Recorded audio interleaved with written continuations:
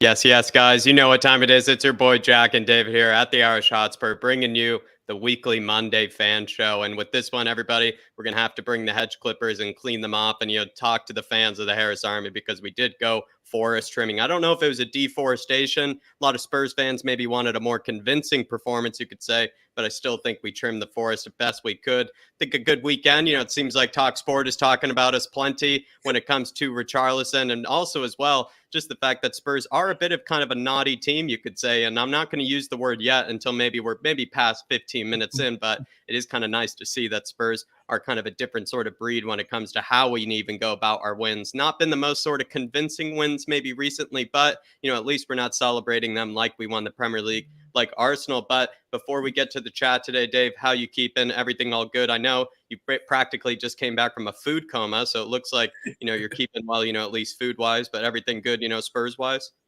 Yeah, everything's good. I mean, 3 points, away at the City ground can never sniff up at 3 points. The transfer window also hotting up, with the deadline day coming up on Thursday. Plenty of links out there today. There was one to Dan James, one to Carrasco, which has since been rescinded, basically saying, that they want 51 million for him at 29 years of age, and we are not stumping up that sort of money. So that puts fire on the Carrasco rumors. But yeah, look, plenty of things to talk about today. The 3 points transfer window. It does look like where we're sitting at, it probably will be just one more in.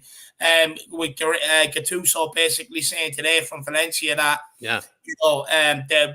Gil is has agreed to move to Valencia. They're just waiting on Tottenham to find a replacement, and it does look like Tanganga is staying. So that will be it across the back line. I wouldn't expect anybody else in. So that's all the latest, basically, from Tottenham Hotspur today. And by the way, big congratulations to Dane Mbappe, who scored his first senior goal there as well at the weekend. Big up to Dane Mbappe. And as well, everybody, there's plenty to talk about, as David said. So if you haven't already, do grab that fan show membership and come on. Big lineup tonight. We have gone, a bit earlier today because we do want everybody to be able to have their say. And, we want also to be considerate, because we also have another game upcoming. We're playing the Bubble Blowers this Wednesday. So again, plenty to talk about. And we all know it's going to be a very, very busy week, for us Spurs fans. And it was a bit, kind of boring, you could say, last week. We were kind of just itching to get that Forest game. Now the games are going to be coming hot and heavy, but let's greet a bit of the Harris Army before we get our Godfather in. The first guest of the building, Tequila 316, saying is the term Spurs trim the forest the latest after Manscaped from you guys. I wish, Tequila, if only we were that clever in that situation, my man. But big up, good to see you, brother. Ryan Trestain, who we're going to be speaking to towards the end of the show. Good to see you, Ryan. Mark is in the house, and he says Jaffa Tanganga looks on course to remain at Tottenham beyond Thursday's transfer deadline, and he's a bit upset because of that center back. Means maybe the likes of Zabarny or maybe any other center back might not be coming through the building. Rufus Roughgut saying out. I think when it comes to Tanganga, I think he's 24. 23, 24, I think, yeah. 23, 24. Mark saying 23. Good to see Jethro in the house as well. He's saying Yannick Carrasco smokescreen. I mean, so many smoke screens. Dan James, Yannick Carrasco. Hopefully, ends up being one good player. I mean, he's thrown smoke, bombs everywhere. It feels like, Paratici is Jethro. Chris saying, evening all, smash that like button, support the Harris Army. Come on, new Spurs. Come on, new Flat Cap. Come on, new Harris Army. Big up, Chris. Hopefully, all is good. And we're going to be speaking to Chris very shortly as well. Adrian Stroke in the house. Hopefully, all is good with you. Good to see you, Adrian. Kieran Spiteri saying Conte needs one more player, and that's it because there's only 3 days left in this window. It seems it's been confirmed by another manager, not our own manager, that we are going to be signing, at least one more player, Kieran, probably a replacement for Hill, maybe a creative midfielder or a winger, I guess, of some sort. Ricky Nato saying, good evening, brothers. Great show. Can't wait for the discussion from you guys. Looking forward to what the Harris Army has to say, Ricky. This is sort of the show where, David and I kick back, sort of shut up and, let, the Harris Army give their say, on the game, because you probably heard us plenty, over the weekend, what we had to say about, what our conclusions were. And I think it's time to hear what the Harris Army has to say. Big up, Ricky. Pierogi saying, big up, Mr. Harris and Jack with the Cuva. Gallup, happy days, everyone. We can only get better. Come on. Big up, Pierogi. Hopefully you're keeping well, and really do appreciate your support and love, my man. Philo123 Koizin, big up, lads. Always a great channel. Any transfer rumors? Dave, I think you're probably usually on the pulse a bit more and, looking at, all the made up rumors as well as maybe some of the more legit rumors. Any, transfer rumors? No, look, just the Dan James one that was floating around today, which I'll be honest, I do not want. I think he's failed at Man United, failed at Leeds. I don't think he's good enough for Tottenham. And then, like I said, the Carrasco ones came out, but then were quickly rescinded, saying Tottenham are not paying that money. And that's it at the end of it. That's all that was out there today. Look, whether Malinowski will happen, I'm not sure. But what I will say to Spurs fans is sometimes I wouldn't pay attention to what names are in the news because Paratici sometimes, it could be a name out of nowhere. All last January, it was a Dermatron Amrabat. Last day of the window, we got Bentancur Kulusevski. All for quite some time it was Christian Eriksen. All of a sudden, Basuma came in out of nowhere. So you just do not know what's going to happen at Tottenham Hotspur over the next few days. But by all means, I would expect one signing in the door. Yeah, definitely. Big up, Philo. There you are. There's your transfer news. Kerry Boy in the house saying, what's up, you lovely people? Nothing in the way of transfers so far. The only thing is I think we're just praying Dan James doesn't get signed, Kerry Boy, by the looks of things. John Stokes saying, evening, Dave and Jack. Big up the best show on YouTube. Big up, John Stokes. Appreciate your support, my man. Rob Wallace, good to see you. Saying, hope the Don is going after Henderson as our new keeper. I think, Henderson, is probably a bit red-faced after that one, Rob, because, he's celebrating as if, he scored a goal, with that Harry Kane, penalty save. I know, maybe he has that much, respect for Harry Kane. He probably just got a bit giddy, after, saving it. At the same time, he looked pretty foolish, I think, in the first, goal that he conceded. So if you ask me, he sort of redeemed himself. I don't know if he even made himself look that good. But Dark Sun G did say that was going to be the man of the match. And I feel like that probably was true. And he did call that. Big up, Rob Wallace. Good to see you. Hopefully everything's good. Just quickly, Rob, I will say, judging by reports that I've seen over the last few windows, it looks like Meslier from Leeds is what they've identified as Hugo Lloris's long-term replacement. But I wouldn't say no to Henderson either. I like Meslier. I mean, he would be a ball-playing sort of kind of goalkeeper as well. Really good at with his feet, which I do like. Dunkel saying, hey, guys, have you heard about the Carrasco news? Looks like it's been rescinded, as Dave said, Dunkel, but hopefully everything's all good.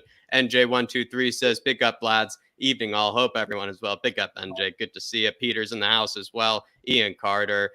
Just making sure. Wemberley as well. Good to see you, Wemberley. And he's saying, evening, boys. Now the grind starts. Aside from the international break at the end of September, we can now play twice a week for 8 weeks straight. All hands to the pump now. Mega squad rotation needed. We'll get to see that squad rotation. No longer have to debate about which one plays for which game. I think, as much anymore. Conte, he'll have, probably some easier decisions when it comes to, which players need the rest and which ones don't, Wemberley. But it is going to be nice to, be able to be playing a bit more often. I think Spurs fans have been sort of itching for it. And it's good to have you in us. Just quickly, Dave, I'm going to welcome Mick as well. Mark. I know there's plenty more that have hopped in, but Welsh Gal, absolutely have to say hello to Welsh Gal. Big up, Welsh Gal. Hopefully you're keeping well and celebrating, the trimming of the forest. R Green as well. Good to see R Green. Tyler, I'm seeing. Lee Richards. Martin Walton, good to see you. Cola's in the house as well. Darren Kilbane. Graham as well. Good to see you, Graham. Hopefully all is good, Graham. Peter Simons. Just got really far behind, but apologies, everyone. Parmiguel Escobardo, of course, and Mile High Hotspur. Good to see everybody. But if I apologize if I missed anybody, Dave, I think I did it, the best way I could. Plenty of Harris Army in tonight already. We have plenty of people to talk to. I guess we'll get straight into it. No, we will. And look, I just want to know what people's thoughts are on the Forest game at the weekend, maybe a bit on Richarlison shithousery. If people have seen his tweet, basically telling Dietmar Hamann to cry more. Also tweeting Jamie Carragher as well, just to wind him up. I want to know your thoughts on the transfer window so far. And I also want to know, what your thoughts are coming up to West Ham. The bubble merchants, the bubble enthusiasts, I cannot wait for it. Also now dubbed the Irish Hotspur Army. And those who were around last year know exactly why it's dubbed that. But Jacko, let's get going, my man. Let's get going. We're going to start with the Godfather, people. I think the best way to start off, see what he has to say, because plenty had to do with Talk Sports, Sky Sports. People have been keeping Spurs in their mouth, what I know the Godfather isn't happy about. But how we doing, Philip? You're spoiling my intro there, Jack. I took all your lines. Sorry, I took all your lines. Yeah. Can you hear me? Yeah. We can hear you. What's that? Oh, no, we can hear you. We can hear you. Oh, damn, yeah. Yeah, thoughts on the weekend. As you know, I didn't see the game live because of a birthday party, but I watched it when I came home. And, I see an awful lot of comments saying, oh, we were lucky, we're outplayed again. I'll refer back to the stats on that. We've let in 8 goals in the last 14 matches. And even, I'm going to give Sky Sports a bit of credit here this morning. Neil, what do you call next Liverpool player that does the punditry for Sky Sports? Neil something. I can't remember. I listen to Talk Sport a bit more, Philip, so I know which pundits you don't like on Talk Sport. Not as much of Neil Miller. Neil Miller. Neil. Not Neil Warnock. Stephen Warnock. No. Stephen Warnock, that's him. He did a very, very good rundown on the match yesterday, and it was very complimentary about Spurs. I think he fell off my chair when I saw it, But he reckons we're going to be so hard to score against this season because he froze the picture at one stage in the first half. There was 8 Spurs players behind the ball in their own penalty area defending and making the blocks. It showed Højbjerg did a brilliant block in the first half. And then he said the way the Spurs break out, very few teams will be able to cope with it. It showed the 3 boys airing up the pitch, and only Son did the wrong pass. Maybe would have been another goal. So it was actually quite complimentary. And then those other Liverpool idiots come along and spoil it all. Jamie Carragher and Dieter Hamann, crying about Ricarlis and doing a bit of time wasting in the corner. I think they should check back their own footage of the Liverpool matches recently because Diaz did exactly the same thing a few weeks ago, but that was classed as entertainment. Yeah, because no one passed on every. It's been bad sportsmanship, absolute bullshit. I mean, what Henderson did in the goal, waving his cap around like he'd won the FA Cup, that was worse. Because that was actually breaking his own concentration. He was like, I don't know what he was like. Some boy has to win in the boat race and waving his cap around, It's just stupid. What's the word about that, So I think he wanted it was a good result, not the best performance. But the tell about it is we keep winning, we're not playing well. What's going to happen when we start playing well? There's going to be very few to live with us. The players are betting in now. The new players are getting familiarized. Like the way Perisic skinned the Forest fullback to put up the cross for the handball, which should have been a red card, by the way, but wasn't. Yeah. And it almost felt like they needed 3 red cards. I mean, the refereeing standards are just a joke. They really are, Yeah. I mean, Greg Pawson, well, we knew we should have expected what was coming there. But he's got history with us. That's the guy. That's the guy that he started crying when we scored against Man City last season. You remember? The winning goal. That during the game. Yeah, I pointed it out at the watch along, Philip. I realized it. I was saying "sir," a bit too many times, and then I realized, it was Craig Pawson. Of course, I'm having to do this. Yeah, I mean I mean, how many players did Forest have booked yesterday? 6 or 7, and we get Harry Kane booked for celebrating the second goal. Disgrace. Felt like I think he just forgot the red card at home. I actually think he was just trying to pretend you didn't. I think he actually forgot it at home, Philip, by the looks of it. I mean that was definitely denying Harry a goal scoring opportunity, and in my book that's a red card all day long, whether it's with his hands or his feet or anything. He denied him and should have been sent off and wasn't. It's and also the penalty should have been retaken because Henderson was at least a couple of feet off his line when the ball was hit.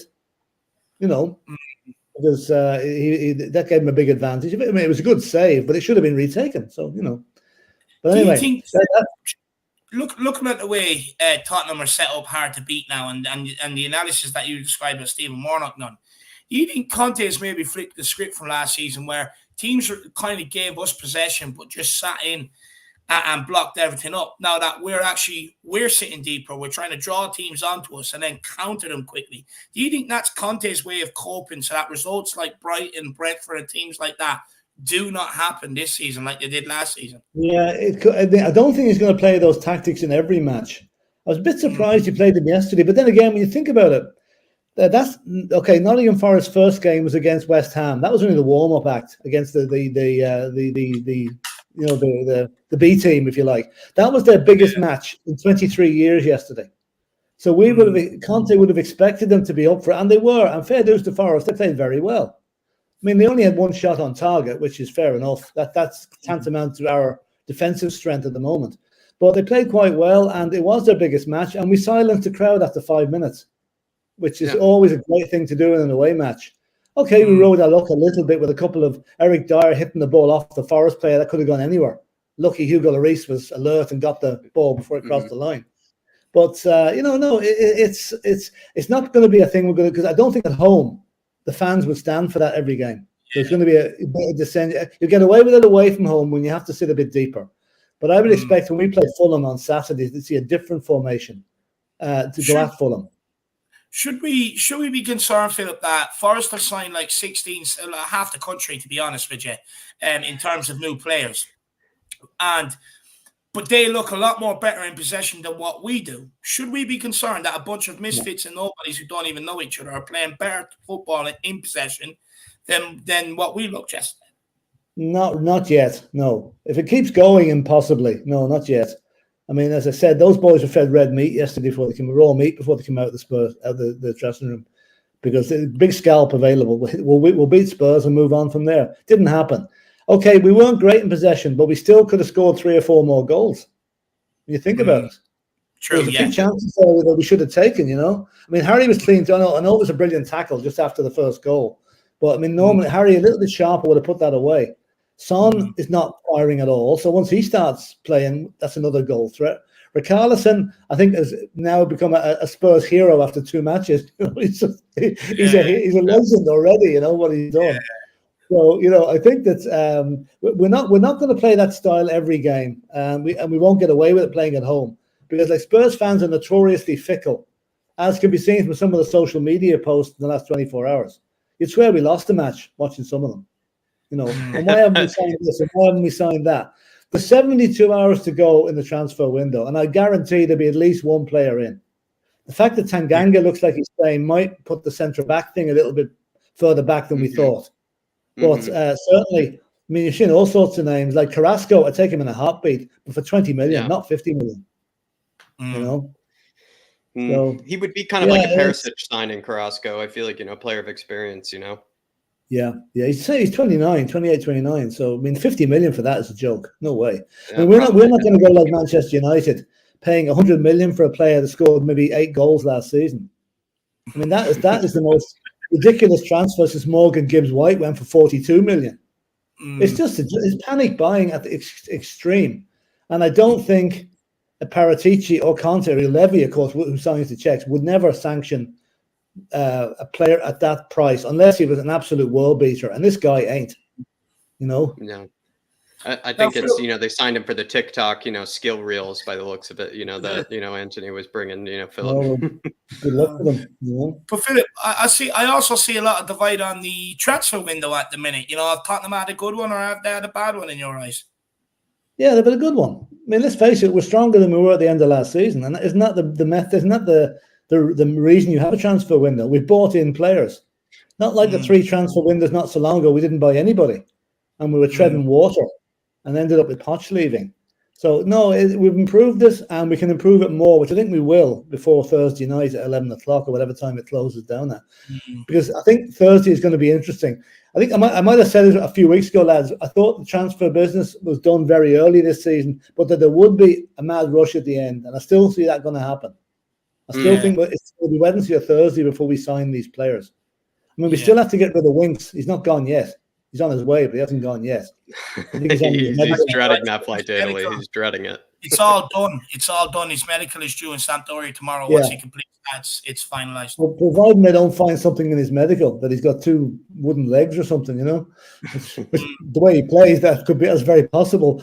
But and it feels like we're getting rid of, even all that you spoke about, this window being good. I think a good, even indication that if you compared it to previous windows, Philip, we're actually selling most of the players that we only recently bought, in windows under Hitchin, just a few years back. Well, so strategy, as we always say, had to do a lot of cleaning as well as cooking.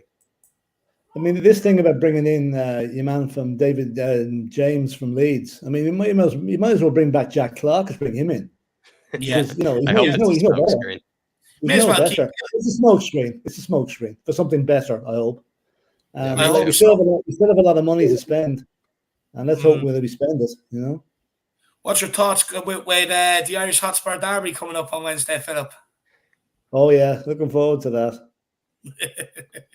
Bubble blowers, any thoughts ahead of them? Say that again, Dave, because my microphone just went down for a second there. I was going to say, what's your thoughts with the Irish Hotspur derby coming up on Wednesday? Derby. Yeah. The West Ham. Oh, Jesus. Yeah. Well, let's face it, it's their cup final. It's very early in the season to have a cup final, but they've got it. I'm sorry they won on yesterday against Villa. I would love them to go into this match with no points and no goals.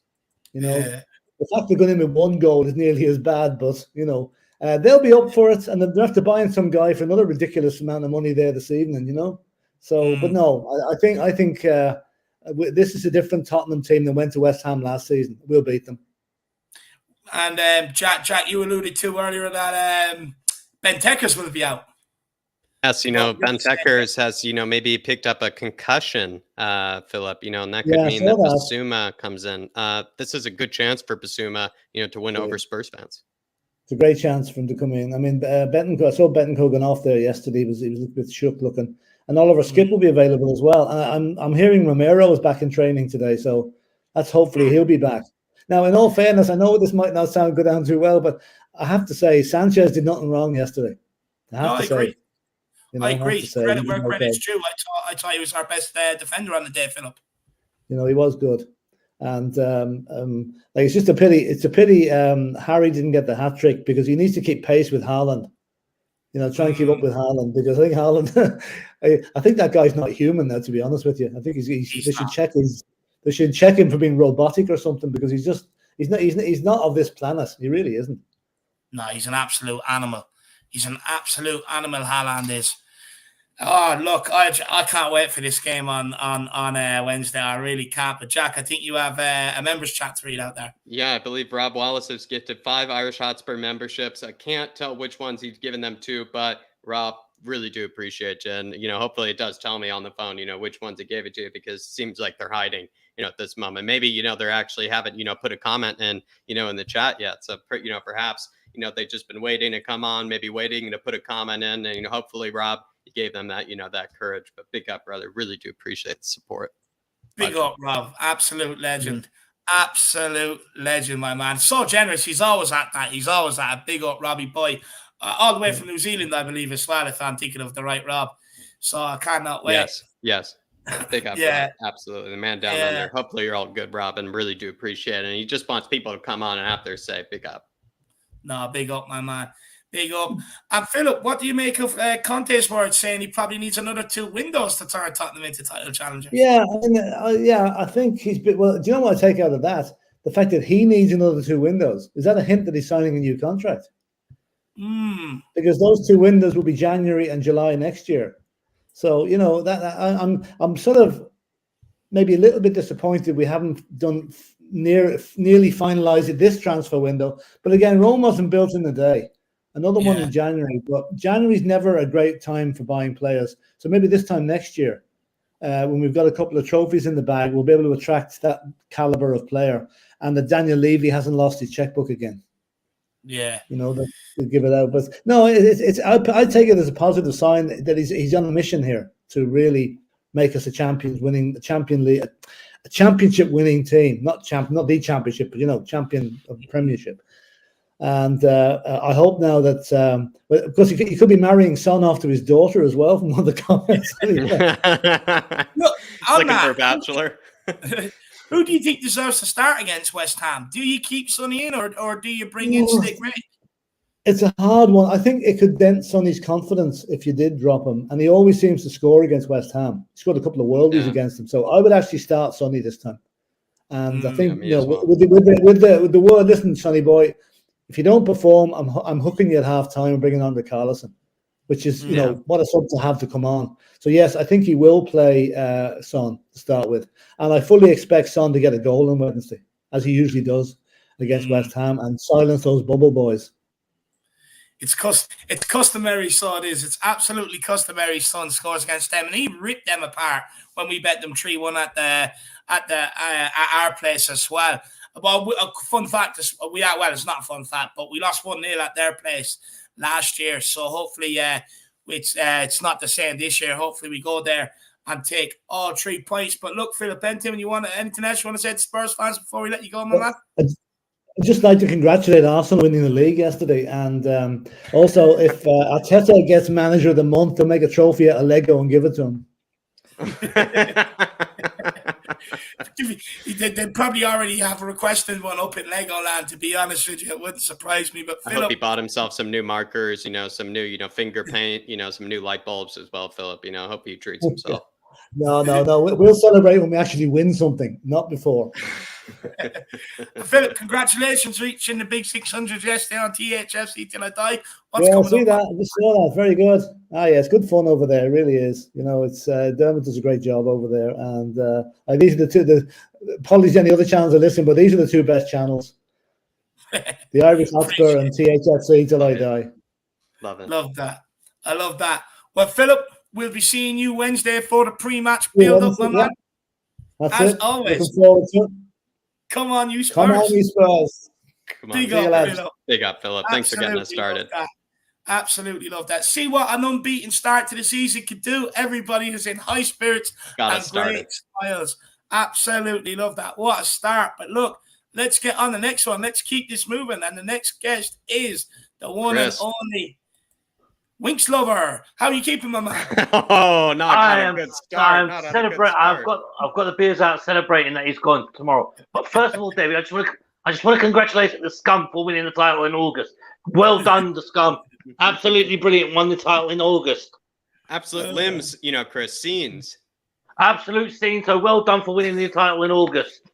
Well done. Love it. Yeah.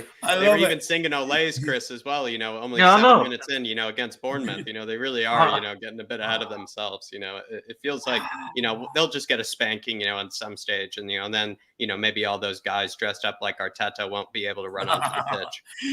What did you make of that, Chris? Seeing all the 30 guys in all the black t-shirts, dressed up as Arteta for the day. What do you make of that, Chris? I can't say it's too early in the evening to say it, David. It really is too early in the evening to say it. No. It was absolutely pathetic, man. Come on. Do you know what? Can you imagine all the Spurs fans saying about dressed up as Conte? Jesus. Could you imagine? Chris, I haven't seen us do it. We won 2-0. We won 2-0. We won 1-0. Spurs fans are complaining, about some of these performances. I haven't seen us, run, to the away end, or anything in such a way. It seems actually, like Spurs fans are, a bit upset, maybe because we know we can be better than this. But, Arsenal, like you said, celebrating like they won the league, against a newly promoted Fulham at home. Spurs fans, they'd probably be up in arms, if we had, that sort of reaction, to a 2-1 win. Well, Jack, seeing it on Twitter today, the amount of people I've seen, right, who are not happy with yesterday's performance, right, in the last couple of weeks' performance, it's unbelievable what I'm actually reading. Because, we have been playing poorly, but we're grinding out the wins. What's most important is the 3 points at the end of it. Yeah. Are you concerned about the manner of the performances, though, or do you think it's in all seriousness, or a purpose maybe to make us hard to beat? Problem, David. Look, the defense has been solid. We can't fault it. We haven't been beaten in the last 10 to 13 games now. I think it's 13 games. That is brilliant. But the concern is some of the performances have been in the first half, especially. It's like we're not at the races yet. But once it starts clicking, I guarantee we're going to be one of the most feared teams in the league. Yeah, I hope so. I think it will click. I think, look, you look at yesterday's game, it could have easily ended up 5-6-1. We had some great chances, great breakaways. It just did not click for us in the final third. But are you concerned, like I was asking Philip, that Forest can bring in a whole new team and still look more cohesive on the ball than what we are? Does that concern you? Concerns me. A little bit, but do you know what? At the end of the day, I don't give a damn how we play as long as we get 3 points at the end of it. That is the bottom line. We want the 3 points. We've had our best start in 13 years. We've had our best points tally in 13 years. That says it all. Does it feel like, it's luck, or does it feel like it's deserved, those 13 or those 10 points that we've got? Not luck by any standards. Not luck by any standards. We've dug in and ground out the result.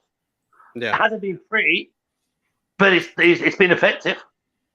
Yeah. See, but my only worry is that we're going to get found out so soon by other teams, and they're going to start putting those blockers on us straight away on the counter attacks. That's the only worry.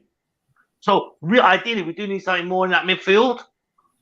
But if it's effective, why change it? Yeah. Look, I agree. I mean, Chris, also, what's your thoughts on the transfer window so far? Like, it's very divisive across all social medias. Some reckon we've had a good window. Some reckon we've been hoodwinked again. Sorry for the pun with Winxy there, but I mean, what's your thoughts on the transfer window, Chris? David, you're taunting it, mate. You're taunting it, right? It's tricky because most of the saying it's been. I would say it's been about 6 or 7 out of 10. Could have been better because we still need a centre back and we still need a better right wing back than Emerson. Because for the love of God, the guy cannot cross a ball. As soon as he gets past the halfway line, he's confused. Yeah. Do you know what I mean? I'm sorry to disappoint you, Chris, but it doesn't look like we're going to get a centre back or a right wing back. So, I mean, it looks like we're only going to get one more player in the forward area. So, what's your thoughts on that? Maybe a cam could be effective to plug up that gap in the middle, because teams are starting to flood that middle of that pitch where we've only got 2 players, which is it seems to be the issue. As much as I love Højbjerg and Bentancur, they're getting shadowed out of the game in that midfield because they're putting 3 or 4 players in that midfield area, and that's where we've only got 2. Speaking of the midfield, though, Chris, Bentancur, I thought he had a fabulous game, against Forest. Yeah, he did. Despite, us not having very much of the ball, I thought he had a fabulous game. But he did, I think, pick up a concussion by the looks of things, Yeah, I've seen that. The rumor. Basuma, I think he'll be the likely one to come in. Do you think, he could start off right against West Ham? It's a big game to come into. Basuma, I think he'll do well against Basuma, West Ham. I really do think Basuma will pick it up because he's a ball playing midfielder, and that's ideally what we need. And he can fill in the gaps. But all I want to say is Richarlison, what a guy! He's one of the Tottenham supporters already. He's won us all over. He's looked brilliant in the limited minutes he's got. He's looked brilliant. I thought he was fantastic against Wolves and getting us up the pitch. Being able to just be kind of a brave, sort of ball carrier. Kind of wasting time. Again, in kind of another brilliant way. Against Wolves. And they did it, this time against Forest in a more spectacular way. What an assist! Assist of the season? Could it be the assist of the season? It was the assist of the season, but keepy uppies of the season as well. Fantastic. But I just love it even more because he's got right up this Sky Sports' commentators' noses already. He hasn't played a full match for us yet, and he's already got them going, hasn't he? Wait till he plays a full 90 minutes. Well, speaking of 90 minutes, do you think he deserves to start against West Ham ahead of Sonny? Look, I love Son, but I would put Sonny on the bench for the first half against West Ham. I would. He's off form, David. Look, any player who's off form, he shouldn't ideally would be on the bench because it's Sonny. He's been starting every game. But in hindsight, is it really worth the risk? If Rich is on form, why not give him a chance? Let's see what he can do. There's loads of games coming up, and we've got enough players on the team to rotate the squad. We've got Fulham again on Saturday after playing Wednesday. So why not start Richie Wednesday and play Sonny on Saturday? Yeah, I see what you're saying. Judging by Conte's press conference, though, I don't think so. I don't think Richie will start Wednesday, but I think he may start on Saturday against Fulham. I think he plays against Fulham, 100%. I think he plays against Fulham. I think.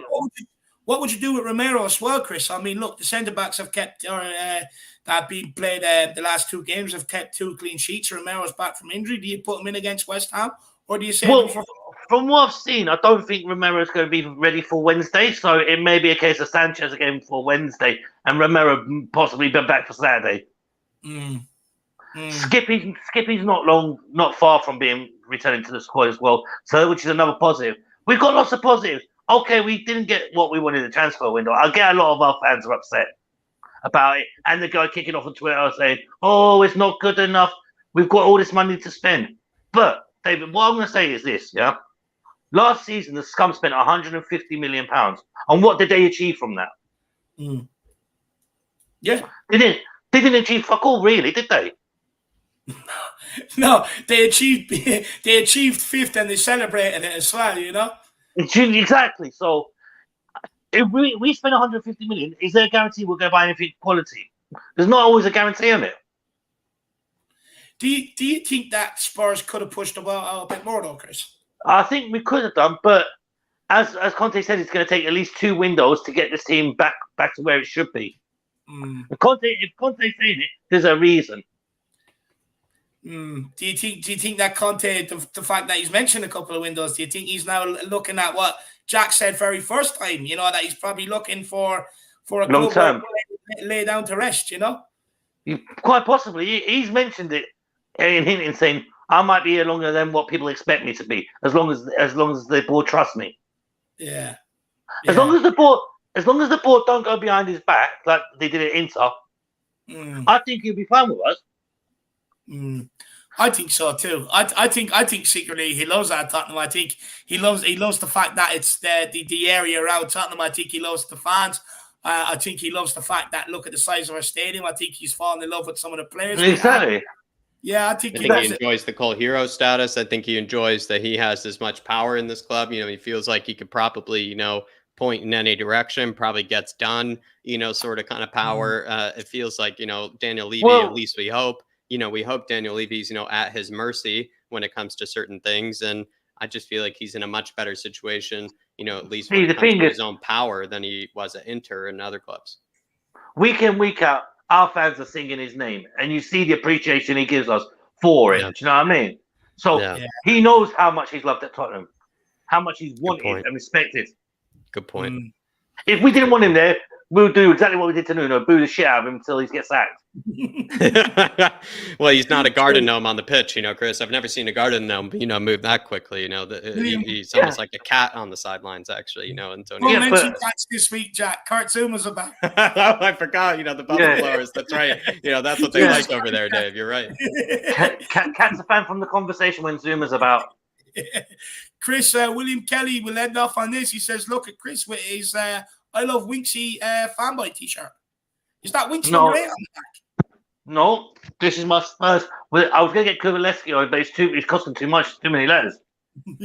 So you went with Winx instead? No, Jack. I'm going to block you on Twitter, and I'm going to ban you as well. I'm surprised. Mind you, Dave, the amount of abuse I've given the Arsenal lot, I'm surprised I haven't been banned yet. You got to start tagging me in it, Chris. I'd enjoy that sort of shit. Housery.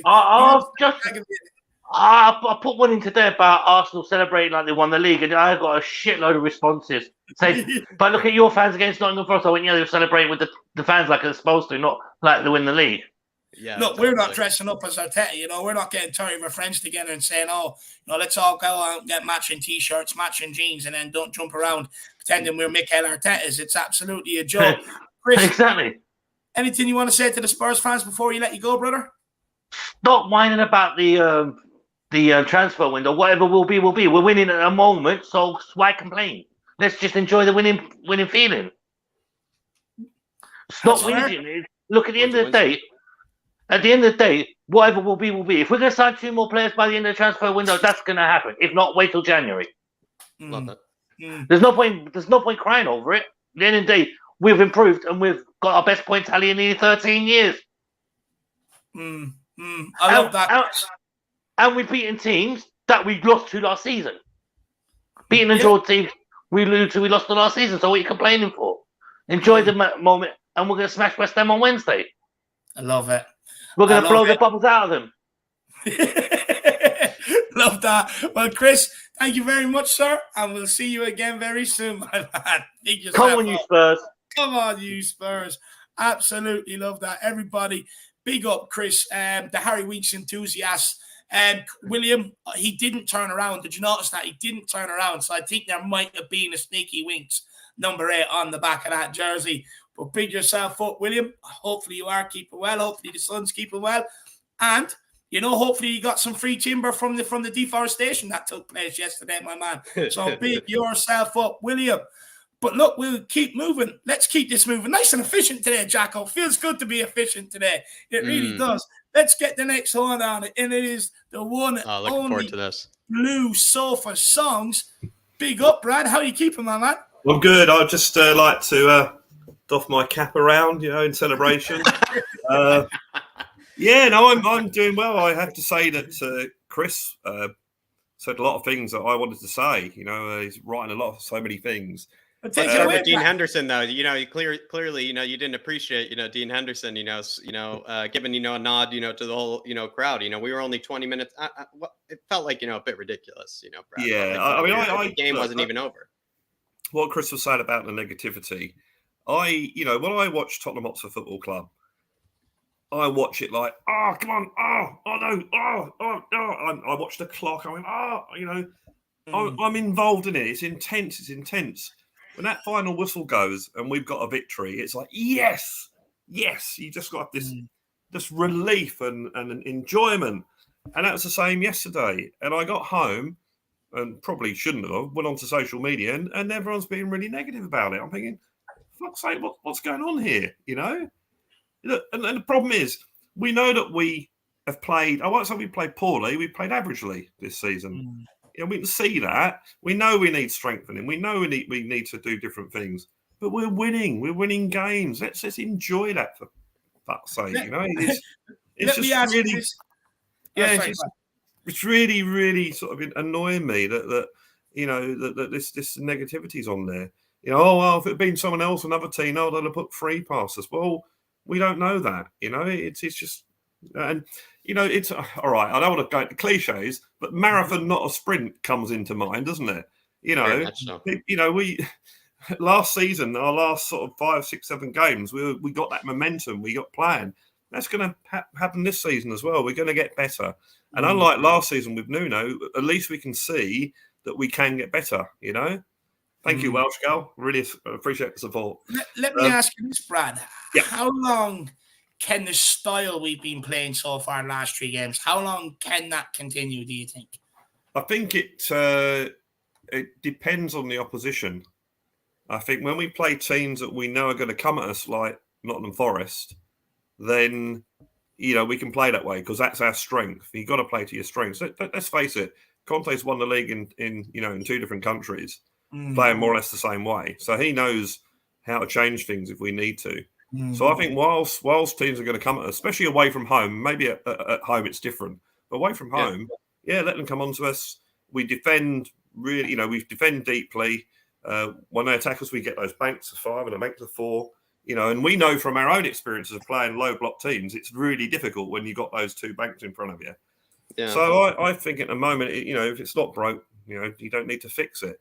And I think Conte, he'll make changes if he needs to, Yeah, feels like there's 2 ways of, maybe, because I could see why I could see why Spurs fans could be worried, Brad. But it feels like there's 2 ways of maybe taking these results. It's like, wow, I know Spurs can be a lot better because I've seen them. Even you, Brad, seen it yourself. You've seen them be a lot better, last season. So there's that, takeaway where it's like we're winning games and I know we can be a lot better than this. And then some Spurs fans are thinking, we're winning games, but, are we going to get this much better? It feels like, we could get worse, and feels like, obviously you might be on the other side, or it feels like, we can be better than this. But, do you feel like, what are we missing that, maybe we had last season? Is there maybe a big difference from what you're seeing this season versus last season?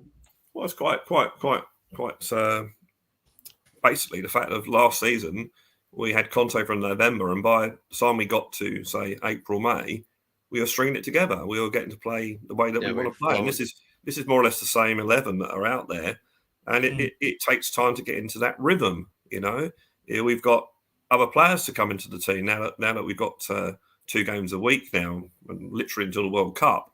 We're going to be forced into rotation now, and it takes time. But whilst we're winning, I don't really see there being much of a problem. If we'd have been playing like we've been playing and we had 2 or 3 points, well then maybe. But I don't think we've been playing as bad as everyone seems to think we've been playing. So someone today was comparing us. Oh, it's just the same as when we won 3 games under Nuno, which is absolute rubbish. We weren't even having shots on target against Nuno. We got Sonny. We beat Watford 1-0, and Sonny got this goal where he took a free kick and everyone missed it and it went in. Now we had what was it, 17 shots yesterday, 7 on target. So it's not that we're not creating chances. And I thought yesterday we always looked dangerous when we were attacking. The Kane-Son partnership, little bit rusty at the moment. That'll need to come together, But Brad, I've noticed twice over the last couple of games where Son is, and it happened in the Forest game where Son shot, but he also had the chance to put it again for a tap-in on the other side.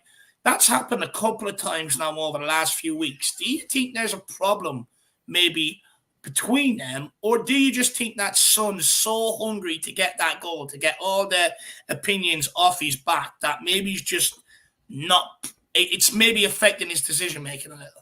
It could be. It could be. I noticed yesterday that I think with Son, I've said this before, with Son, when he gets those shots on his right foot and sometimes on his left foot, where he curls it in, when he starts doing those sort of shots, then he's getting his form back. And he actually had a shot yesterday that went narrowly over. I think Son's problem this season is his control seems to be letting him down a bit. And that's probably just one of those things, just going through one of those sort of moments. He'll be the sort of player that he'll get a goal and then that'll be it. It'll probably be like a number 6 bus. You'll wait for ages and then 3 will come along at once, and he'll go out and play West Ham or Fulham and score a hat-trick. So I've got no problems with him. And I think with Kane and Son, it's just not happening at the moment, but it will do. It will do. They'll get their sights ready. It's going to take a little bit of time. And at the moment, we're picking up points, And everyone seems to think that we're suddenly going to become, title-winning Manchester City or title-winning Liverpool in the space of one transfer window. Well, it's not. I said that to Dave the other day, actually, Brad. I said that. I mean, I'm still confident. I'm still confident we can finish third and win a trophy. Still very confident of that. Same here. So winning titles, well, no, that's, it's... Spot on, Brad. Speaking of the transfer window, Brad, a lot of people are having their say on it lately. Some people are happy with it. Some people are very, very unhappy with it, saying it shows a lack of ambition and we've been hoodwinked again. I mean, what's your thoughts on the window, Brad? I'm reasonably pleased with it. I think we probably still need that centre back. I agree with you guys. I don't think it's going to happen now because it looks like Tanganga's going to be staying. But I also think that everyone's going, oh, we got all this money. Why haven't we spent it? Well, they're probably saving it for that one player that comes along. That Skriniar. He's supposed to be going to PSG. Well, supposing that all falls through, and he said, oh, I want to come to Spurs. Oh, hang on a minute. Oh, sorry, we spent all our money. Well, no, we still got this money left. So I think it's been saved for something that comes along, and it might be the January window. We might get the central defender in.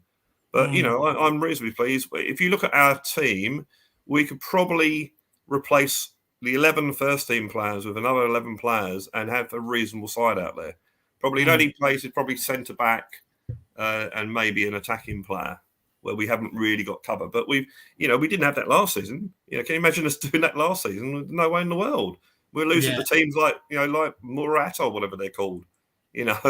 So this season we've got decent players to come in. Rich Carlison's come in. He's always seems to have an effect on the game. Basuma, I think when he gets into his swing of things will be good. Skips to come back from injury. I still think Jed Spence, if we don't sign anyone else, I think Jed Spence is our answer. I think right wing back that'll become his position. It might take a time, but I think that'll be his position. I mean, he came on yesterday. I think they brought him on the right wing. Yeah, right wing. Yeah. And he looked pretty quick, and he probably should have scored actually, but so I think it was only last week. Oh, he's going to go to the under-21s. He's going to go out on loan. He doesn't want him, and suddenly he's making his first performance. So I'm reasonably pleased with the transfer window, and we have to think back to previous windows where we didn't get anyone, and we got 6 players in before the season this time round. Which is what Conte wanted. Again, he's sort of saying stuff like, he said something today, didn't he, about, the board know what I want. If we don't get it, it's okay. That means he's going to go. Oh, that means it's all bad. No, he probably knows that there are restrictions, and he knows that as long as he does get eventually backed. As I say, I think the January window will be important, especially if we're up there or thereabouts. That's when we'll see whether Conte is being really, really backed. And he's right, it's going to take 2 or 3 windows. So you got, this January window just to put that extra bit in, and then the July window, hopefully to go for a title push next season. A lot of good takes, Brad. A lot of good takes. Sorry, go on, Jack. Sorry. No, just complimenting you, Brad. I think you touched like a lot of very good talking points, a lot of things I wanted to, speak about. Really, honestly, I really liked what you had to say there. Even as well, where you kind of mentioned the first part, I know I'm taking you back to the beginning here, but just sort of feels like, we all anticipate, or at least that, thought that as Spurs fans, top 3 plus a trophy, not too much to ask, seems like the right sort of progression from what we did, last season. And we were going to be buying the players and, assembling the squad and improving the squad to match that expectation that I just said. And that's right. I don't know about you. It feels like we're on track to do that. And I'm in your boat. I think you've really, explained that well. It's been a lot in recent years. It's been a lot worse. And people seem to forget that. But I as I say, I'm reasonably pleased with the window. Yeah, there's a couple of places that we probably could have got players, but I think generally speaking, and also going back to Sonny, he had a poor patch last season. Everyone was calling him to be dropped, and he ended up winning the Golden Boot. So players have drops in form. Yeah. I'm sure people in their job have a day where a couple of weeks where they're not doing their job that well. It's just what the way. And he has, he has the best credit in the bank. He's like, Kane. They have the best credit score in the entire team. When it comes to Spurs fans, they should be given that sort of patience. I'm with you. But speaking, of his competition, Richarlison, is he already getting, club legend status, cult hero status? Well, I would have preferred he'd have done that. Us being about 4 up or 5 up. I mean, there's a bit of an excuse that he was doing it as a time wasting. I don't think so at all. That was just pure. I think there's a word for it, Learising. It was pure Learising. So I would prefer he did it at 3 or 4 up and not 2-0 up. But hey, everyone's going like he committed a crime and should be put in jail. It's like, well, I know, and everyone's concentrating on that. But let's remember that goal, the second goal, is because he didn't think the ball was going out. Even myself, when I'm watching it, thought, that's the ball's going out. And sort of looked down and looked up and we crossed. It's a goal. What happened there? So he retrieved that ball and did that sublime Gareth Bale type of his, right-footed cross that probably all 3 of us here and people in the chat could have scored. But, it was just perfect. So people forget that and they're just going on about all the, the shithousery, but as for people like Didier Main said, he should be suspended. But fucking hell, I mean, what are they watching? They're not going to church. Let me ask you this, Brad. I think Darren Kilban has a good point here. I just want to correct this Hammers fan. No, I think she said go and do the ironing, not up the iron. She meant to say go and do the ironing, my man. So, I think you got the wrong message there. But what would you say to Darren Kilban, Brad? Says, with Liverpool 5 points behind us, why not push to get 1 or 2 top players we need to try and go for the title? We have the money to get it done. What would you say? I'm sure that if there were players available, they would do that. I'm sure. So I don't think it's a question of we're not doing it. I think it's a question of, well, at the moment, there aren't players available. These players that might be available in January. I think that's what's happening at the moment. I got very underwhelmed by the David James, whatever his name is. Daniel James. Daniel James, that's it, links. But because I personally, if it came down to either Daniel James or Brian Hill, I'd keep Brian Hill. But it looks like Brian Hill's on his way on loan anyway. So, but I think Spurs will do that if the players suddenly became available. Like I think if Skriniar, for instance, suddenly became available, I think they'd go all out to get him. Don't forget, we paid 60 million for Richarlison. That's not cheap. So I think Do you think he's starting to repay that 60 million price tag, Brad? Sorry. Do you think Richarlison's starting to slowly pay back that 60 million? I think he will. He needs to score some goals. I think he needs to get in there with the goals. True. But he's played 20 minutes each match, 4 matches. So he's literally probably not even had a complete match in total. He's made good work time. of it. Yeah. And I think from now until certainly until the World Cup, he's going to be getting a lot of game time because they're going to have to do the rotation just because of tiredness. It's not dropping anyone. It's just how it is. I think actually Conte in his press conference said something about he will be starting. He didn't say when, but he said he'll definitely be starting. So so whether that's I was thinking West Ham, but from what I've heard to you guys tonight, I think it could be right. It might be Fulham. Just when he was asked, was it West Ham? He says, I didn't say that. I said it could be West Ham, Fulham, or Marseille. So that makes me think he might just stick with Son for one more game. Yeah, I think you're right. And the comment down there, I think someone else says, "Oh, he looked really disappointed we've been taken off." No, I think it was his performance. I mean, that's why he looked disappointed. So he'll work on that. He'll come back. I couldn't believe when you obviously saw the pictures over the weekend of we signed him 7 years ago. He just looked so young. Well, he was younger. He did. He did. But I mean, he's 30 now, so I presume he would have been 23. But he just looked so young in those pictures. Yeah. Oh, yeah, he did. He did. But Son, speaking of that, Brad, just quickly, what's your favorite Son memory, my man, before we let you go? It has to be the goal against Burnley because I was there. I was there, and that's the best goal I've ever seen at a live football match. Wow. It was just amazing. And I just remember watching it. And it got better and better as it went on. You sort of, hang on a minute, this could be a goal. And as he's approaching the goalkeeper, please do not miss. And he scored, and it was one of those great moments. And my mate Steve, he goes at half time, he says, "Oh, I thought he could have put it away a bit better, though." I said, "What do you want?" That's my favourite memory of Sonny. That goal was just amazing. And what made it even funnier was, or better, was the fact that Vertonghen claimed the assist. He played it out to him, didn't he, for the penalty area? But when he turned. I mean, when we saw the goal against Chelsea at Wembley, I mean, I didn't go to that game, but that game against Chelsea, and he put the afterburners on, and he thought, "Wow, what a great goal!" And he actually outdid that goal with that goal against Burnley, and that, so yeah, he'll come good. He'll come good. He probably will. The next time he scores, he'll probably get 2 or 3, and hopefully that might be on a Wednesday against West Ham. So I hope so. Well, look, Brad. I mean, where can people find you, my man?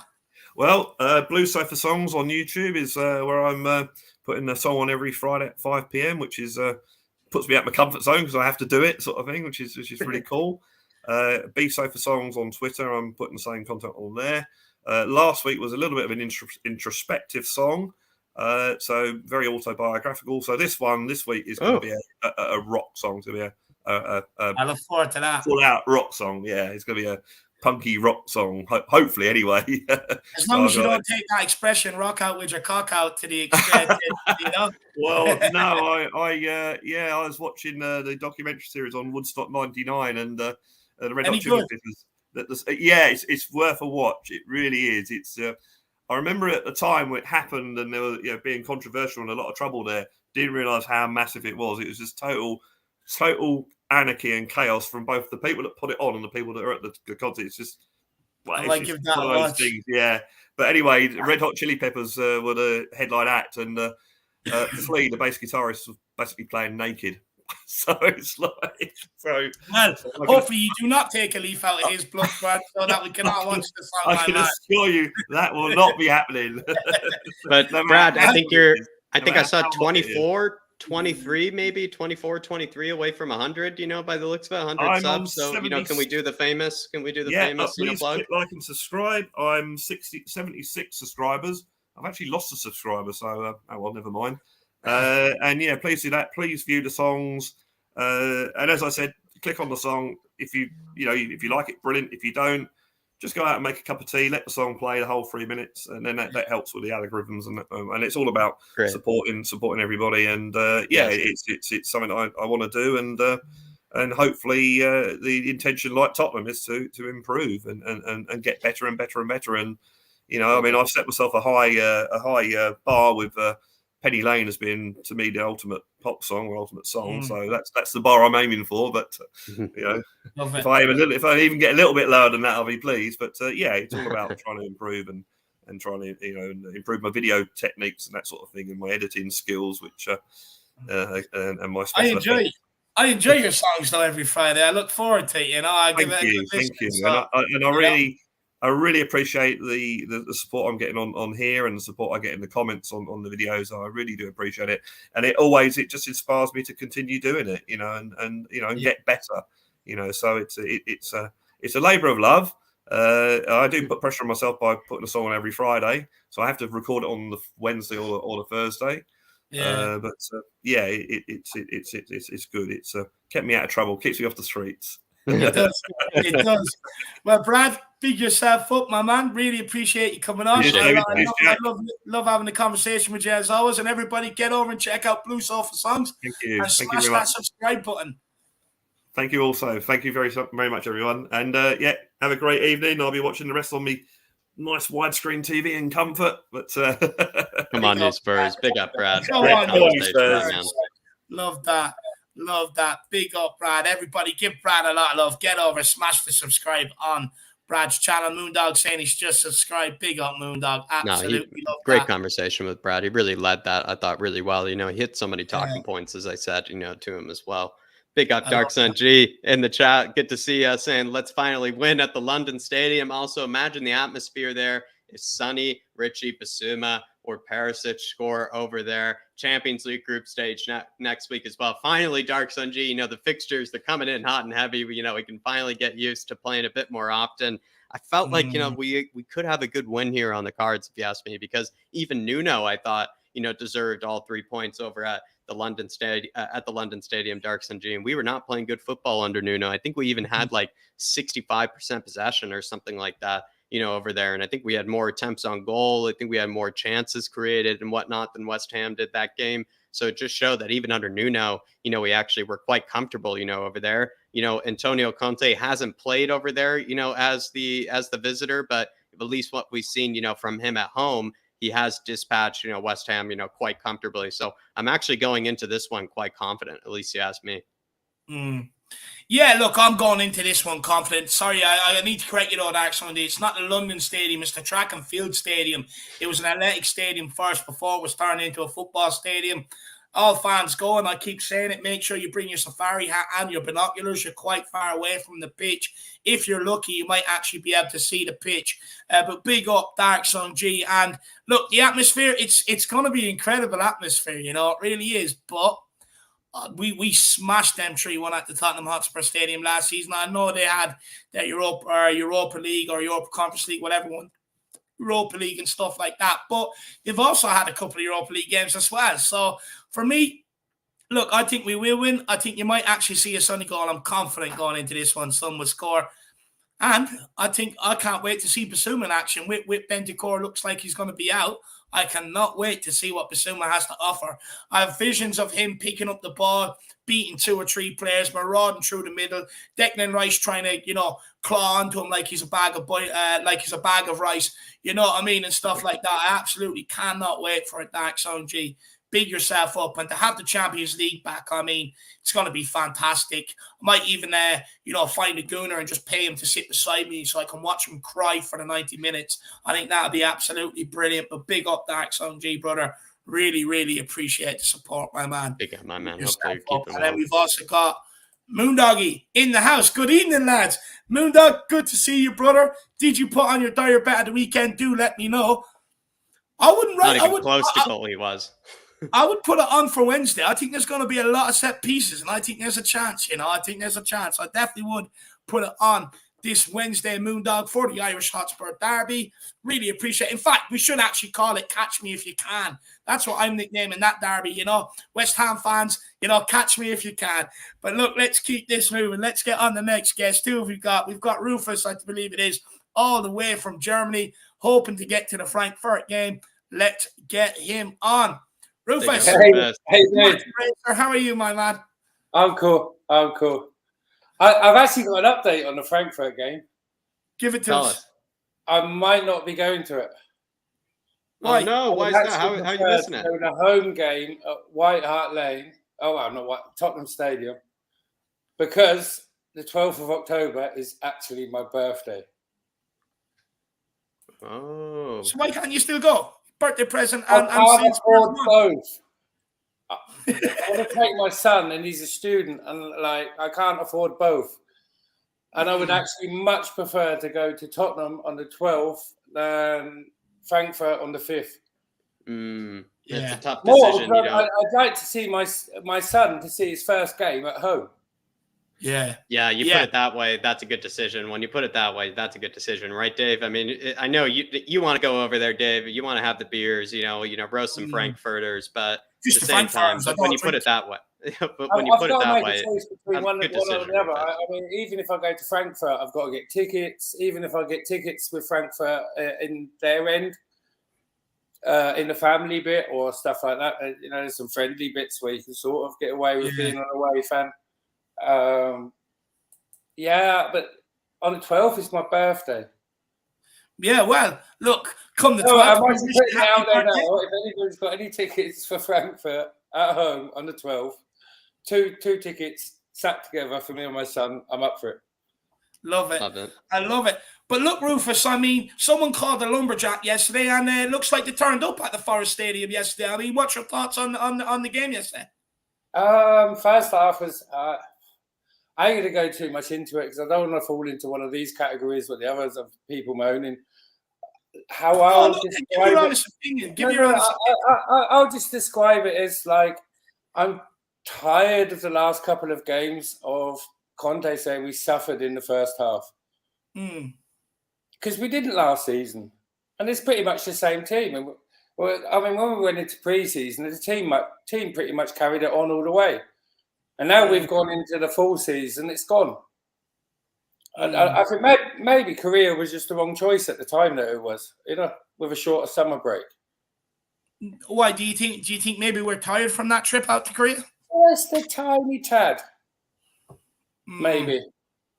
Because we can always, I've criticised players over the last couple of weeks. We all do. You get emotional after a game. And then maybe with hindsight, you watch a few highlights and you're like, they weren't so bad as I thought they were or stuff like that. Or you see something you didn't see in the game. But, I mean, at the end of the day, we've just seemed a bit jaded since the start of the season. Going into West Ham, though, could this be a wake-up call? Every time we go into the substitution phase, we just, pick up and seem to be at a level that we were at the end of last season. I don't know what it is. They love that halftime, speech, from Conte, it seems like, Rufus. They love to be, motivated at halftime. But, a question to you, going into West Ham, I feel like that could be a bit of a wake-up call for Spurs because they know it's a London derby. They know it's a massive game. And Conte has played well, or, he has set up his teams well in these games before. We have had majority possession in both times under Nuno as well as under Conte. Maybe he might be a bit more satisfied, with the West Ham game. What do you think? I don't know. With the West Ham game, we have more of the ball, do you think, that game? If you know anything about West Ham, could you see us having more of the ball, maybe? I think we need to play Longley to try and get the ball out of the back a bit more, because that's definitely something we've struggled with in the last couple of games, is getting the ball out from the back. And that's made our midfield look worse than it actually is, because we're not getting the ball to them.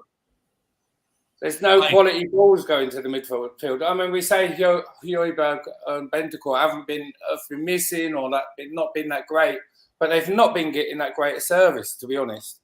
Yeah. In the last couple of games. I agree. I think they've done well with, how little of the ball they've had, actually. Højbjerg and Bentancur, they've had the ball very little. We had no service since Chelsea. I mean, Chelsea seemed to flood us on the wings as well. I don't know how they were doing it, but they seemed to flood us all over the place. I mean, but we robbed them. We proper robbed them. I'm happy about that. Well, look, Rufus, what's your thoughts on the transfer window as well? It's something that's plenty divisive, over the last week or so. A lot of people coming out saying they're not happy with the window, and also see a lot of people saying they are. So, where do you sit on that side of the debate? I'm going to be Mr. Unpopular Opinion and say it was a brilliant window. We got rid of some deadwood. We got some good players in. We added a bit of depth. Everybody's expecting miracles, but you can't get players that don't want to join you. It really doesn't matter how much money you got. If a player doesn't want to come, he doesn't want to come. Do you think we've done enough to back Antonio Conte this summer to keep him happy? He seems happy. Or he seemed happy in today's press conference. Yeah. He said it was okay. And I think maybe they've got a target as centre-back.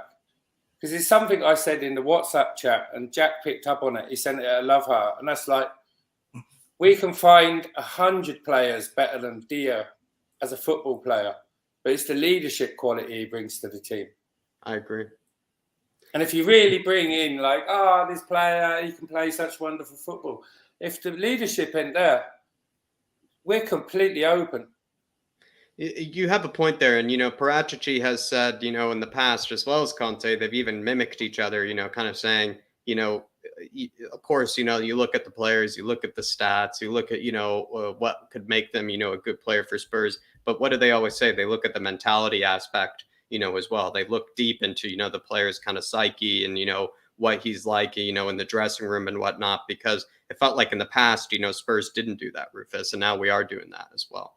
I mean, Dia is a leader. Nobody can deny it. That's why he got called up for England, not because he's a talented football player, because he's a good leader of a defence. And that's something that isn't easy to replace. We can all sit here and say, that player, look at his stats, look at Dia's stats. But you don't see how much Dia isn't the greatest football player in the world, but he lifts the stats of the people around him because he's leading them well enough that they know where to be. And that's what we need. And for me, that was, I nearly spoke German and bloody hell. Alles good.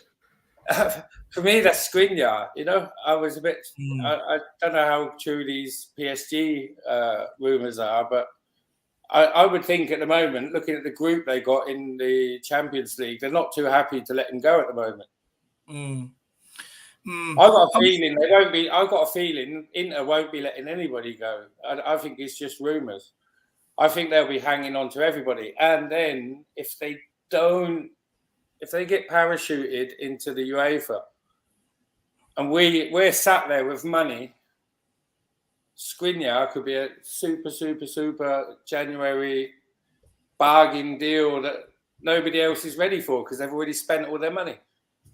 I would love to get him. I mean, everyone knows my thoughts on bringing another centre-back here to challenge Dyer. I just don't understand why we don't want to challenge our players, and bring in these players to put a challenge on them and hopefully get better and better and better. Look, I'll be disappointed now that one, and it looks like we're not getting the defence. It looks like we're not improving it. And don't get me wrong, I'm disappointed. But I'm not going to sit here and ridicule the club for it either because I don't believe it's for a lack of trying. We tried looking at the start, Bastoni, Gavardio, Glacier and Bremer. There's been a few as well. We've tried it. And for me, I'm not going to sit here and moan too much about it. At the end of the day, if Conte doesn't think it needs to be done, he doesn't think it needs to be done. So it is what it is. And if I may, Dave, I would like to say there, I think some of these players are also taking a wait-and-see approach of Tottenham. Because we were a pretty awful team for a while. I mean, come on, let's be honest. After Poch walked out on the club, we were atrocious. So you think the players we had our moments, but we were atrocious. And then Conte walked in, and he's only been there 6 months, and takes us to Champions League. I know that's a big credit to him. Don't think I'm dissing that. But I think maybe for some players joining, they wanted to see how it progressed maybe a bit from there before they really committed, which is maybe why he said it would take 1 or 2 windows, a January and another summer, before he thinks he's really got the players that he wants. I would expect us to go back in for Bastoni in January. I'll be honest. I think we didn't want to really rattle the cages of the player and the manager and Inter, knowing that he is our number one target. I think the fact that the guy's an Inter fan and he did what he did, he doesn't want to leave, but he also has, come January, they have to make a decision if he hasn't signed a new contract because he'll only have a year and a half left. So I do believe we probably will be going back in for Bastoni in January, but look, it remains to be seen. But Rufus, anything else you want to say to Spurs fans before we let you go, my man? Not much. Just brilliant start to the season. But I like I said earlier, I wish we'd pick up a bit quicker in the games, a lot quicker. Yep. I want to see Langley in the next game against West Ham because I think we need to be played up to the back. Perisic, I want to see him play. And I want to see Richarlison play because I think it's one of them games where we might need that shithousery. Yeah, could be. I know Solskjaer's got against them often, but I don't know. I just get a feeling that it's not quite the same West Ham anymore. And maybe we just need a bit of that shithousery. And if it's not working out, we can always bring him on. And Yeah. Yeah, well, look, we'll wait and see, Rain. Or Rufus, my man. We'll wait and see. But Rufus, we'll see you again, I presume, Friday. Hopefully, my man. Maybe. Big up, Rufus. Let me see. Go and enjoy your evening, brother. Go and enjoy your evening, my man. Thanks for coming on. I will do, my friend. Take care, Thanks boys. for coming, Rufus. Take Appreciate care, you, brother. See you, buddy. Big yourself up, my man. Everyone show Rufus a lot of love in the comments. We've got a super chat here from Moondog. Says, no, Dave, you talked me out of it. Good. It's a good job I did, Moondog. It means you can save that $5 for a bet against West Ham. What I would say, I'd like to see the odds of Sonny scoring against West Ham now that he's been off form. I think maybe that's another sneaky little bet you can look at, maybe, Moondog, my man. But big yourself up. I'm glad I was saving you the dollars, my man. Rocket boots. My parents have. Absolutely love that. You just have to, Moondog, just, stick your head outside, maybe smell, maybe smell a bit of jet fuel, realize, what, it's rocket boots today. It's not moon boots, maybe put the 5-pound bet on. Big up, Moondog. Appreciate you. Big up, Moondog. Really appreciate the support, brother. Big yourself up. Everyone, feel free to smash that like button, that subscribe button, and feel free to get your super chats in with your thoughts on all things Tottenham, on the Forest game, on the transfer window, and West Ham coming up. And everybody else, keep getting your comments in the chat. We are bringing them up as we go along. But look, let's keep this moving, Jack. And as well, if you want to grab the fan show membership, please hit that link above. It's pinned in the chat, everybody. It's that big blue link that you can see pinned in your live chat if you do want to get that fan show membership. And as well, if you want to ask, if you want to ask any of the guests, anything, maybe you want to call Chris, Winx Lover or something, feel free to throw in the super chat as well. But yeah, we'll get straight into it. KPV is who we're going to next, Dave. And, we're going to see if he let the dogs out early. Let's get him on. Hey. Dogs, did you let them out early, KPV? What's that? Did you let the dogs out, or was it Conte? Conte did. Yeah. What's your thoughts on yesterday's game, my man? It was a force that needed clearing, and we ended up clearing it.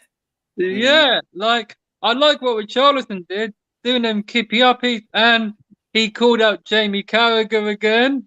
Yeah. And he told Didi Harman to cry more. It's what he does. He likes to tell them to cry more and, talk shit all you like, but, you can do one, cry more. And he's going to do it again on Wednesday when we beat the Spammers. And,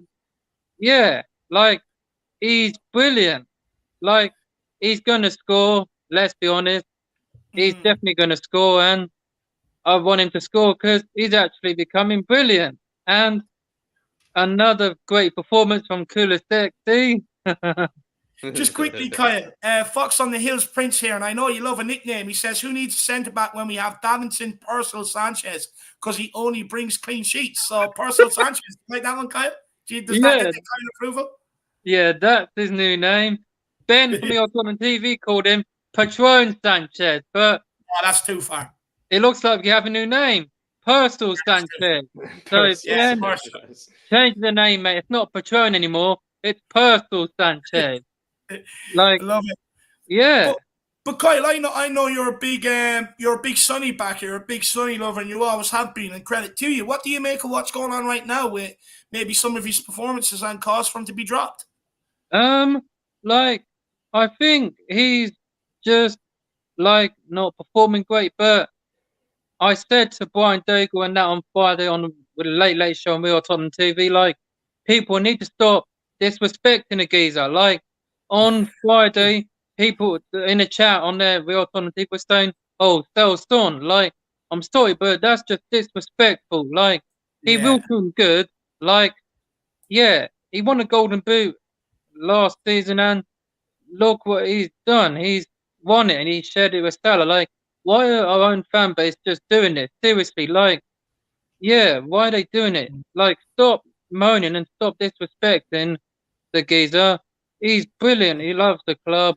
He's Tottenham through and through. And I don't know why they're doing it. They've done it to every other player, but Richie is Son will come good. The goals will come from him. Maybe Wednesday he might be on the bench against the team he loves to score against. I think he's got 4 or 5 goals against them, and Harry Kane, like another goal, but I think we may have found a replacement for Hugo Lloris nephew in Dean Henderson. Like, he saved Declan Rice baby's penalty, and now he saved Harry Kane's penalty. Like, Henderson what are your was thoughts on him waving the cap, though? You know, KVP, a bit disrespectful, you know, if you ask me. You know, the game wasn't over, you know, and he made a mistake, you know, against Harry Kane. You know, I didn't like, you know, him celebrating like that. What are your thoughts on that? I don't like what he did. He was acting like he just won the league with Man United. Like, like, the game wasn't over. You got done over. Yeah, you're teammates with Harry Kane in England squad, but you're not number one. Like, Pickford is. Like, maybe if England don't keep clean sheets at the World Cup this year, then you will be. But yeah, like, I don't know why he was doing that. Like, you don't see any other goalkeepers do that. But why he's the first one to do it? Like, just get over it, kid. You got done over. They're probably going to lose to City anyway, because if they give a penalty away, like this week, like they will probably, and he's going to go the right way and save it. Like, then, but I don't like it, man. Like, why was he wearing a hat? Like, why? What's your thoughts on the transfer window so far, Carl? I mean, we started out like a bat out of hell, and it's slowed down a lot recently. I mean, what's your thoughts? A lot of mixed reviews on it. I'm gonna just say what Rufus said. I think it's been a great window. Like, people are probably waiting it. Like, if the window was to close this Thursday, I'll probably give it a 5. But I'm actually gonna treble it. I'll give it 8 out of 9, because, like, yeah, we need another centre back, but who needs one when you got Sanchez? Like, Romero's back. It's Personal, Kyle. You got to get used to his nickname. Yeah, Davison Purcell Sanchez. Yeah, Davison Purcell. Who needs one? But yeah, and Javi Tantanga's probably going to stay. But like, who needs one? Like, I like one of a kind Foyth. That's what people call him. I thought he was brilliant. He scored against Crystal Mastiff FC. That's what people call Crystal Palace. But I like Foyth. I know people probably didn't like him, but I thought he was brilliant. He won the Europa League and got to the semi-final of the Champions League. But like, who needs another one when you got the person we just mentioned, Davison Purcell Sanchez? I can play there. Put me there, Conte. Put me there, and I can keep a clean sheet. No one ain't scoring past. You shall not pass. Van Dijk didn't get triple pass when they won the Champions League, but no one's going to get past anyone. And we're going to win Wednesday. We're going to do it. I know we can. Is it tough away from home, you know, Kyle, or are you going in confident, you know, this time, you know, against the bubble blowers? I'm confident we can win this game, because we won there when it was Mourinho's first game in charge. 3-2. We won. And I don't know how Dele Alli managed to keep the ball in. I thought it went out. But yeah, we won 3-2 there. And so our record there is pretty good at West Ham. We've won there many times, but let's keep that one going. We only lost 1-0 last season because of that Antonio. Because he loves scoring against us. But let's be honest, he's been poor this season. Last season, he only got about 5 or 6, but he's shocking. And I just don't want another Lanzini screamer, because that still annoys the Spurs. I don't want another one. I don't want it's gone, so that probably won't happen again, thank God. No, it's not going to happen. And hopefully that doesn't happen, because David Moyes want to put him on in that 3-3 draw. And I blame Harry Winkelbell, because he didn't stop the ball going towards Snodgrass. So, but, like, no more screamers, please. No more. I agree. I could not agree more. Yeah. Anything else you want to say to Spurs fans before we let you go, brother? Yeah, my favourite Sonny memory, I've got 3 goals from him I like. The goal against I think it was Chelsea, where we won 3-1 at Wembley, when he ran past David Luiz and Jorginho. Yeah, stunning goal. I believe that one goal of the season or something, 18-19 then. Burnley, Puskas award-winning goal. He won that. And the North London derby, in front of no fans, we won 2-0. Like, no goalkeeper stopping that. 3 goals. But, yeah, my favourite sunny memories, 3 goals. If anyone's going to ask, like, and I'm going to call out one person who says Kane ain't going to break Shearer's record. That is Johnny Lest of Scott. You think he ain't going to break it, kid? Do one, mate. Kane's going to break it. He's going to, he's just only, 17 behind Rooney, 208, I think. Yeah, Shearer said. Shaking. He's already shaking, I can tell you, KPV. Yeah, he's already shaking that, Shearer, because, and those lot down 7 Sisters Road think they're going to win the league. No chance. I'm afraid I've got some bad news. That's Ray Barrett for you. Bad News Barrett. That's my new name. Bad News KPV. That's my new name. Arsenal fans, you better watch this because I'm afraid I've got some bad news. I love that. Here to ruin the Gooners' day. KPV, here to ruin the Gooners' day. Yeah. KPV, absolutely love that, my man. But look, we'll see you again soon, brother. And listen to who let the hounds out. Yeah, who let the hounds out? Conte did. He let him out early this time. He let him out early for the Buffalo Yeah, Blowers. I pulled him out. Yeah, he let them out early. And yeah, so Wednesday, we're going to win West Ham again. We've done that many times. But yeah, I'm going 3-1. I want a Kulu hat trick. Come on. He's a beast. He's now got more assists than any other player since his debut in February. If people don't like him, then go support someone else because he's clear of any other player than any other team. Put some respect on the ginger from Sweden. He's brilliant. I've got him in my hat trick coming in. I love it, KPV. Hat trick coming in, my man. We appreciate you coming on. Good speaking with you. Yeah, coolest six. He's gonna score a hat trick, and I bet you the Spurs fans. I know some people going to the game. They're gonna scream louder when he does that. Then it's gonna be rocking. Love that. I love that. It will be rocking, my man. But KPV, we'll see you soon, brother. Sorry, bad news, KPV. See you soon. See you soon, KPV. See you, man. Everybody, give KPV a lot of love. He's absolutely hilarious. He cracks me up. He's good energy. Big up, KPV. But look, we'll keep this moving. Who have we got next? Is he here? He is. It's Daddy Højbjerg. My man, how are you keeping? Højbjerg put in a great performance yesterday. Yeah, Daddy Højbjerg is back. He never let go. He's back now. Time. He just back to his best. Yeah, I can't listen to the annoying stuff I hear. People after his performance saying that he's not good enough. Let me just tell you, we would have lost so many, or we would have dropped so many more points if he wasn't in the team. The crucial blocks he does, and even the pass to people still say he can't pass. It looked like he teleported, said somebody for one of those blocks. Even he teleported across the pitch. Yeah, he's amazing. So he was my man of the match at least. So yeah.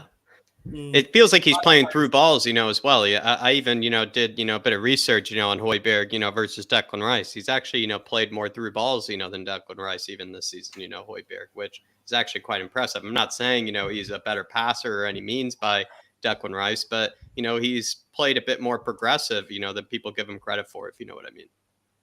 Yeah, of course. I always think he's been a really good forward passer of the ball. Yeah. So he's not a sideways merchant, I think, as much as people think he is. It's not that other guy, is he? No, definitely not. Definitely not. There you go. Coming to the transfer market, Carrasco has been the sort of rumor today. Would you be excited by that? Is that someone, you're kind of, interested in? Is that someone you would like? Where does he... Is it right wing back he plays, or is it left? He's a left wing back / right wing back. He plays more like a inverted sort of wing back, right? Because he's right footed, so he could probably play right wing back or left wing back. I would imagine he's pretty 2-footed as well. I rated him a while ago. I haven't seen him recently, so I don't know how he is now. But I do rate him. He's a good player when I saw him. So I wouldn't be that disappointed. I don't know how old he is now. I think he's 29. I think he's he's kind of towards the the tail end of his career. He'd be similar to Perisic. He'd be signing someone a bit of experience, right? Yeah. Okay. No, I'm down for that. What do you make of Sonny's performance yesterday? Some saying he looked a bit better. Some saying he looked way off it. I mean, what's your thoughts on Sonny at the minute, Daniel? Yeah, he's still way off it.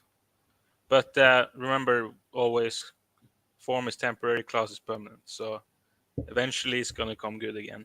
But for now, I think we need to bench him or rotate him. And maybe he can come on against West Ham against tired legs, That could be good for him. So he can run at tired legs and then maybe get a goal.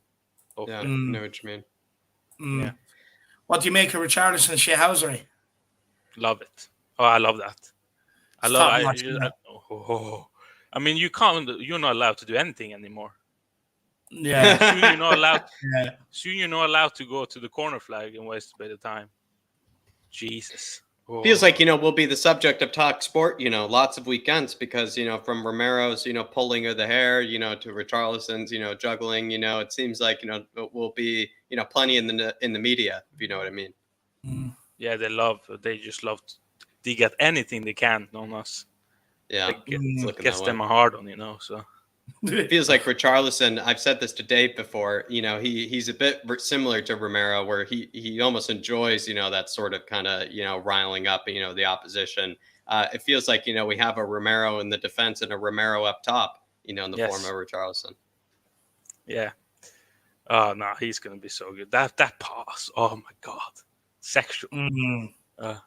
Assist of the season could end up being the assist of the season because I made a bold claim, and I still stick by it. When Lucas scored that goal against Norwich, last season, I thought that was the goal of the season. It was that crazy, that rocket, that was that he hit. Do you feel like that could be the assist of the season? Oh, we'll wait and see. I mean, it's definitely be top 5. I think tough that on at the beat. least. Yeah, it's going to be really tough. Yeah, definitely. Yeah. Well, what are your thoughts on the transfer window? I mean, do you feel like one more player is all we need? 2 more players? Are you happy right now? Are you worried? I mean, I really want a right wing back still. I really want that quality right wing back. Carrasco would help then. Yeah. That would really just elevate it for me. And the maybe defender as well. Are you disappointed because it looks like we're not going to sign a centre back, Daniel? No, so are you it looks. that we're not? Yeah. Tanganga looks like it's going to stay. So. Yeah. But are you happy about Tanganga? I mean, what? Are you happy about Tanganga staying? I mean, I wanted him loaned out. To be honest, I think Milan would be a great move for him, but.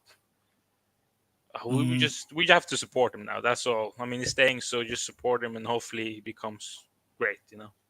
Yeah, I don't think anybody will turn on Tanganga. To be honest, I think he's been a decent enough for Tottenham. I think everyone feels sorry for him with the amount of injuries he's had as well. So I don't think anyone will turn on Tanganga anytime soon. To be honest, I think he's put in as many good performances as he has maybe poor performances. You could say he's put in a lot of good performances still. I do actually think he's a really good one-on-one defender. He's a hatchet man. We call him manhandler over here, Daniel. We saw him, right? He picked up Zaha, full off the ground with both hands. He picked him up and threw him into the sky. Yeah, I forgot about that. That was the news. I forget about that, but then he's an animal. He's an animal. Look, Daniel, any final things you want to say? Maybe especially with West Ham, the bubble blowers, coming up. Any preview, kind of comments there, before we let you go. Thoughts on the bubble blowers? I haven't watched any West Ham this season, so I don't know how that's good. I mean, because they've been dreadful. Yeah. So I don't really. Yeah. Well, that's a good sign. So hopefully now we can control the midfield. But I think maybe we need to play 3 in midfield now. Bentancur has a concussion. Basuma's going to be coming in. Okay, nice. Well, then it's going to be 2 then. Well, that's fine. Glad to see Basuma. Can you compliment Daddy Højbjerg? Yeah. Of course, I have no doubt. What would he bring to add to that midfield? Do you think, Basuma? Hopefully, more like box to box, more like having not the ball, more like Musa Dembele, like more. you can't take the ball away from him. You know, that's what I hope at least. And also, I just want to say, how the fuck didn't Steve, what his name, Cook, how didn't he get the red card?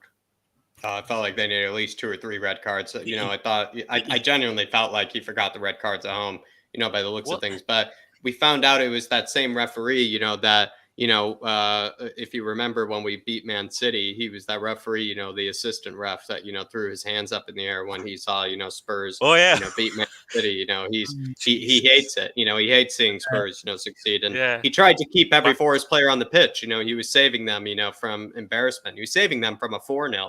If you ask me. Yeah, we were second half. I thought we could have scored at least 5, almost. Yeah.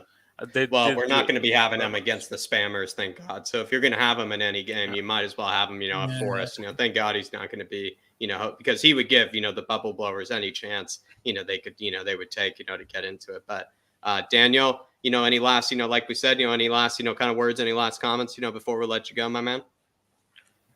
I want to see West Ham tears. Yeah. I want to see them. I want to see us completely deflate them. I just want to see, oh God. I want to see us use hammers. Anyway, if that makes sense. Love it. Completely agree. Big brother. Well, nice. So yeah. We'll be catching it, Daniel. Appreciate you coming on. Appreciate your patience. Appreciate you, you know, giving your thoughts ahead of the game. Looking forward to smashing the bubblers. But we will be seeing you, my man. Big up, come on, you Spurs, and take care, guys. On you Spurs. Big up, Daddy Hoykerk. Come on, you Spurs. Absolutely love that. Absolutely love that. Hopefully the hammers that we're playing on Wednesday will be rubber, Jack. That would be absolutely brilliant. We've a couple of things to get to here, though, in the chat before we start bringing on the last few guests. We've got John Carter. John, don't worry, my man. Email me and I'll sort it out with you after. It's difficult to do it when we're live, but we'll sort it out with you after, my man. Big yourself up, brother. Yeah. Big up, John Carter. He says he feels naked without his bad shots. Good. I love how persistent he is. Big up. Sorry about that, John. We'll fix it for you, my man. We'll fix it for you. Big up, Christy. He's saying, Dave, any thoughts on us making any more signings? Do you think we will? It's just, look, from what the reports are, it's going to be one replacement for Brian Hill. Now, I have seen just some news there just shortly, recently, not so long ago, of some guy saying he doesn't think that the interest in Daniel James is true, which is interesting enough. So hopefully that is a smoke screen. Hopefully. I see a lot of people reporting on Carrasco, but the last report I've seen from a source that I sort of trust is that, you know, Tottenham aren't going to pay the 51 million it's going to take to pay his release clause at 29 years of age. But then I see a lot of media outlets now reporting it like we are going in for Carrasco or in talks from. Look, we'll wait and see. We'll wait and see what happens with that. Well, many conflicting reports. I would say that is more of a profile Spurs fans would be happy with. But Christy, sorry to disappoint you, but it's only going to be one, my man. Big yourself up, brother. We've got William Kelly. He says, Caratul has a 60 million euro buyout clause. No way Levy will accept that. Not happening, never. So I think he means. I do have a bit of news from Tottenham Tears here. You know, I could save or I could share. You know, it's an exclusive. You know, they tweeted from. Let me just check. You know who they were with, but Sasha Tavolieri. I'm not really sure. You know what his expertise is, but he's an expertise by the looks of things. You know, on Belgian footballers, and you know, Carrasco is a Belgian international. Mm-hmm. Carrasco has wanted to join THFC for a year now, signed with Pini Zahavi, who I do actually believe is Lewandowski's agent, who is a toxic agent, and who's close to Daniel Levy to push a move. The player would love to discover the Premier League, especially under Antonio Conte. Deal is difficult due to that high release clause. So that's what I've seen, you know, most recently, and that was around 2 hours ago by the looks of things. What do you think of what William's saying here, Jack? That Tottenham will not pay the 60 million for him, regardless of him getting in Daniel Levy's friend Sahavi. The thing is with Carrasco is, it's really funny, Dave. I don't think he is, but I think probably to, you know, maybe settle some of the nerves as well as settle some of the anxiety, you know, around the Spurs, you know, fan base with signings. Yeah. I think this would probably do it. I feel like, you know, paying maybe over the top for a player like this would, you know, at least tell, you know, Spurs fans that are skeptical of the window that we are capable of, you know, splashing the cash at all costs, for a player if we do really like them. I would admit I do like talking about the prices, the players. I think it's a bit silly to say, it doesn't matter about the price. I mean, we're not run by Saudi oil money, or anything. Like, let's be realistic here. Like, there is still a budget, to be working with. There is still a budget to be playing with. I think we're being unrealistic if we're not, saying that. But I feel like, Spurs still have plenty in the bank, regardless of what I just said, counter to what I just said.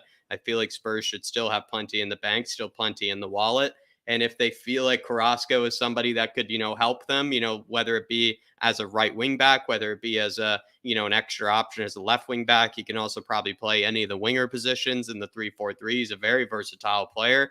I think he could offer a lot to Spurs, and I actually would be really excited by that signing. 60 million, probably paying a bit too much. I definitely think that's probably paying a bit too much, but he could, really help us out in a lot of ways. And a lot of people are not convinced with Emerson. People think, we need a lot, better options, kind of, in the progressive element, of the 3-4-3. Carrasco and Perisic, a lot of experience there, very good players, in the attacking, end of things. I think it would make a signing. What it maybe mean to say, a lot of Spurs fans, I think, would be happy by this sort of signing, regardless of how much we overpay.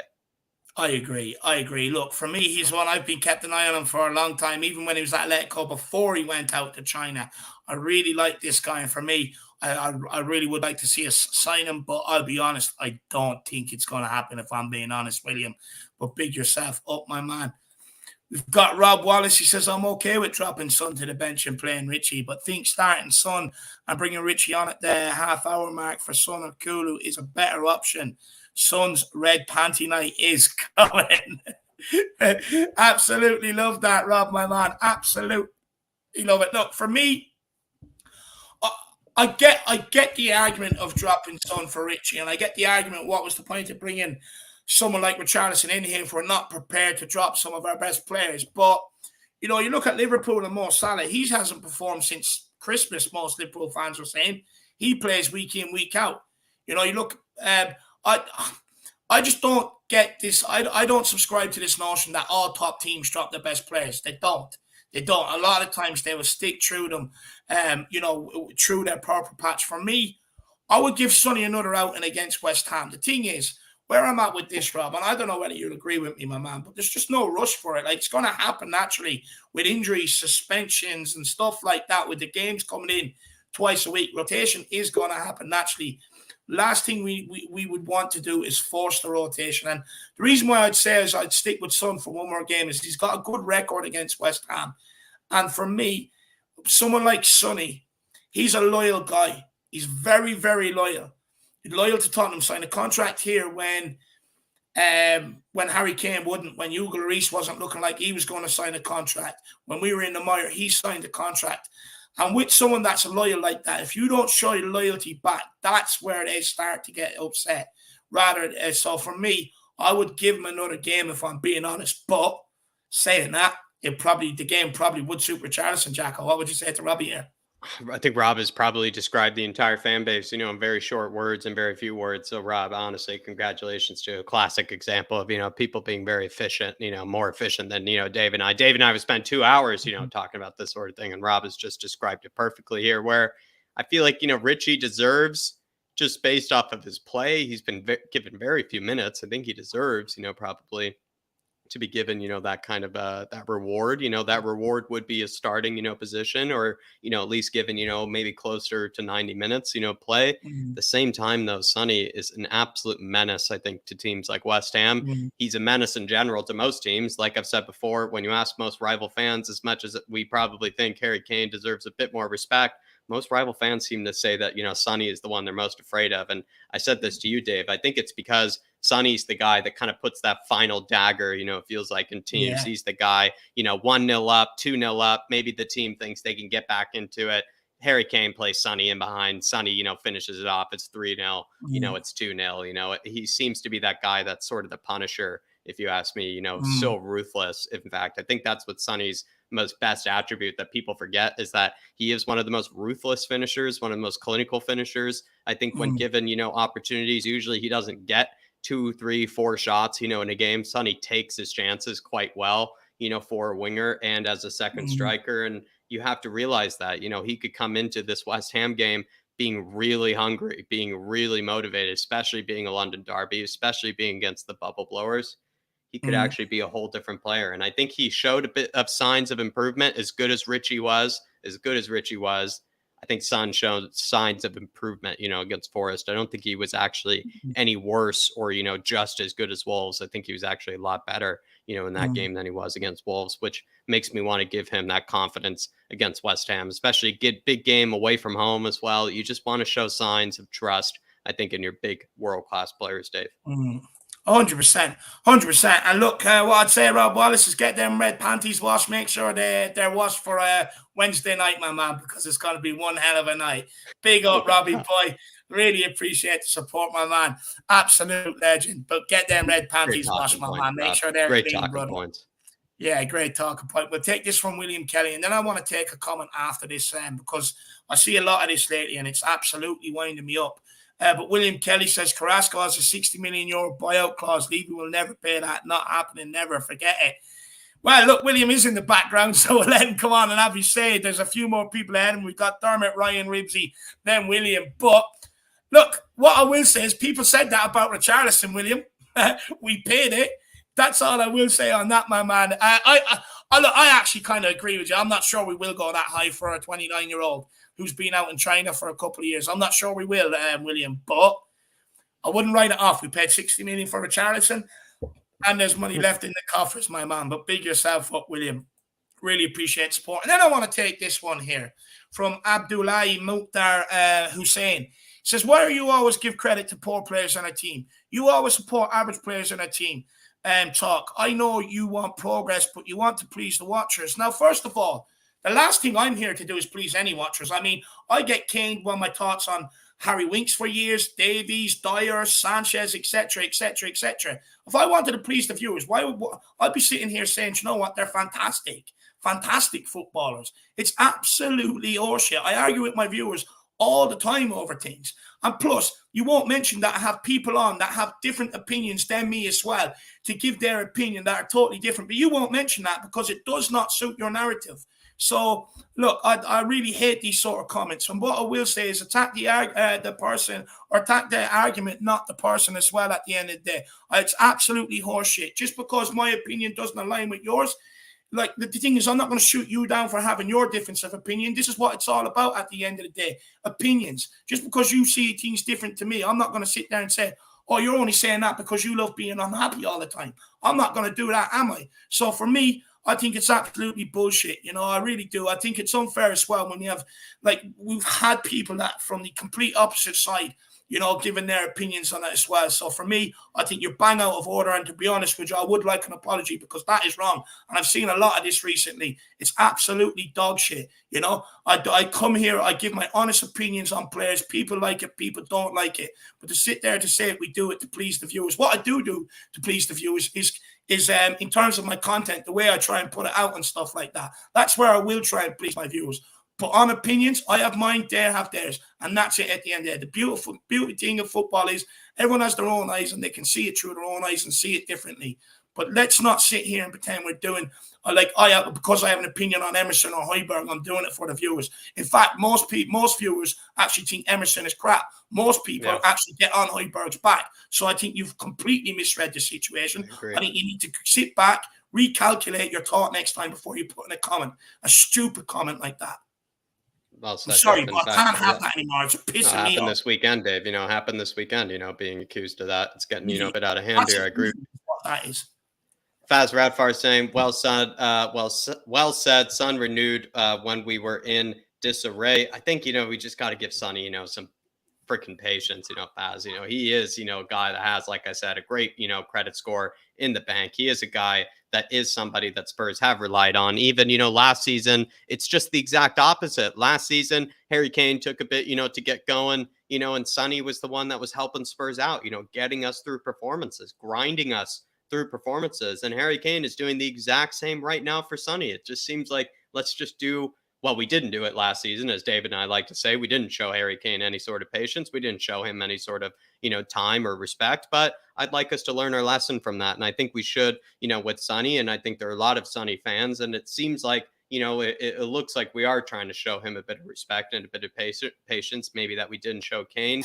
But I do hope it doesn't get nasty. And especially if he starts against West Ham, even if we get a good result, let's say we win and Sonny still doesn't play well, I hope again, that we keep, in mind that it's okay for him to be a bit out of form, because Harry Kane went through the same thing. And I think we should learn our lesson. But Faz, I think you feel like the same way. I know you feel the same way, but big up, Faz. And as well, Dave, 2 member super chats from Ellie as well. Ellie celebrating 8 months as an elite member. And then just quickly, Jason Bell celebrating 12 months as a fan show member. Big up, Jason Bell, saying once Son gets his confidence back, he'll terrify the entire league. And like I said earlier, Jason, when you ask most, opposition fans, they seem to, call Son, the guy is, the danger man. They call Son, the assassin. They think he's the one that they're most afraid of. As good as Harry Kane, is at, being able to link up play, and be able to be that focal point for Spurs. Dave and I have heard it from, the opposition fans' mouth themselves. They always seem to think that Son, is the guy that really is the killer, you could say, in the team. And I know Antonio Conte would like that sort of word that I used there. And I know Sonny has it in him. Once he gets back into things, he will be that assassin. He'll be that killer for us. Big up. Yeah, no, you definitely will. Big yourself up. Absolutely love it.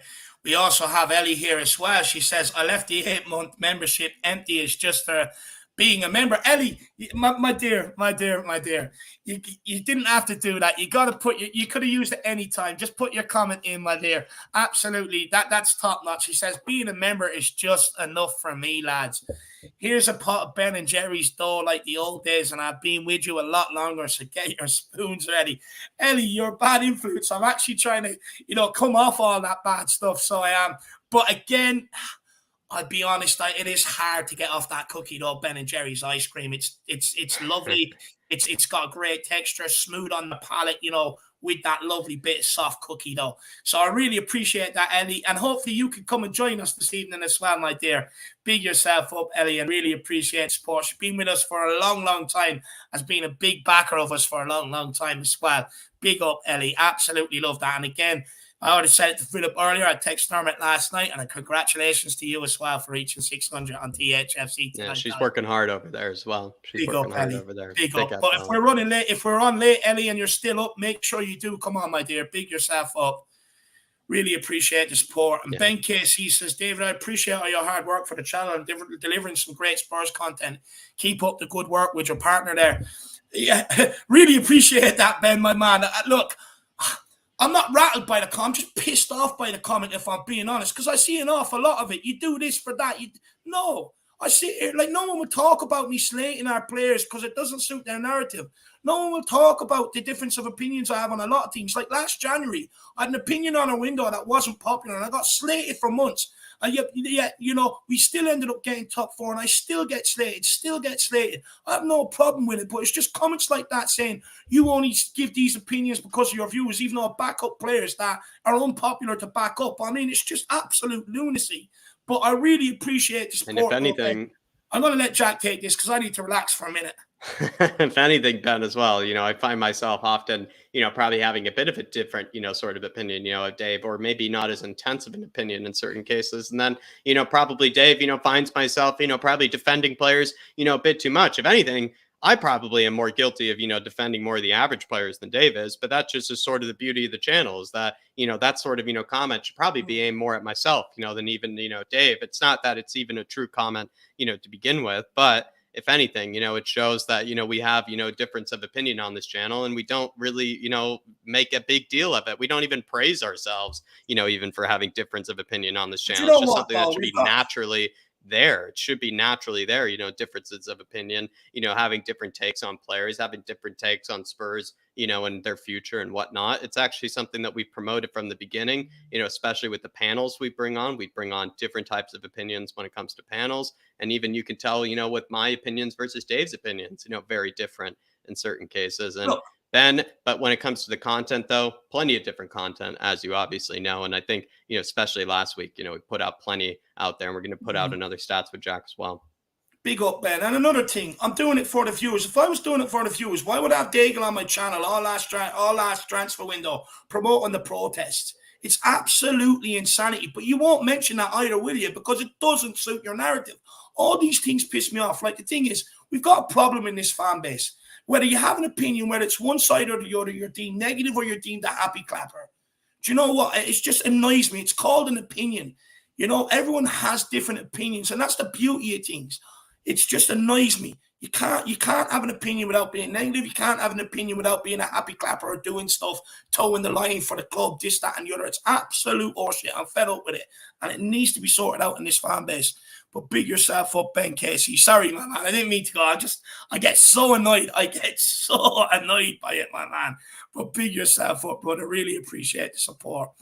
And then we've got this one here from Rob Wallace. My man, really no need for that. I really do appreciate it, brother. Top man. Top man. He says, the Irish Hotspurs are legit, along with Jack. There's no BS. There's no clickbait. They say how it is. No, look, I appreciate that, my man. I really do. I always thought I said it how it is. Maybe some people think I don't, but I always thought I had a freedom of mind and I gave my own opinion based on my own assessment and my own thoughts. Maybe I don't. I'm not sure, but really appreciate that kind words, my man. And the size Very of the kind, Rob. Really, really kind. No need at all, my man. And appreciate you as well. You know, gifting all the, you know, the memberships as well, my man, you know, too, because again, you know, we even have these fan shows because most of the people come on, you know, they say, you know, X player is shit. They say, you know, we have problem in X, you know, area. If you haven't, you know, already told by tonight, Dave and I sit here and we go, interesting, you know, like, what do you know, tell us more about that. Interesting. You know, why do you think that is interesting? You know, like, you know, where do you think we can fix that? You know, Dave and I, we aren't trying to shove agendas by people's throats. You know, we're not trying to, you know, come on to here, you know, make this, you know, just the 2-man show. In fact, we actually love all the people that we bring on, especially when it comes to the panel shows and whatnot. We love, you know, what guests we bring on. We honor what they have to say. If you even look at, you know, the way we run the panel shows and whatnot, Dave is almost never asked first. If it probably actually a bit of a crime, I never asked Dave first, but we never asked Dave first on panels. We love difference of opinion over here, and I think that's probably the thing that you can love about this channel. If you don't like that, you know, a difference of opinion, if you don't like, you know, opinions, you know, being, you know, different camps all over the place, but at least being respected at the end of the day, I feel like, you know, maybe you can go elsewhere, but, you know, this is what we sort of pride ourselves on. It's kind of what we pride ourselves on. And as well, we try to put out different types of content, from just, you know, these panel debate shows to the fan shows to the stats with Jack to the watch alongs. You know, we try to cover every area. So, I mean, Rob Wallace, really appreciate you, my man, though. Really appreciate I really appreciate it, my man. At the end of the day, all we're trying to do is do our best. And I was well aware we were going to get criticism and stuff like that along the way. But when I just see that sort of stuff, you do it for this, you do it for that. I mean, it's absolutely horseshit. You think I need to sit here and put myself on blast every single day of the week? You think I need to put my name and who I am out there?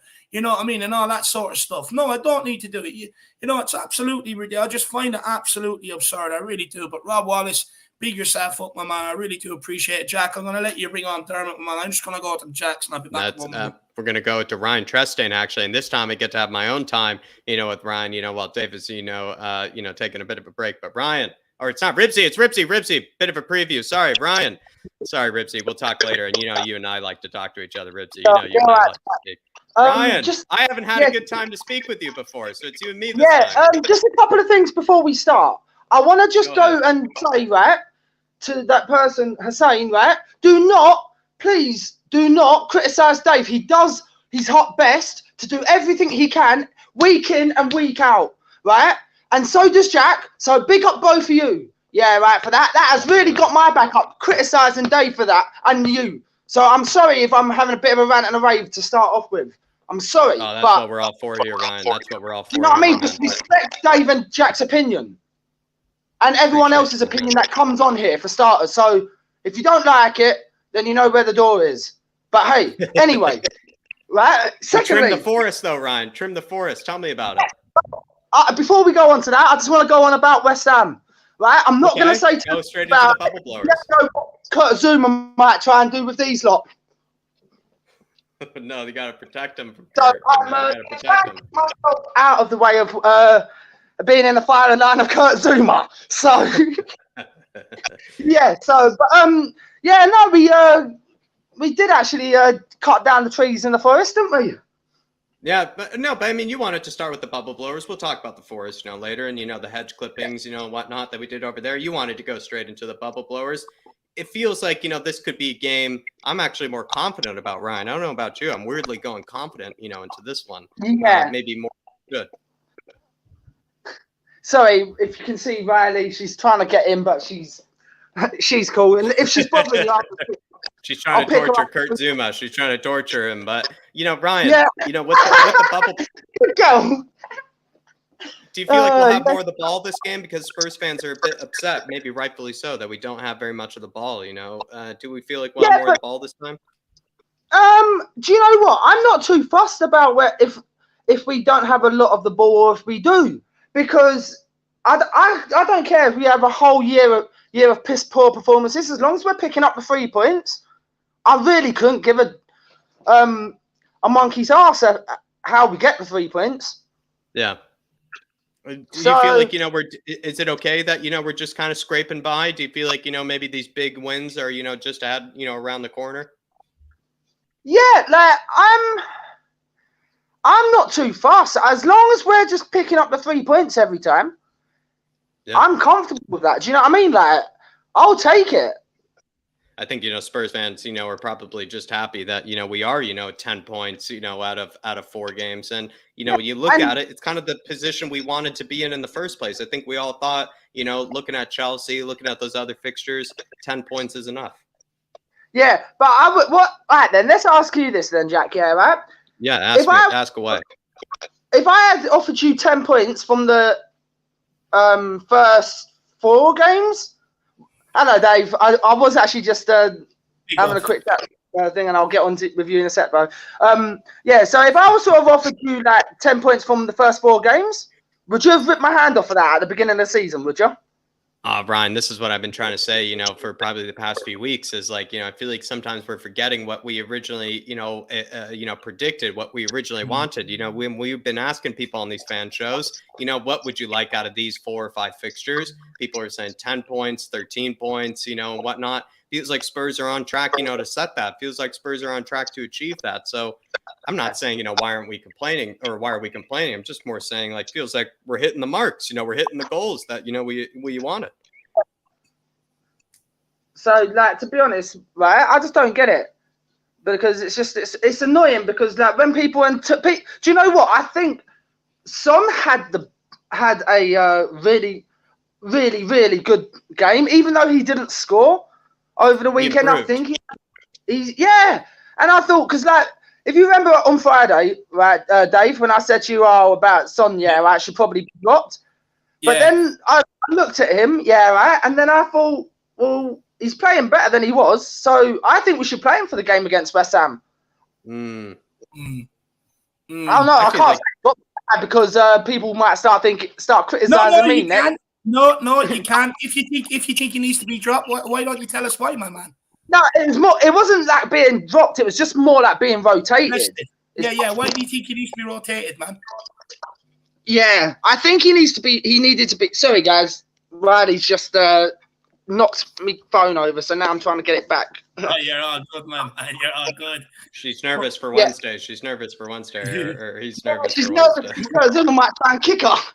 Yeah, that's what I was going to say. You want to put her. You want to protect her. You don't want to be showing the cat on camera this week, my man. You really don't. But look, why do you think Son needs to be? It's going to be hard for him to come through the windows because I live on the 3rd floor. On the top floor of a block, so unless he's going to come flying through my freaking door and try and burst my door in, well then there'll be a problem then because I'll just call the police on him. It should have been done in the first place. But look, my man, I mean, why do you think Sonny should be dropped or rested? No, I thought over the weekend he should have been rotated because before he even played, I thought he needed a bit of a rest and to be rotated because it's just that. His performances. God, I've got Kurt Zuma on the mind where I want to punch him in the face. No, but I want with all the performances that he had up until then, I just thought he needed to be rotated. But now I'm thinking he doesn't need to be rotated, and I think his performance against Forest deserves him to start now. against West Ham. Yeah. Look, I think that's definitely a fair call for it. I mean, you look at it, he's had a good impact off the bench against Chelsea. I mean, we wouldn't have got the result without him. He had a good impact off the bench against Wolves, stretching the game and keeping the ball up their end. And he also had a great impact off the bench yesterday. I mean, what do you think of the shithousery as well off the bench? Well, this is, and this is going to sound very controversial, right? But I don't care. Right, I'm one that will talk my mind, and I don't give a damn what anyone says about me. And I'm not going to apologize anymore for having my own opinion. Go for it, my man. At first, I didn't want Richarlison. I would rather have taken anybody else but Richarlison. But he's starting now to grow on me a little bit. But I'm still a bit confused why we bought him, but I'm starting to understand why now. Slowly, but it's like even if you look at the bench yesterday with no Lucas Gill, now you get a fully understanding now of why we signed him, because we do need more bodies in that area. It's took us 8 years to find a suitable replacement for Harry Kane. Yeah, but I just thought that it would have been better to have got a out, and at the time I thought it was better for me to get an out and out striker. Do you know what I mean? Like, but I thought like an out and out striker on the time would have been a perfect thing for Harry Kane to be a backup. But now I'm kind of warming to his the tactics, but I'm not a big lover of Richarlison's shithousery. With Romero, I loved him straight from the get-go, and I love his shithousery. He's like, he's got to be like the god of shithousery in my opinion. I think Romero and him are the gods of shithousery. It's like we've assembled the best shithouse team of all time, you know, Ryan. Well, I mean, Jack, that's your opinion, and I respect your opinion. I don't think, but I don't kind of like Pepe and Ramos. It's like having Pepe and Sergio Ramos, Richarlison, you know, and Romero on the same team. I don't think that Richarlison's right up there for me yet, though, when it comes to the shithousery. But I mean, he's God. Like, he's the god of shithousery. Like the way, do you know what though? I hope he gives Kurt Zuma a punch in the face for me. Yeah, look, what do you think on the transfer window as well, Ryan? I mean, look, many split opinions on it. Where do you sit? Obviously, Dave, I was wanting to say something at the beginning that I had to get out to defend you and Jack can tell you what I said afterwards, because I don't want to go back. I'll go back and watch it. Yeah, but like with the transfers, I'm getting a bit more concerned now, because everyone's talking about Dean Henderson, yeah, right? And on Friday when I made you fucking laugh, that was hilarious, right? And I'm still sticking by it, but do you know what? I think it might actually now be Dean fucking Henderson that's coming in. Well, we'll wait and see. I mean, I'm not opposed to him whatsoever. Not whatsoever, but I will say the last two windows, when it's been talked about, it has been Meslier's name from Leeds that has been mentioned. But I'm not opposed to Henderson coming in. I think it's a great shot. I think the difference between Henderson and Meslier is Meslier, I would say, is a lot better with his feet. You look at Henderson's distribution yesterday; it was similar to a bit like Hugo Lloris's, in my opinion. Yeah, like Jack. Sorry, Dave. Jack, did you see the thing I've done with Dave on Friday? On Friday, I didn't get to catch yours, with Dave. What did you have to say? Tell me, Ryan. Oh, well, it was basically like we was going on about transfers at one point, right? And I said to him, Sod's Law says, yeah, right, we're going to go and pick up a goalkeeper, right? But then Levy's going to penny pinch. Or should I? I feel like, with Fraser Forster, it feels like, we're kind of penny pinching already right now. We're kind of putting in a stopgap, Forster, and maybe we'll go after a Henderson or a Meslier, the following season. What do you think? Yeah, but do you know what, though? If we went for another goalkeeper in this window, and I have to agree with Dave, because I went back and watched it, and I was thinking that the whole fan base would have a fucking meltdown. They would, wouldn't they, Dave? At this point, if we went and got another goalkeeper now. Yeah. I hope he doesn't do that. There have been a few scary smoke screens, Ryan, as well. One of them was Dan James, is one of those scary smoke screens that I hope we don't bring him in. Do you know what? I don't want Dan James in. I would rather put my 6-year-old at the back at the moment. That's how much trust I've got with Davison Sanchez, and all this malarkey where they're saying, oh, he's had this, and this with all clean sheets. Okay, yeah, he has, but then he only does it for a certain amount of games. I would trust my 6-year-old to go in goal at centre back. Sorry, maybe Dan James though. Dan James, the Leeds player, the guy that can't score. If you even gave him, open goal. Who would I mean? Thoughts on him, the Leeds player, the Welsh international. To be honest, with Dan James, right, I wouldn't trust him as far as I could. I wouldn't even let him look after my cats and run me a bath at the same time. That's how bad it is. That's no trust at all. That's not good. That's not good. That's how much, and literally, it's just scary, to be honest, because, Dan James, he better just stay well away. He's like another Harry Stinks. He might stink the club out quicker than Harry Winx would. Do you know what it is for me? I just think we've done so much good work to get rid of a lot of players that have come here, never caught it, and moved them on. We've done a lot of good work to do that, whether it's been selling them or loaning them or whatever. We've done some good work. But for me, what's the point of doing that work and then bringing in someone like Dan James? You're just going back to that sort of, sort of type of player again that has come here and proved they have not been good enough. So for me, I just want to stay well away from him. Look, I think he's got great pace, but then go and be a fucking Olympic sprinter. You know what I mean? For me, it's that bad, Dave. It's that bad, Dave. Yeah, I would actually trust Anthony, who would have probably have done a better job for us than anybody else. But unfortunately, he was a ridiculous amount of price, and United decide they want to go and spend a silly amount of money. That's not going to help him in the long run because he's not a proven Premier League player. Yeah. But look, what's your opinion with West Ham coming up, Ryan? I mean, do you expect us to beat them in their cup final? Yeah, I think we get the win quite comfortably. To be honest, with the West Ham, right? It's like trying to get them to perform, but then even when they do perform, they still come up short. And even throwing a Purcell in on them, I had to try and get them all cleaned up in time. You still always see a little bit of dirt on there somewhere. But no, 100%. Look, for me, I think we'll be up for this. Look, last year we struggled in a lot of London derbies. We had a bad record in London derbies, but we put it right so far against Chelsea, and let's do it against West Ham. I mean, I don't see why we can't.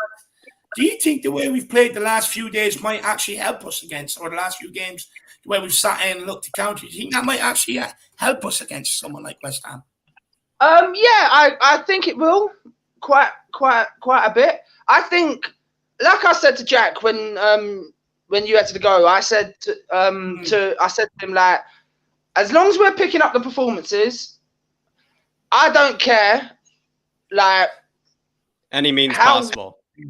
Yeah, like as long I don't care whether we could be in neutral all year, but if we're winning games like this, and when we're stuck in neutral all year, I don't give a flaming flying monkey's backside if we win the title by in this all year. You want wins. That's all you want, Ryan. You just want points. I just want to go and win. And I'm getting sick and tired because I haven't seen a trophy since 2008. Right? That last time I've seen a trophy, right? Yep. I'm sick and tired of Penny Pincher and everybody else saying, we'll get this player in. And then like take what's his name, who was on transfer deadline that day, we were trying to get in, and then he went somewhere else. When? What window? It was a few years ago now, but it was transfer deadline day. Was it that guy from Real Madrid, the Portuguese fullback? What's his name? Fabio Conte. Jack, you know. Chelsea. Conte or whatever it is. Yeah, playing for Real Madrid. That guy. I think it was when Chelsea took him off us, or Liverpool did, with a late bid. Willian. Yeah, that's Trout.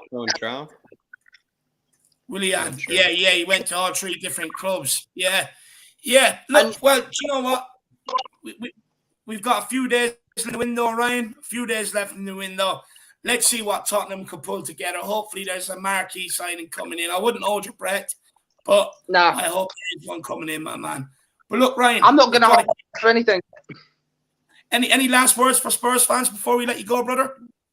Well, just like I said, just like Dave said, don't hold your breath, because that's not gonna with any marquee signings. I wouldn't hold your breath either. Like, I would more than likely just see what we get, and if we get someone in, just as long as it's not Daniel James and it's someone with some sort of quality, just be happy with that. Because penny pinching Levy, all he's gonna do is he's gonna want to penny pinch every single minute just to try and get as cheap of a bargain as he can, and I just don't think that's fair on us or the club. And if it's not going to improve our squad, let's just leave the squad as it is. I will take the 8 out of 10, and if Conte's content, I'm content. Do you know what I mean? So let's just basically see how these next couple of days goes. Thank you, Tyler. But yeah, no, do you know what I mean? I just don't think that we should just risk trying to bring in someone just for the sake of it. Mm. Yeah, definitely. Look, that's an opinion we haven't heard tonight, Ryan. Absolutely love that, my man. Absolutely love that. But look, hopefully I get to hang on, sorry, Dave. Just before I go, everyone who's got cats, keep your cats locked up and don't allow Kurt Zuma to burst through your door. Big up, be on the lookout. Big up, my man. Make sure you keep yours inside, my man, this week. It's very important. But look, Ryan, hopefully I get to see you Friday again for the fan show as well, my man. Yeah. All I want to say is, though, before I do go, is come on, you Spurs! Come on, you Spurs. Absolutely love that, Ryan. Big yourself up, my man. See you Friday, buddy. Big up. Big up, Ryan. Everyone, big up, Ryan. Big up. I'm sure his neighbours aren't happy at 10:30 at night, but me and Jack are. I absolutely love the passion. It brings the energy, Ryan does. That's what you need. That's what you're looking for. Big up, Ryan. Hopefully all is well, my man. As Radfar says, I found your channel is the most unbiased site. Big up. Well, Faz, again, it's not something that we're, exactly trying to achieve, but we don't want it to be, an echo chamber at the same time. We've brought on 1,000 different opinions. We've had to face of the protests, Brian Daigle on this channel during the height of the protests would leave you out. We've had plenty of people come on for the pre-match build-up that have different opinions, going into games. We have plenty of different opinions when it comes to the panel shows. As you even can tell, we have plenty of different opinions when it comes to the fan shows as well. But big up, Faz. Appreciate you. Big up, Faz, my man. Really appreciate support. Love Top you, brother. guy. Top guy. The bottom Duda says, what happened if Fabrizio Romano's, or actually, no, before the bottom Dudas, it's actually Zoe, I believe, celebrating 10 months, saying best 7 months of my life. Come on, you Spurs. Come on, you flat cap army. Well, Zoe, you're not doing yourself enough credit because it's telling me it's 10 months, Zoe. Absolute legend. Hopefully, you're keeping well. And Dave, Zoe's another one that's also stuck by us for a very long time. Showed us a lot of support. And so, Zoe, hopefully all is well, and do appreciate you continuing to support the channel and continuing to tune in for all these shows when you can. And I know, she leads, kind of a busy life, and she's a really, passionate Spurs fan, but she still finds time for the Harris Army. Big up, Zoe. Yeah. No, big up, Zoe. Absolute legend. Absolute legend. 10 months, it's a long time, Zoe. Cutting yourself short there. Big yourself up and really appreciate the support. In fact, appreciate the support from everybody that's been following this channel for so long. The fact that me and Jack haven't poured the pants off you yet is a good thing, I suppose. So big everybody up. Big yourselves up. But then the bottom Duda saying, what happened to Fabrizio Romano's YouTube channel? Here we gone. I can't seem to locate it. Big up, another great show. I think it is gone. I'm not sure. It seems like he's, so busy with the Twitter, these days to bottom Duda. That is, where, he is biggest. I think he's also on Twitch, perhaps. If I'm not mistaken. I think Fabrizio does a bit of twitching, maybe instead of the YouTube. But I'm not. No, his channel is there. I'm not too aware of his media, kind of stuff. All I do is just follow him on Twitter and keep tabs on his notifications there to bottom Duda. But that's all I can say. I don't pay attention to his YouTube. Boom, dude! I just put the link for it in the chat here for you, my man. It is there. Fabrizio Romano, it is there. I found it, brother. So maybe he hasn't been uploading, is what he says. Maybe he hasn't been uploading, Dave. Maybe he's bogged down, with all the transfers. He's too busy. Yeah, he probably is too busy, my man. He probably is too busy. But big up the bottom, dude. I really appreciate the support, my man. But I've located it for you. It's in the chat. Just click on it and get over and get all the news you need, my man. Big yourself up the bottom, dude. I really appreciate support, brother. But look, Jacko, we'll keep this going. We've still got guests. Let's get them on. Who's next? Got guests. Like you said, and we're moving on to Ribsy here. And, we gave him a sneak peek earlier by accident. But Ribsy, now we're bringing you on this time. It is for real. Get ready. Ribsy, good to see you. How are you? Can you hear me all right? Yeah. What's happening, guys? Well, we trimmed the forest, this weekend. We're going into the bubble blowers. Which one do you want to talk about first? The West Ham, fixture, the IrishHotspur derby, as Dave said, or the trimming of the forest. Yeah, well, I mean, we could talk about let's talk about the game that we just had against Forest. Yeah. Geez, it's been interesting looking at people complaining about Sonny, and it's just weird to me because, like, if they're Spurs fans, they know what he's like, right? And do they really think they're telling him anything that, that he doesn't know? Like, he's not out there thinking he's playing wonderfully, So it's just mad to me. But even on the bench, right? People are thinking that Sonny's upset because he's been subbed. Maybe the other way to look at it is Sonny's upset that he's been playing poor. Well, that's what I'm thinking. Like, he's coming off and he's frustrated with, basically he's exactly. He's been playing terribly. So, well, terribly for Sonny. And knowing what he's like, he'd just be miserable. Well, what do you think we should persist with Sonny then and just play him through that sort of bad spell he's in at the minute, Ribsy? Absolutely, because it's the only way he's going to get out of it. No one's going to be able to talk him out of it because the only way he seems to be happy is when he's, kicking ass on the field. So anything else you try and do is going to make him just more and more unhappy. He needs to get a goal. He needs to have a good performance. And against a rival is probably a good way to do it because, you'll have his blood up a bit more and, West Ham will want to turn their season around as well. So it'll feel good for him. I think you got to keep going with him. That said, if there's something we don't know, if he's playing with a small injury or something that is stopping him, maybe he does need a rest. But without that information, just don't know. You seem like someone that follows Son very, very closely. So why do you think it is that maybe he hasn't hit the heights that maybe we've expected that he hit last weekend? Well, it might have something to do with the fact that there are some slight tactical changes with how they're playing this season compared to last season, and the way that he and Harry linked together, over the last the recent memory and the way they play together has changed so much. Exactly. So he's being asked to do things that aren't exactly the same. And I'm not saying he's not adaptable or anything, but there's adjustment period. It doesn't matter how good you are. You start asking for different things out of a player and expecting different things. And he's not getting, he's not right on the sort of the defense line trying to make those runs in behind in the exact same way because we're not launching balls up to him. So I mean, he's got to do something else. So, and in every game he's not going. Sorry, go ahead, Jeff.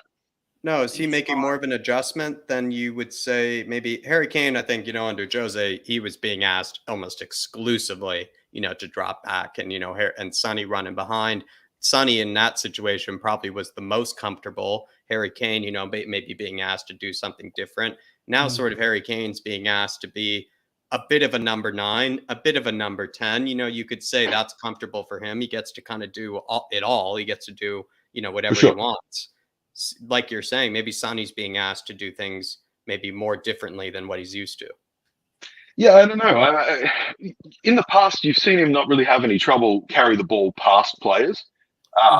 And that's what he seems to be, at least from what I'm seeing. He's being dispossessed, or he's having trouble just controlling that sort of 50-50 ball, and he's just losing out. The thing is, once he gets one or two of those and he spins the player and he gets past them, the confidence is going to go through the roof because he's an excellent player.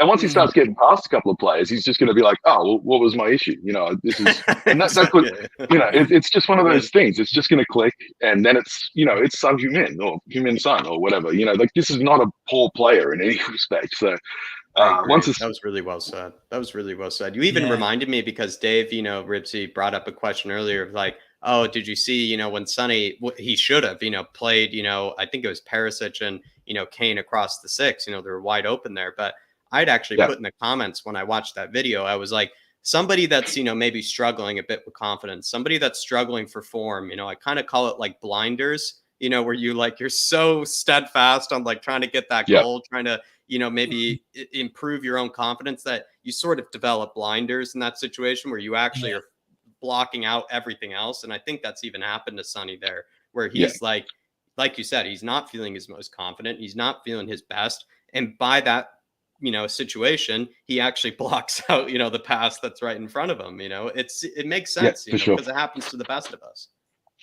Yeah, and like when the ball came up against Forest, and he just bobbled it up into his own hand, and it's just one of those moments where, you know, in his head he's just like, what the hell's happening? You know, like, this is Dave said, you know, like, it's watch along. Yeah. Dave oh, really? Yeah. He's just like, he's just so unlucky now. He's just disappointed with himself, and it's just not going his way, because, you know, in the past that would have come up onto his chest, and then he's literally launching it towards the goal, and he's gone, you know. But no, it'll happen. It'll come. What do you put the manner of the performances over the last few weeks down to? Do you put that down to a quality issue, or do you put it down to Conte's tactics and it's the way he wants us to play these games?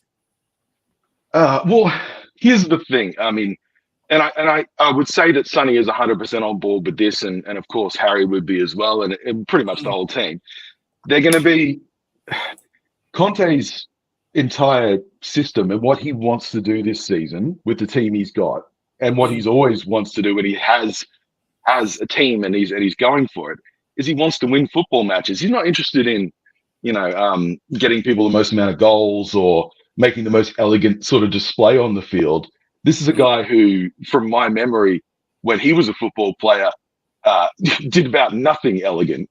He was very, you know, successful midfielder, but it was just water carrying, you know. So he wants the team to succeed, and sometimes that, you know, as people have been saying, you know, it's winning ugly. And the thing is, sometimes this is, and I mean, I'm obviously don't have this experience with Spurs, but with other teams I've supported in different sports in the past, sometimes it just looks ugly. Sometimes you got to grind away those away wins, and when you come away with a clean sheet, 3 points, in a game where honestly every one of us in the watch along and who saw that game would have said that was terrible football. It was awful. Yeah. At the end of the day, it can't be, because we won 2-0. So, and West Ham didn't. And, you know, in fact, West Ham created a bunch of chances. You know, they rattled the crossbar in the woodwork, you know, a few times, but they found a way to lose that game, whereas Spurs came out, you know, 2-0. And when you also look at 2-0 on paper, Ribsy, you often, you know, see that and you're like, okay, it looks like Spurs, pretty clean performance there. And you actually watch the game and you're like, maybe not the case. But that's what speaks to, I think, to the results, is like the results still tell, at least, you know, the fans or even the players, that, I mean, lads, even if that wasn't pretty, great result, you know? Yeah. And I mean, if you go and watch the highlights of that game, if you can call them that, I mean, as you're saying, you see Spurs 1-2-0, you know, you're thinking, oh, there's got to be something there. No, it's just, there's no point. You may as well just had just showing the team sheet and then showing the final result. That's all that mattered. But at the end of the day, that's what matters to the scoreboard too, right? So I mean the ladder, the leaderboard. So sometimes we're going to get those, and I'd rather be coming away with those with 3 points than 1 point or 0 points, which is what we would have, probably done last season, even at home sometimes. Could not agree more. I mean, look, there's nothing worse than dropping points, nothing worse than losing. I mean, it ruins everybody's weekend, and the fact that we're not playing well, and these are probably games we probably would have lost last year, and we're coming out with the results. I mean, teams can only get better. So hopefully they will in terms of performance-wise. But Ribsy, the window, my man, I haven't heard your opinion on the window all summer, so give me your opinion, brother. On the what? On the transfer window. Oh, the window. Yeah, it's I'm pretty happy. I mean, I think people are forgetting how the Premier League's working this season. With people who were like, why did we get Richarlison even though, we've got better attackers and that sort of thing. We got 5 subs every game, 5, and we should be using them. And at the start of the season now, I can understand why Conte is not doing it, because he's trying to get some confidence into the first team players and make sure that they're getting as much football as they can get to get them sharp for the big games that are coming up. But going forward, he's going to be subbing out, the wing backs at 60 minutes, and then you've still got 3 subs to go. So, and that means that you can put on, if you're getting subbed at half time or something, it doesn't necessarily mean that you're playing terribly. It means that, look, I've got a lot of subs and I want to use them. I want to get you guys some football. I want to get the legs going, and I want you all to be sharp. So, sorry, I know I'm not talking about the window, but basically, with that in mind, a lot of the choices make more sense. I want to see Langley play, or however it's pronounced, a bit more than we've seen. Not that Davies is, doing anything particularly wrong, but I just want to see what's available there, because he could very well be the kind of player that we got in Decky and in Bentancur, where they're just very good players that are just, just fell out of favour at their club, and might be fantastic, or he could be terrible. Good price. Yeah, I know what you mean. Yeah. With Longley, though, the fact that you did bring up Davies there, I feel like Davies is actually, I know maybe this sounds a bit crazy, Ribsy, but I don't think he's actually playing as well as I thought he was last season. Because last season I thought he was good in possession. He would get forward. He would play some nice passes, and high up, areas. In fact, it felt like Ben Davies last season was probably the furthest up the pitch, despite Romero, loving to make those, various runs, up top. Yeah. Davies was clearly instructed, to be, further up the pitch. It's getting right up to the byline. Yeah. He's not doing as much for me this season as he was last season in possession. Call me a little bit jaded on the whole thing, but Davies is playing a bit more like a guy who knows that he's going into his national team no matter what happens on the field. Oh, interesting. Maybe playing a bit safe. Well, yeah. I mean, the only thing that can stop him from going, to play, at the end of the year is him getting injured. And I don't want to say that he's doing it, intentionally, but it's got to be in the back of his mind there somewhere. And this is a big year for Wales, yeah, because it's a big year. Yeah, and he's an older player, and he's not going to the next one. So true. Even if they do qualify, I've actually never even thought about that, and I think you're right. Is that it's not that he's deliberately doing it; is that's in the back of his mind. How a bit of golf, is in the back of Gareth Bale's mind. Whenever he's playing. Of course, I have a difference of opinion on that. Hear me out. For me, I said it over the summer. I've been saying it all summer long. Some of the players like a Davies or a Dyer that hit the standards last season, how long can they keep that going? And for me, I just had a feeling one of them were going to drop off. And especially with Conte's methods, to how physically and mentally demanding it is. I've heard Ashley Young say it. I've heard other fans say how mentally demanding, or other players from Conte, how mentally demanding it is. And I'm just thinking, I'm not sure Ben Davies can keep up with that demands. And I think that's why you're seeing maybe a bit of a drop-off this season from where he was at last season. That's just my opinion. Yeah, no. Look, and it could be that. It could be a million other things as well. And it could just be that he's got different instructions, and from those instructions, when we see him playing how he was playing last season, he was given these instructions that made him look really heroic on the field because he was getting up and down and he was doing things in attack. And now this season, Conte's told him, I just want you to stay back a bit more because, I don't know, maybe Dyer to go a little bit further forward, and because he's more two-footed, he can spray the ball around a bit more, in different angles, and it could be something as simple as that, or it could just be, like he drank too much 3 weeks ago and he's still suffering or something. Who knows? But it's we'll see it over more games. If talking about transfer window though, that Carrasco that people have been talking about, Ali Gold apparently has put some, pretty hot or cold, I should say, some cold, kind of fire extinguisher on the rumors. Does that really upset you or maybe disappoint you a little bit? Well, when I read, like, especially the English press and social media around England talking about that transfer, they don't seem to realize that in La Liga, they have a mandatory release clause. So every single one of those players have one. So saying, oh, he's got a release clause of this and that means nothing in Spain. It doesn't mean they're going to have to meet it to get the player. It doesn't, and obviously if they do meet it, they can then negotiate with the player. But it doesn't mean what a release clause means in the Premier League because not many players have them. So I don't know. It's just it just seemed weird for everyone to be talking like precisely about that release clause amount, even though probably for that player that wouldn't be completely unreasonable. But it doesn't mean you have to meet it to get him. I don't think. If it's cold water, then it's just semantics anyway, right? So who cares?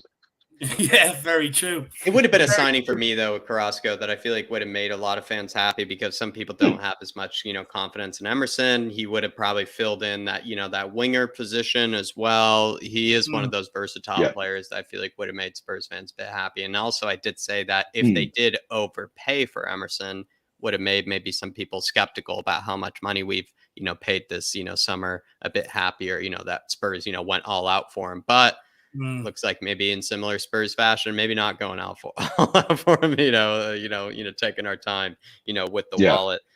Last, maybe question, before, we let you go, Ribsy. What are, what are your thoughts, again, taking you back, into West Ham, Spurs fans have been upset that, maybe we haven't dominated, possession. We haven't dominated, any games. I feel like West Ham, the way they play, I don't know if you ever get to watch them, but the way they play, I feel like we could, maybe have a better chance of getting more of the ball, if you know what I mean.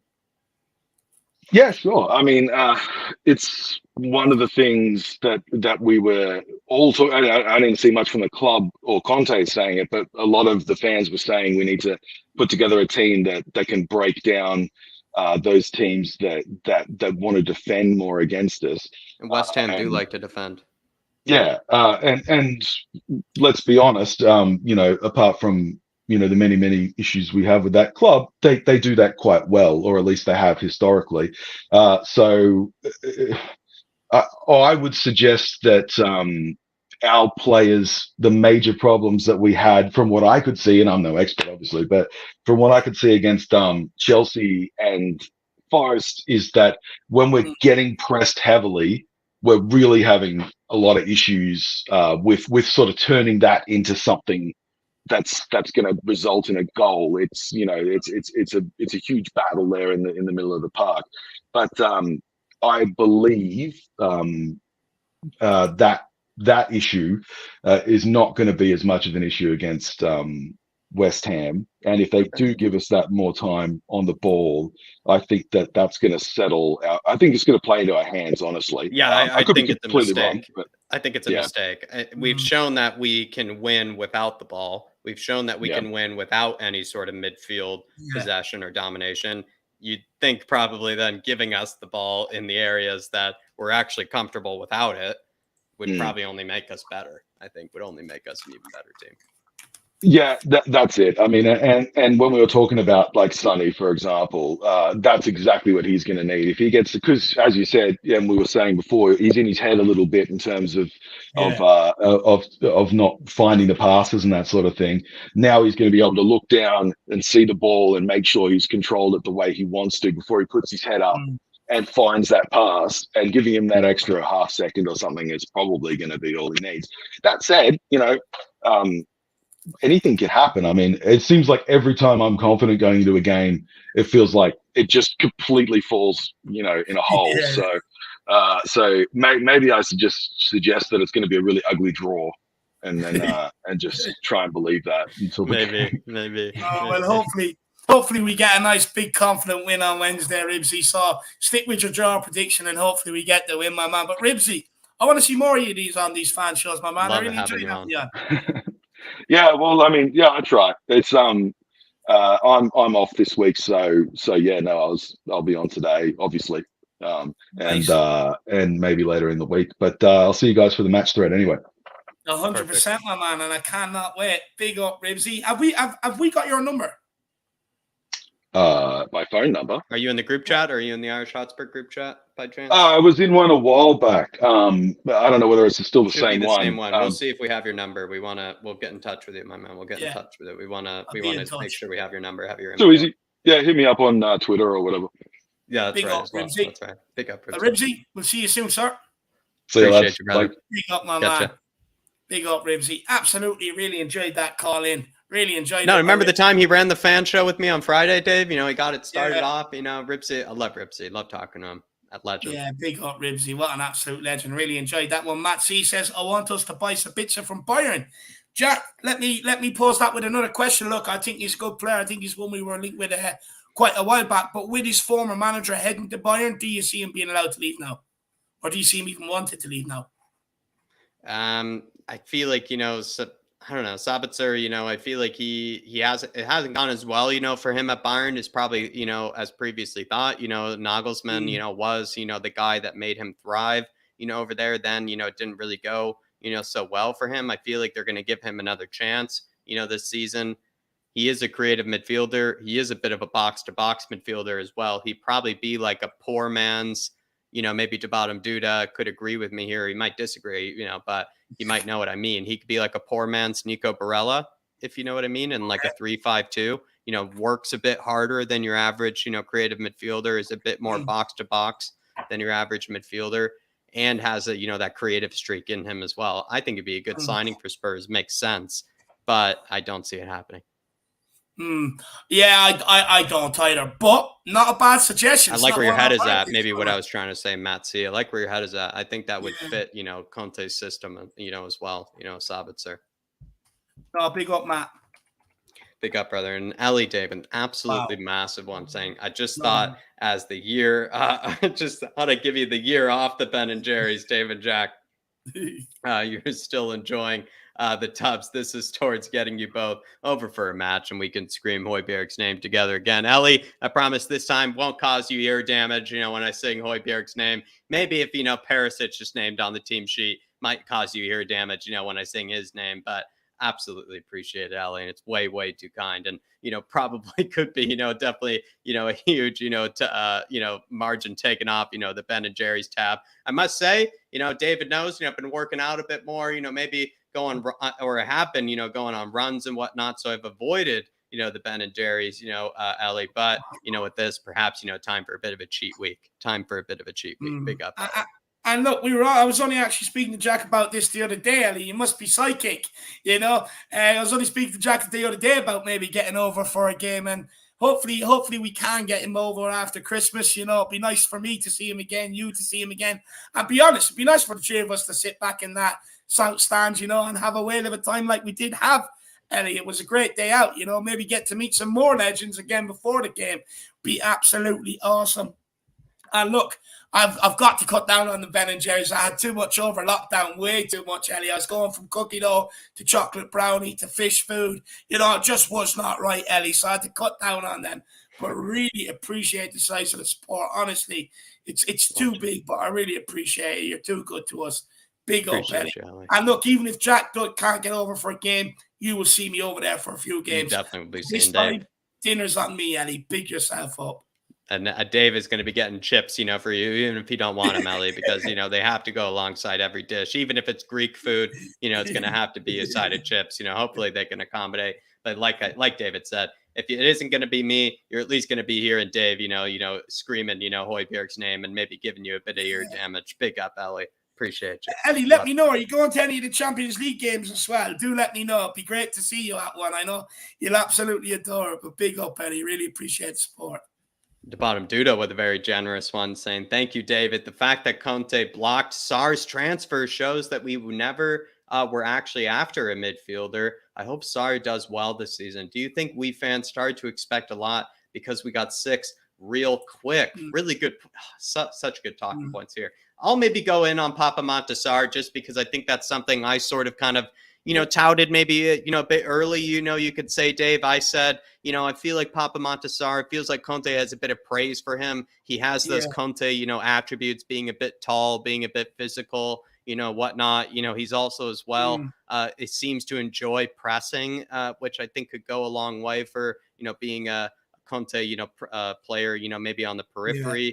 I like Papa Montessar. He's also 19 years old, still he's not, even 21, 22. He's turning 20, I think, mid-September. The guy has plenty of time on his side.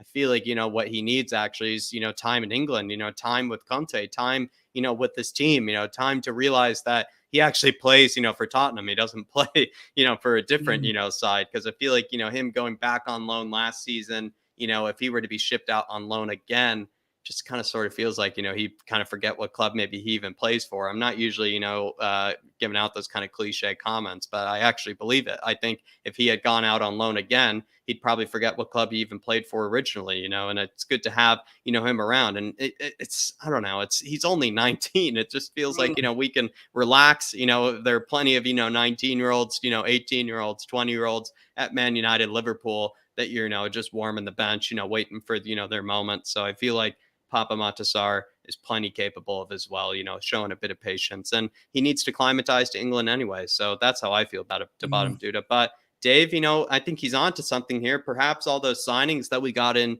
maybe a bit too quick, and maybe it could have made Spurs fans think that we were going for the title. We were going, for the absolute end all be all, because 6 signings in the manner that we did it probably made Spurs fans think, we were getting 10, 12 signings.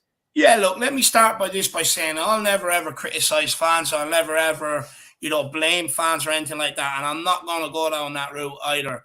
And look, fans pay more than enough, and everyone's entitled to their own opinion, no matter what side of it you fall on. My personal opinion is, I think the fact that we started like a bat out of hell, and it slowed down, I think you're always naturally going to get that maybe bit of end of window depression, if you like to call it that, where you're frustrated that we haven't gotten the extra few bodies.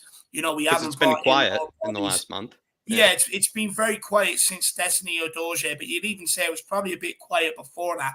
I think you were always naturally going to see, maybe the end of window of depression. But do I think it's been a bad window? Me personally, I don't. I think we've strengthened. I think we've bolstered our squad. I'll go through it in a lot more detail maybe on Thursday. I have a couple of graphics as well, detailing the ins and the outs and stuff. And when you look at it, you would actually say, look, yeah, we have strengthened our squad. We've bolstered it out. Now, I think the question, I think everyone will agree with that, but I think where the debate comes into it is, have Tottenham pushed the ball out enough, or have they strengthened enough? Now, look, for me, I think Antonio Conte, it sounds like he's happy with the window. Again, I'm not sure how much you can read into that, because the guy does play a bit of 5D chess at the time. I'm just trying to work out what he plays 5D chess with.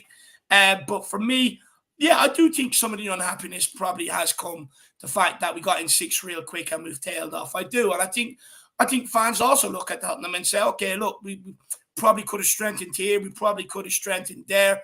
But my answer to that would be, look, I agree with you, first of all, but we were never, ever going to get it all done in one window. Never, ever, ever. And people can say to me, oh, but Forest can.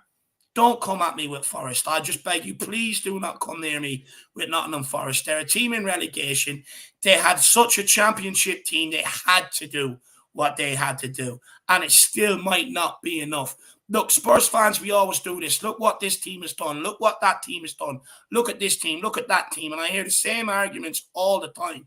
I heard it last January. But it turns out we had the best window. We ended up getting top 4 because of the window we got. It's not about what other teams do. It's about what Conte wanted to do. But big up the bottom dude. Really appreciate you, the bottom dude. And I actually love that you brought up that niche topic, Papa Matasar, because it is something that Dave and I were speaking about today. And, I was a bit giddy about it because I have, shown Papa Matasar a bit of faith. I'm thinking he could be, somebody that Conte might, have a soft spot for. He's got those attributes that I think Conte could have a soft spot for.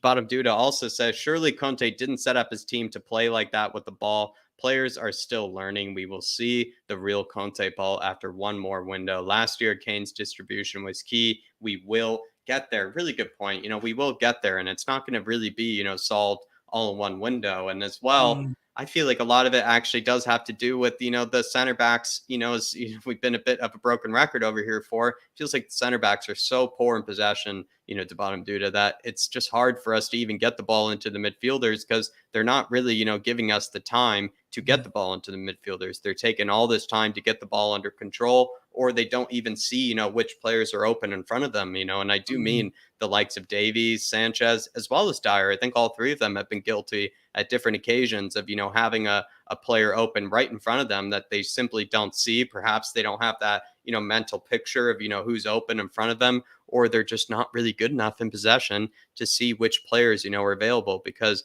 we all know a team like Conte's with that back three, the attacks, the tempo and everything, it is built sort of out the back three. It is sort of built from the back. And if our center backs, the players that are responsible for kind of, getting those attacks at least initiated, if they're not doing their job, and kind of getting those attacks started, then, we're not going to be able to get the ball into those midfielders. But I feel like we're still learning, like the bottom dude said. And, we were able to do this last season. And so we should be able to do this season. I'm not really worried, in any way. We were able to do it last season, and I'm pretty sure Conte is going to figure it out. But I like what the bottom dude had to say here. Yeah, look, and I'll caveat what you're saying, Jack, with as well. If they were that good on the ball, why didn't they play in Pochettino's team where he was passing out from the back? Because they're not that good on the ball. It's that simple. Look, defensively, between the three of them, Jack was saying this earlier, they probably formed a cohesive unit that is keeping us clean sheets and whatever else. But in terms of on the ball, it does hinder us. It hinders us a hell of a lot, I think, than what maybe most people think it does.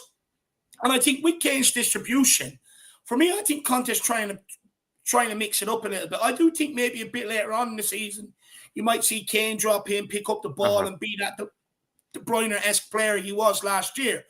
But right now, Sonny last year was instructed to get in behind with Kane dropping deep. But as well at times last year, when we got the ball out wide, there was nobody in the box. But the reason why you're seeing Kane in the box now is because he's been instructed to stay up there.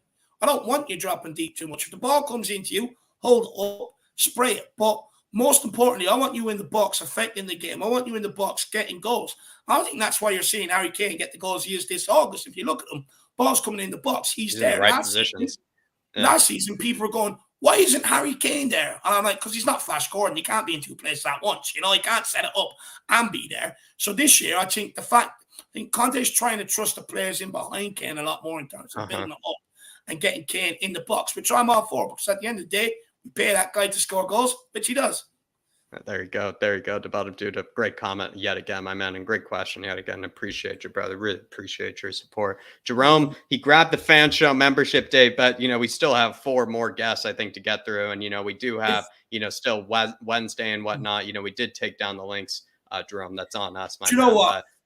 Jerome, if you do want to come on, send me an email in at theirishyid@gmail.com, and I'll send you the link and get on, my man. Really appreciate support, brother. And then, we still have the Friday fan show. We're coming back with the 2 fan shows a week. We've been a bit guilty there, but promise you, Friday fan show is happening. Friday fan show is happening. And Dave ran a great one with Ryan, last time. So we can promise you they're back, baby. And you will get your 2 fan shows a week. So if tonight doesn't work for you, Jerome, we'll have you Friday, brother. And we do want to come on because, like I said, I saw you on the terrace, my man. You absolutely killed it. Yeah. I want that energy over here, Jerome. I want that energy over here, brother. Big up, Jerome, legend. Make sure you do come on and see us one day, though. You can't go on to Footy Terrace where it's not a Spurs fan channel and not come on a Spurs fan channel. At least warm up over here, my man. At least warm up over here. You get the good bits over here, my man. Ali says you bring the chips, and us Greek Cypriots will bring the Slovaki. I know what David that is. And the Irish. Is it Slovaki like sort of like kebab meat or like a kebab or something like that? But it's like, I think I've seen this on The Amazing Race. If anyone knows what The Amazing Race is, I know it's very popular in America and Australia, but I've seen it on The Amazing Race.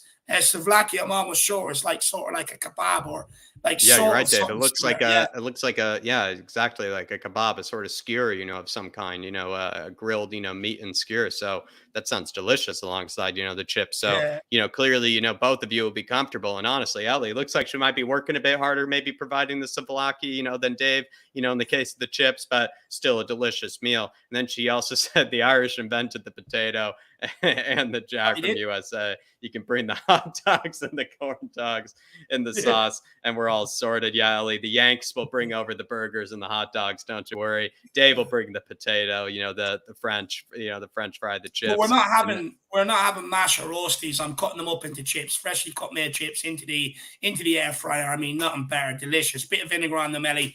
And I'll absolutely treat you to some homemade chips. Looks like the Greeks are going to have to work a bit harder, maybe bringing something a bit more, kind of, flavorful. But the Yanks are bringing the hot dogs and the Irish are bringing the chips. There you are, Ellie. Big up. Ellie's bringing the best ingredient, the kebabs. She knows I love kebabs too. Big up, Ellie. Really appreciate that. Love that. But honestly, when I'm over, I do want to try your cooking one day because I have a feeling you're a good cook. She's always cooking something good, for the daughters as well. She's always sounds like she's cooking something delicious. Yeah. You're absolutely right, Dave. But we're going to keep plowing on. Plenty more fans to get through, everybody. So stick around. Plenty more. Just making sure I got my order right. After it's William Kelly now. We haven't spoken to William Kelly in a while. Not this guy. Let's get him on. The Oracle is back. Hi, Spurs colors. Sorry? I'm loving you in all the Spurs colors, my man. It's good to see. Yes, definitely. I presume that means you're happy with Tottenham right now, yeah? Yeah, of course. You can't be not happy with winning. I'm just not happy with the transfer, to be honest with you. And we're supposed to win the title this season, William, because I think you predicted the title. I'm going to have a little rant here for a few minutes, boys. Go ahead. I still think Levy has a foothold on transfers. I really do. Because at the end of the day, how can Chelsea go out and sign Koulibaly and we don't even make an effort? I'll tell you why. He did get twisted left and right, by that Aronson, Mr. Koulibaly. Yeah, that's all right. He's going to find he's got to find his feet too, Jack. And there is problems at Chelsea. Definitely, they're not the team they were. Do you know what? Just on Koulibaly. Sorry, lad, I was just picking up something off the ground. On Koulibaly, my man. I said this the other day. I don't know whether you agree with me. Let me know, William. I said the other day that Conte has had plenty of chances to get Koulibaly, being in Italy, moving to Tottenham, knowing we need a centre-back and stuff. But we've never been linked with him or we've never pursued him. Do you think that's because Conte doesn't rate him? Or maybe he didn't. Maybe he didn't. But the thing, I hear this other argument all the time. Oh, but we were after Bastoni, but we didn't get Bastoni. Yeah, but you have to have a backup plan. Where's the backup plan? I agree with that. There is no backup plan. I'll tell you why there's no backup plan. We were never getting Bastoni. It was never happening. And the problem is because Tottenham, and it's Tottenham. Tottenham won't pay the wages. They won't pay the wages. Do you think it's the case that no one was getting Bastoni? Was no one going to get Bastoni? Was no one going to get Gvardiol? Because they haven't gone anywhere, to be fair. That's fair enough, Jack, but where's the contingency plan? We know we have a shit defence. We know we needed that needed to be covered. We still, what are we, 2 days away from the end of the transfer, and we still don't have these guys in defence. We're relying on the same old shit. The only reason why they look good at the moment is because Conte is playing deep. You look, I seen after the Forest game, they were showing the lines across, the line across the defence and the line across midfield, and the attackers pushing back. It's basically what Tottenham are doing is they're blocking off all the avenues. for teams to break down. But when you start playing the better teams, they will break you down. I agree. I think better teams will take some of the chances we've offered up in and around the edge of the box. I think we've been fortunate that we've come up against some teams recently that probably lack a goal threat or couldn't hit a barn door. But William, some people are saying Langley was the contingency plan. You know, no, I don't think so. I think Langley was just because he was a loan offer that it was easy for them to get. That's all it was. They didn't have to pay big wages. They didn't have to pay money for him. It was a loan deal that was just perfectly there. Like it's just like I don't blame Conte. Conte is doing the best he can with what he has, basically. You know what I mean? That whole. No, I don't. I don't, Davey. I think he's only doing what he can with what he's being supplied to. I think the whole thing. See, at the start, that whole idea of that 150 million, I always thought that was a bit bullshit because if you read the fine print, it was like, to be invested in other areas as well, which we have seen. We've seen that spending 2 million on this guy coming in from was it Sunderland or somewhere like that. Yeah, and that's what I'm talking about. There was never 150 million to be spent on this team. Yeah, not of a transfer budget. No, like some of it was. No, definitely not. But why not just say that to the fans? You know, that's what annoys us the most. We've got one trophy in 20 years. We have a right to some truth and honesty at this club. And that's what is annoying a lot of older fans. We're pissed off because we can't win trophies, and we're pissed off because we got a good manager, and I don't really feel like they've backed this guy properly. Do you think we've improved our squad, William? Yes, we've. No, I'm not denying we haven't improved the squad. I'm going to ask you questions. Yeah, no, yeah, Davey. I'm not denying that we haven't. I'm not denying we haven't improved the squad. What I'm saying is, and what a lot of other Tottenham fans are saying is, you haven't brought in the quality to shore up that back line. You haven't brought in the quality to get rid of players like. I would keep Emerson as a backup, but you need a proper right wing back like Perisic. Like Perisic is just unbelievable. That his crossing is just. Harry Kane is going to score so many goals off that guy assists. There's no doubt about that. But why can't you have that on the right wings back as well? Like, don't get me wrong, Emerson can defend, but he cannot cross the ball, man. So you're not going to get goals from that side. The only way he'll get goals from that side is he supplies the ball to Kulusevski. Yeah. You know what I mean? But if Kulusevski's not having a good game or he's been marked out, then we're nullified on that right-hand side. You know what I mean? Do you think that Southampton game was a bit of a fluke? Because I think Emerson had at least one assist, in that game. But do you think that was a bit of a fluke of them just being way too open?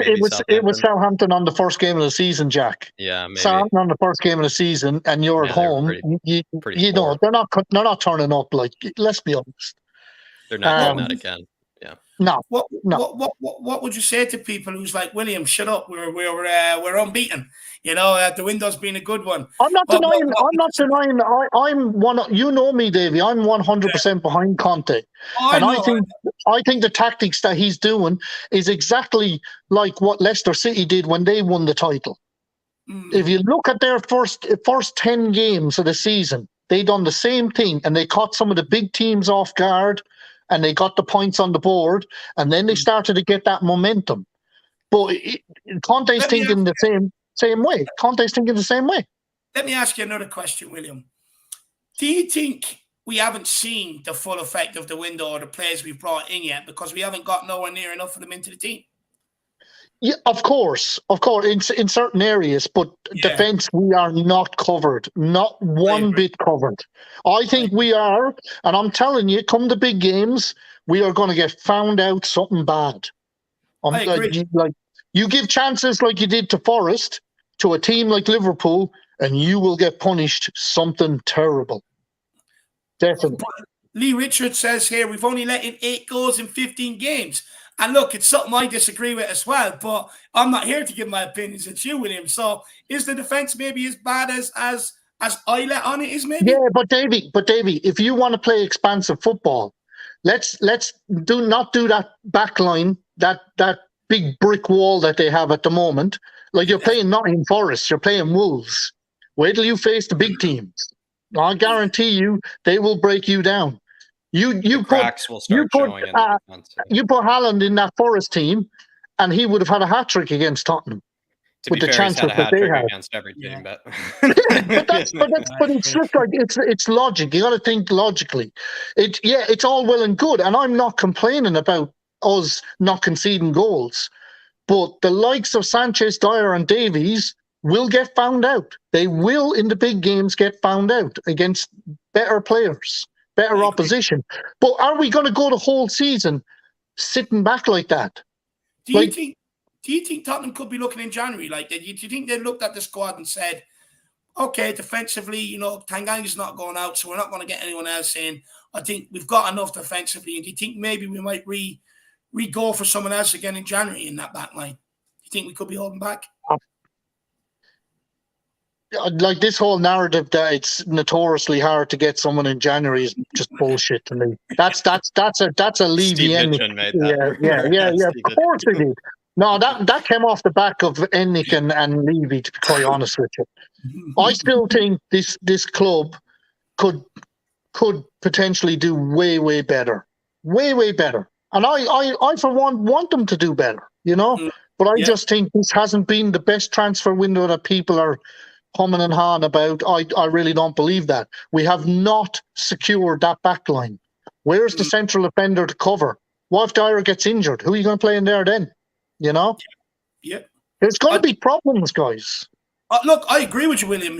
Look, you know how much I feel on that defence. No, I know you do, Davey. I know you do. I've been on about it for a year and a half. I fully agree with you on that back line. I think I think it gets better opposition, top half of the table teams who do carry a goal threat. I think potentially it could be found out. But William, let me ask you, do you think the solution could be Lenglet, Romero, Dyer? Do you think that's good enough then maybe to keep us going for a little while? I think you will see that once Romero comes back, and I do think that Lenglet will get into that side. He's definitely more progressive with the ball. He's definitely better on the ball. You know what I mean? And that's like when you play Sanchez, Dyer, and Davies, you ain't getting out of that back line too quick. Like, let's be honest. And it's plainly obvious. Anyone that understands football can see that with their own two eyes. You know what I mean? That they are not quick enough passing the ball out. Like, Sanchez played well. Don't get me wrong. Like, I'll praise players that played well. He played well, but he's very nervous on that ball. He's just not good on the ball. So it slows your game down. And if you slow your game down, you give the opposition time to get back into position. Or you give them time to press up and mark everybody man for man, like people have been doing. That's the other thing, and that's what we found as well. In most first halves, that's what's happening. Like, I was on Dermot's watch-along for the match, and I said to Dermot, I said, Tottenham will win this game because in that first half, you know, people were getting worried, and I said, no, Forest are all huff and puff. They won't score a goal. They'll run out of steam, and in the second half, you'll see Tottenham attacking way more. Because they've run out of steam. And it's clearly obvious that was the tactics that Conte did. Harry Kane, in his interview after the match, he was asked that question. He's not going to come out and say, yes, that's what Conte told us to do. But that's what Conte is telling them to do, because I seen in the after show, they were showing the lines across, and it's military style, what he's doing. Yeah, but he's doing it for a reason. Jack, I actually remember reference to Jack at one stage. That line was kept nice and sharp. Yes, it's something that Conte has to do because he knows he doesn't have those defenders. Yeah, you said that earlier, William, where you said that maybe Conte's lack of trust in the defense is sort of being hidden by his, ability to make them look a lot, more resolute and a lot more, kind of solid. I think so, Jack. If you open up that defense, okay, let's say you get them to come out more, you're going to see major problems. Because I can tell you now, if Sanchez is in that team and you're bringing your line right up to that midfield line, you a ball over the top and Sanchez is gone, man. He's gone. He's out of the game. They're true. We did actually see that against Wolves in that first half where they got caught badly. Him and Dyer, they were nowhere. Yeah. So it just shows you, and I guarantee you, Conte would have been at halftime said to them, "Do not come up to that halfway line. Get the hell back there to where you're supposed to be." But it's tactics. There's no doubt about it. But we knew Conte was going to do this. But that We speaks knew to he your was going to trust get in him, Conte. right? That he's finding a. But you're frustrated because he's then finding a way to make it work with these guys. He when has to probably find doesn't a way. need Well, it's to. his But job to do it it. does show Yeah. that he is a good manager still, because maybe someone like a Guardiola, might crumble in this situation, having to deal with Sanchez and Dyer, where like it feels like Conte, he always finds a way, it feels like. Well, you look at Inter Milan, he had better central defenders. It's true. You know what I mean? He had a better back line. There's no doubt about it. You know what I mean? So he had ball-playing players that could come out and link up with the midfield quicker. Because I feel that a lot of pressure has been put on that midfield too, definitely, which I think is unfair on them. I really do. I think it's terrible unfair on them. But they're knuckling down. Like, look at Højbjerg, he's putting in the performances. You cannot disagree with what they're doing. You know what I mean? But I just think, why isn't the money been spent? Why haven't we gone out and spent 60, 70 million on a top-class central defender and make that back line stronger? I just do not. It's Levy and Ennick. It's the same shit all over again. And I know it is. I know it's them. They always hold everything up. We've had 20 years of this shit, always waiting for them to pull the trigger. And if I hear another, we're linked to someone else, I'll tell you what's going to happen now in the next couple of days. Everyone thinks, Carrasco. We ain't getting Carrasco. No, it's not happening. Atletico Madrid will not let him go unless you pull the trigger on that release clause. They've already stated that. You're not getting him. So we're not paying 60 million for a 29-year-old. It's not happening. All right? Yeah, I agree. But I'll tell you who they will pull the trigger on. And get ready for the disappointment. Adama Traore. You watch. No. That's who's coming in. Yeah, watch. You watch. We've been seeing the Dan James rumors today, William Kelly, honestly. Oh, dear Jesus Christ. I swear to God. Dan James. You don't tell me before you wanted him, no? No. Yeah. It's the same as how much I love Winx. He'd rather have Mr. Baby Oil than Dan James, I'm pretty sure. Let me ask you this, William. Do you think maybe... No, I'm not going to say the spending has been affected because we have money there to spend. But you think maybe they reined back on the spending because we didn't sell the players we thought we were going to sell and we only ended up loaning them out? I'm not making excuses. I'm just asking questions, William. Yeah, I'm personally, to all Tottenham fans, I'm over excuses. I've had enough of excuses. I've had 20 fucking years of this shit, to be quite honest with you. If you want to win a Premiership or you want to win trophies, you know what you got to do. Liverpool showed you. Man City are showing you. Newcastle will come. Newcastle are coming, man. They're like a steam train. They're coming behind you. And if you don't start booking up your ideas, you can have a fantastic stadium, you can have a fantastic training ground, but you'll have an empty trophy. Newcastle won't. I guarantee they won't, because they've got, I know they've got infinite money behind them, all right? I'm not into all that, but Liverpool have proven how to do it.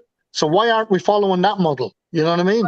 I agree. Let me ask you this, William, as well. I'm not trying to give you a heart attack here, I promise. No. I throw the hard questions, Dave. I would actually challenge William Kelly right now, actually. I would challenge, Liverpool. Liverpool, they tried to replace Mane with Darwin Nunez. They didn't beef up that midfield. They didn't beef up those other areas that they needed. Yeah, but Jack, how many seasons have they had with trophies? They've had plenty of seasons with trophies, but if they wanted to continue, this season, there might be a point where just quickly, if they wanted to continue if they wanted to continue getting trophies, I think they kind of failed this season in terms of doing that. I think they clearly. I agree. I do agree. I think they should have beefed up that midfield, definitely. Yeah. But there might be a case of they don't have the money now. Maybe. Like, can you not tell me after 20 years of profits for Levy and Ennick that we don't have the money? Let's be honest. Yeah, I agree. No, but I'm just saying, surely to God, this club has the profits to be able to buy decent players, They should have the purse strings. I'm not saying we don't. I think we do. I'll be honest. I do think we do. But let me ask you this, William, as well. So we were talking about the events. Now, Liverpool wanted Virgil van Dijk in the summer. Couldn't get him. Didn't go after anybody else. Waited till January and brought him in. Do you think we could be at the same situation with Tottenham? Because we were looking at Bastoni. Look, he didn't want to leave his boyhood club and stuff like that, but his contract is sort of coming to an end. He's got 2 years left on it. January will be a year and a half. Do you think we could be waiting to January to put in a bid and maybe force Inter's hand to accept it? And are you happy? Are you happy that Tottenham are waiting to maybe get if this is the case, waiting to get number one choice rather than bringing in 6, 7, 8, 9, 10 choice down the line, which we ended up with Davinson Sanchez, for instance? Yeah, look, I'm not saying go out and get another Davinson Sanchez, but you surely to God there's something better out there. You know what I mean? That can be good backup. With the whole Bastoni thing, like it's very hard to get Italian players. They don't want to leave Italy. I don't blame them. The sun shines. They got beautiful food. They got beautiful women. Why do they want to come to the rain and the snow in England? You know, it's just they love playing in Italian football. It's very hard to get them, Davy. And I think Tottenham found that out with Bastoni. You know what I mean? Because I'm sure at the end of the day, Conte really thought he had him and Paratici. But I think they did, and I think they put all their eggs in one basket, which was bad business, really. You know, you've got to have a contingency plan. You know, there is plenty of central defenders out there. I'm sure they looked at Pau Torres. I personally don't think he's good enough. I don't think. Yeah, I'd still be iffy about him, and I think they decided not to go for him. Anyway, he didn't want to come to Tottenham, so yeah, we'll move on. Yeah. Anything else you want to touch on, William, before we let you go, my man? Anything else you want to say to Spurs fans? Any other points you want to make? I just want to make this point. I'm not trying to be negative. It's just it's hard. Like I'll always look at other people's points of views and stuff, and I can have a proper argument with anybody about it. It's just. You know, and I can sit there like an adult and have a conversation with someone about it. It's just sometimes you just look at the same thing over and over, you know, and it's you can still see the same problems are there, and I can deeply understand why there is so many Tottenham fans that get upset with transfer windows and stuff. I get it. I 100% get it. But I don't think you should ever, on that note though, I don't think you should ever like turn on the team itself, you know what I mean, and the manager, because at the end of the day, Conte is doing a brilliant job. Yeah, it's not pretty to look at. It's never going to be pretty to look at. And Paratici, who've been brought in here to basically save the club, you know, William Kelly from the previous sort of actions and the previous bad habits. I would say, as much as I think a lot of Spurs fans agree with you. Maybe I think Spurs have still sort of, they've sort of gotten rid of certain bad habits by the looks of things, that they used to have in the past, maybe because of, Antonio Conte and Paratici. Oh, still definitely, Jack. Being said, I think everything you said was absolutely spot on. Yeah. Still being said, there's still the creepings, there's still kind of the creepings of the old regime, if you know what I mean. I just think if Todd Bowley had bought this club, you would have seen something different. And Conte was in position. You'd have seen top class. I'm talking about the Milinkovic Savages, the Bastonis, the whatever. These players would have been in here by now. We were told that Conte was going to get backed. We were told that, now if I'd love to sit down with Antonio Conte and say to him, ask him the question, honestly, do you think that defense that you have there, minus Romero out of that team and Longley, do you think they're good enough? They're not. Like, let's be honest. Like, we've seen those guys time and time again mess up. And the problem is that, like I said, it's the way Conte, it's the style that Conte's playing. And that's why a lot of Tottenham fans are getting upset as well, because Spurs are notoriously that play good football, that transition, you know what I mean? They play out from the back into the midfield and get up the field. Yeah. Someone made a comment to me about that the other day, or put it in the chat, and I get what they were saying. They were saying, but Tottenham have played pretty for years, but what has it won us? So, the way Conte is playing now is more so to get the results and get the wins. Yeah, what backs that up is Pochettino. Like, look how well we played. Like, we were a fantastic side under Pochettino. We played some of the best. Like, that's the best football that I've ever seen from a Tottenham side play. You know what I mean? But we still didn't get over the line. You know, with Conte, the difference is he will drag us over the line, kicking and screaming. That's the difference. Like, I still think we can win a trophy this year. I really do. I really believe that we can win a trophy, and I believe we can be. Dermot wants to know: can you ask the Oracle? Is the double still on? No, I'm not asking anymore. Now I'm not. No, I'm done. I'm done. I'm just going to let it happen. He's calling you the Oracle. He's calling you the Oracle. He wants to know: do you think the double's on? I'm no Oracle, Davey. I'm no Oracle. I got in trouble the last time for saying things. Absolutely love it. Absolutely love it. But William, I mean, I find it hard to disagree with you, if I'm going to be honest. I tried asking questions and stuff, but I think you raised some very good points, my man. I really do. Yeah, so, look, I'd love to see it sign. You know, like the other thing as well. Just before I go off, like the whole Tanganga thing, like. I would have ripped up his contract. I know this is probably controversial, but and a lot of people think, yeah, but I would have. He's injury prone. You have to stop this whole, love affair with players. He's not getting into that side, guys. Let's be honest. He's not getting into that team. So why hang on to something like that? I think it's because teams didn't want to come in and get him. To be quite honest with you, I think his injury problems is a big issue. He was supposed to go to AC Milan, but they ended up signing some defender from Schalke, so that's what put that into doubt. But look, when it comes to ripping up Tanganga's contract, I think you're a slight bit harsh there.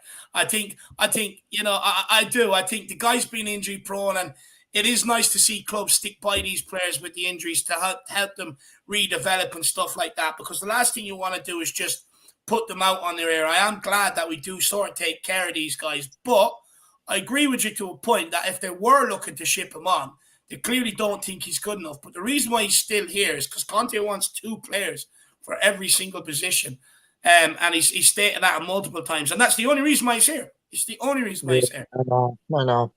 But that yeah. That boils down to quality again, boys. Quality in your squad. It's just what do I say? Like, I can't say anything else. Here's what you say. Here's what you say, William Kelly. I think Dermot wanted to ask you if we're still going to win the double. No, not a chance.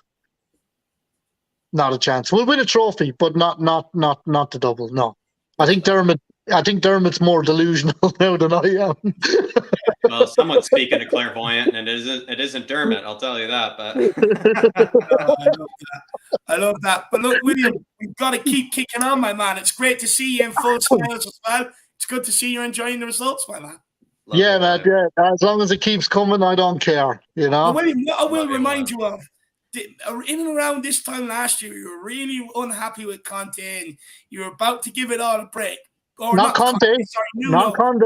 Yeah. And we were willing to give it all a break, but it does seem so much better this time round. So, like I said at the start, Davey, I'm happy with Conte. I think he's the man to bring trophies. But all I'm saying in the background is fucking back this manager. Do not fuck up Levy and Enick. Don't penny pinch here and there and think that's going to be acceptable, because it's not. Because I'm telling you now, if this manager walks out on this club at any stage, you are fucking done at this club. Simple as. There's no comeback. There's no going back from it. We will remove you. Simple as. I love that. Stern words from Mr. Kelly. William, sorry. Big yourself up, my man. Really appreciate you coming on. But look, we'll let you go and enjoy your day and that sunshine that's out behind you. And we'll keep carrying on, man. Cheers, boys. Absolute pleasure. Thank you. See you soon, William. Thank you for coming on, my man. Really appreciate it. Big yourself up. Hard to disagree with William there, to be fair. He makes a lot of good points. He does make a lot of good points. People really liked him in the chat. People loved him. Where's that guy that was here earlier on saying, about different opinions and stuff like that? How do you like that one? Spoon feed it and enjoy it. That's what I say. Eat it. Absolutely eat it, you moron. Ellie, she says, it's a crying shame that talent like Tanganga got bad injuries and that has slowed his progression down, but he's still better than Dyer. Jack, what was you saying to Ellie? Tanganga, yeah, he has been, probably a bit unlucky with injuries. He sort of showed a lot of promise under Jose, because he was that steal, he brought that sort of, how do you say it, physicality that other defenders probably don't bring. Probably the opposite of the modern fullback, you could say, Tanganga, more steal than anything else. And I do like Tanganga. I have a soft spot for him. I think there is a good defender in there. I think, like, someone said before, a good one-on-one defender. It just sort of seems like he needs to improve in the technical sort of aspects of his game, the ball playing aspects. He's sort of another defender, I think, in this set of defenders that isn't actually that great on the ball. Yet again, another defender really isn't that great on the ball for Spurs. So he probably could have benefited from a loan, somewhere else where he would have seen, a bit more time on the ball, Serie A, La Liga, etc. At the end of the day, I like Tanganga, though. And if he wants to stick around, he can stick around, and I will show him patience because he is from the club and he's put in more good performances and for this team than he has bad performances, in my opinion. So I'm not going to be harsh on the kid, but I agree with Ellie. Probably a bit unlucky with injuries. And I know she's not the biggest fan of Dyer, so she had to slip this in. I will say it is coming to a point where you sort of have to make a decision on Tanganga. I think what they need to do is sit down with the medical team and sort of try and make a prediction on it. Is this guy going to keep having recurrent injuries that's going to keep him out for months on end? Or is there a point where you think that we might be able to curb that and start getting him out there and start getting use from him? Because I do think the injuries have probably slowed down his progression and might actually hamper the sort of player that we've seen in him. He might not reach that sort of levels. I do agree, Joe. I think he is good defensively. But I think we're getting to a point where we do have to make that call. As they're saying in the chat, he had howlers under Antonio Conte. He's actually had more poor performances under Antonio Conte than he's actually had good performances. The good performances I was referencing were under Nuno as well as Jose. So that's kind of going a bit far back. Makes it feel like, he probably should be, shown the door. Yeah. Look, I do disagree with William, though. I wouldn't say rip up the contract. I do think that is harsh. You save that for what wages does he cost him? What wages does he cost him? Yeah, you save that for the likes of Serge Aurier and stuff, not people like Tanganga. But big up, Ellie. Really appreciate the support, my love. Really do. And is he better than Dyer? Look, potentially he could have been, but I think it's hard to make that call right now. But big up, Ellie. Really appreciate the support, my dear. Top woman. Top woman. Look, I love listening to Ellie's thoughts as well. I was actually on THFC till I died with her last night, and she was getting angry at me because I said Harry Kane is better than Jimmy Greaves. She wasn't too happy about that. I think I put my foot in the fire there. But look, we will keep moving. Who have we got next? I just need to run because I'm having so many waters. I'll be back in 2 seconds, Jacob. Speaking of Michael here, Michael, good to see you. Thanks for keeping your patience as well. Good to have you. No worries. Don't know last time I spoke with you, but what do you want to talk about, my man? Yeah, it's been a while. How to begin? Like I've struggled a bit with coming on to college shows recently, just because I feel like there is plenty of negativity surrounding our club and surrounding, even voicing your own opinions about the club. Because, of course, I don't have, Twitter, I don't have my YouTube channel, so I'm not suspect to any of hateful comments, etc. And frankly speaking, I don't read the chat during my call-ins, so I don't see it personally. But what I struggle to understand is why many of our fans, and of course I'm not saying about anything wrong about any of the callers that you had or even on other channels.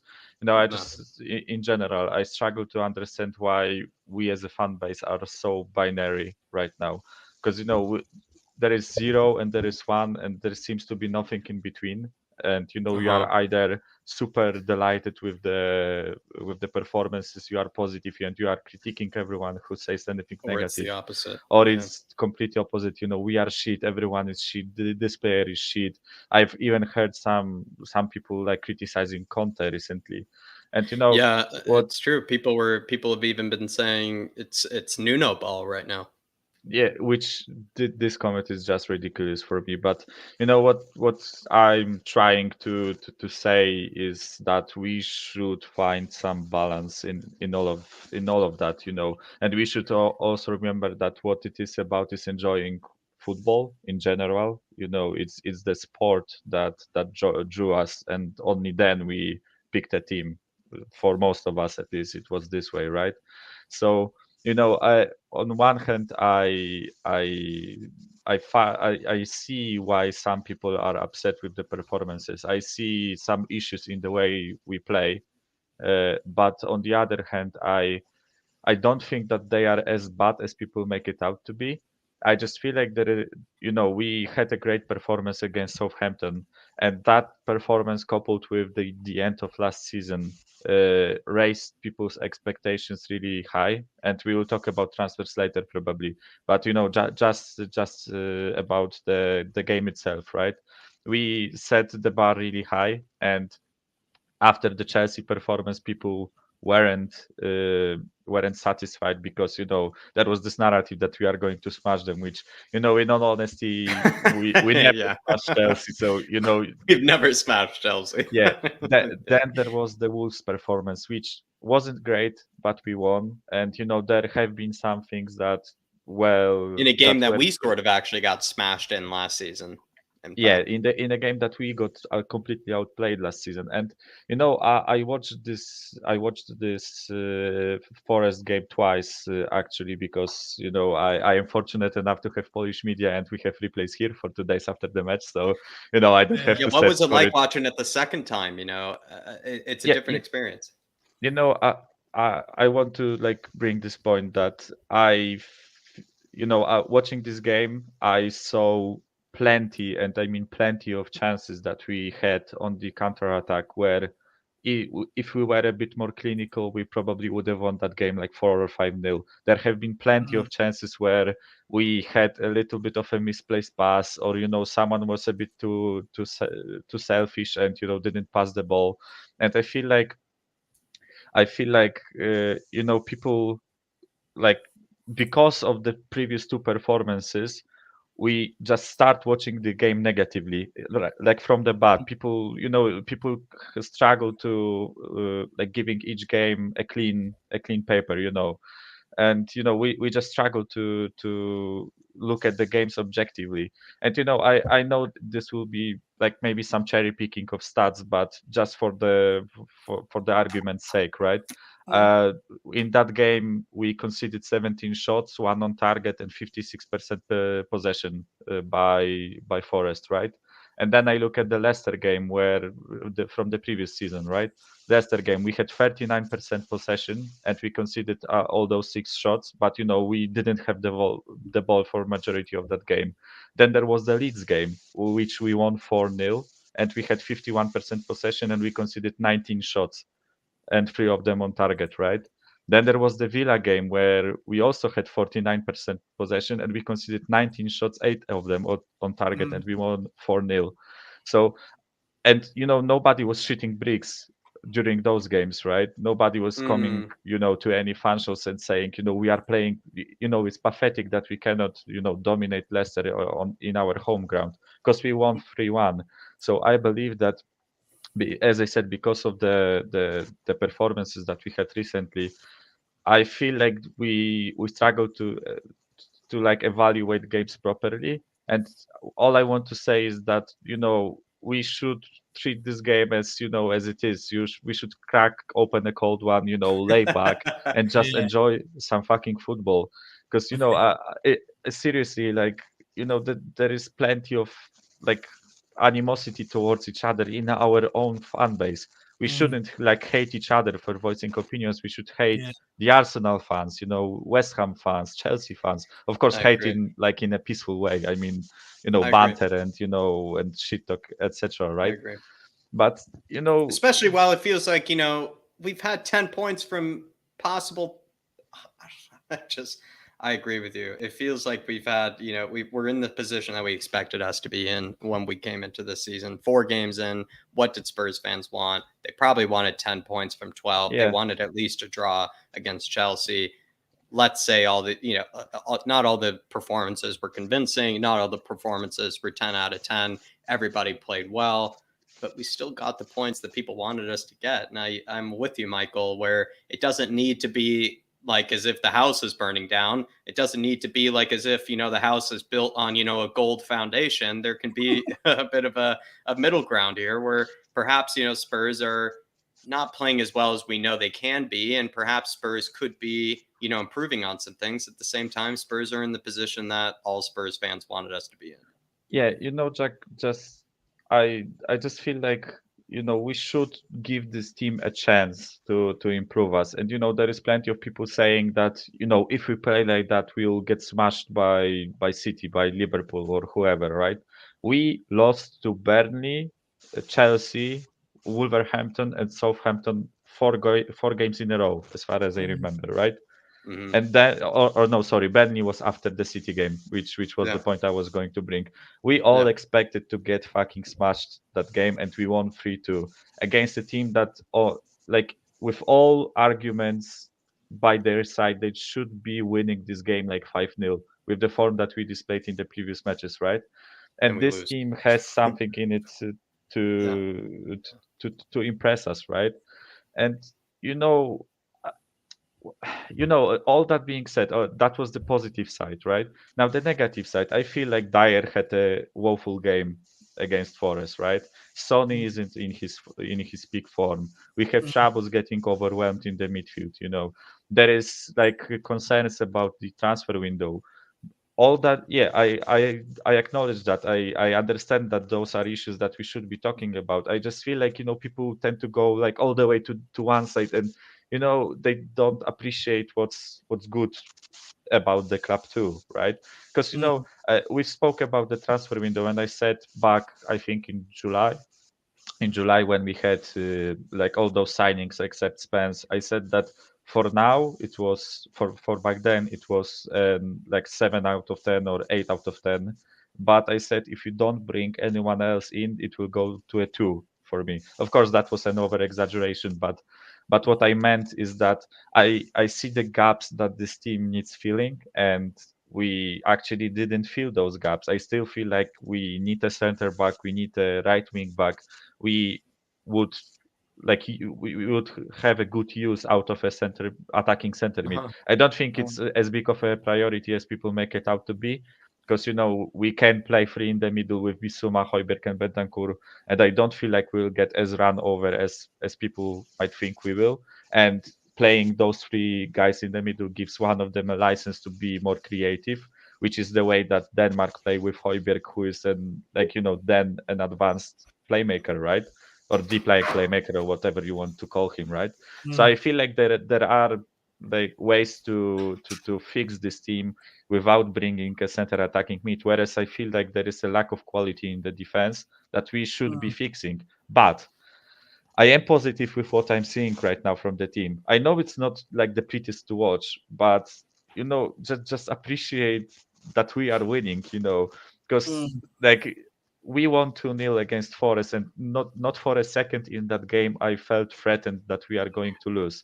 Like as soon as we scored the first goal, I was like, okay, we got this in the bag. I am confident in Conte. I am confident in this team with what they showed me so far, that you know that they will see this game through. And I don't mind winning 1-0 as long as we are winning, right? Because winning is what matters, and winning brings you trophies. Winning brings you glory. And so, you know, like people give plenty of examples, like the Liverpool team from the 80s, I feel like, which sorry, I'm not good like with English football history, but they won the title winning every game 1-0, shithousing their way I think it was from 80s. I'm not sure. Like you guys correct me on that, right? I'm not that old. Not that old, man. Yeah. I've just heard like plenty of those arguments. So, all I want to say is just be positive. Just be positive, and be critique the team if you feel like you should be critiquing. As I said, I feel like there are certain players that I'm not satisfied with their performances and even with their quality in general. But this is my team. I want to support them. As I said, there was plenty of talk about Dan James. I'm not in the slightest like willing for us to go for that guy. But if he comes, then I will be supportive, right? I will pat him on the back, not literally, of course, and I will like cheer for him to do wonders with our team. So yeah, just a bit of balance, people, please. And of course, it's not directed at you. It's directed like in general. Maybe I will convince one or two people to change their views a bit. I know what you're saying, because you just said you said there are positions that you feel like still need improving. There are parts of the window that you're still feeling like weren't addressed, yet you're not panic stations because you feel like it doesn't need to be panic stations with maybe some of the areas that you feel like weren't addressed. Just because perhaps a certain area of the pitch that you thought maybe needed some attention didn't get really given that attention doesn't mean Spurs are going to get relegated. Doesn't mean Spurs are going to finish outside the top four. It doesn't mean, things are going to come crashing down. Just means maybe things might be a bit more difficult. Perhaps, we didn't set ourselves up in the best possible way. I think that's completely okay to say that Spurs maybe didn't give themselves the best chance to finish as high as possible in the league. Then again, at least when I was asking myself, where did I think Spurs were going to finish? I said I'd be pretty happy with top 3 plus a trophy. I still feel like we've sort of tried to do that, in the window, and we've sort of have tried to build out the squad in that sort of manner, especially when it comes to the midfield and especially when it comes to the attack. When it comes to the defense, I think it is a bit of a different story. It is, one of those areas I feel like we did probably not address. Then again, I don't think that means my whole window or my whole rating of the window is completely ruined. Oops. Sorry, I'm just showing the beer to answer the question. Not a Krusovice. Not a Krusovice. No, it is. It's Żywiec. Or Tyski. Like probably the most famous Polish alongside Tyski, and it's I think it's called wheat beer in English. I'm not sure, white beer, or there are different. Yeah, Weissbier or whatever. Yeah, and to that comment that you showed previously, David, about Emerson. Yeah, he can't fucking cross. Like there was a stat that the Polish commentator said that about it was in regards of the impact of Perisic, and they read out the stat that during this season, I think Sessegnon didn't attempt a cross yet. Emerson attempted like 11 and only hit the target once. And Perisic attempted like 14 and hit the target 10 times or whatever, right?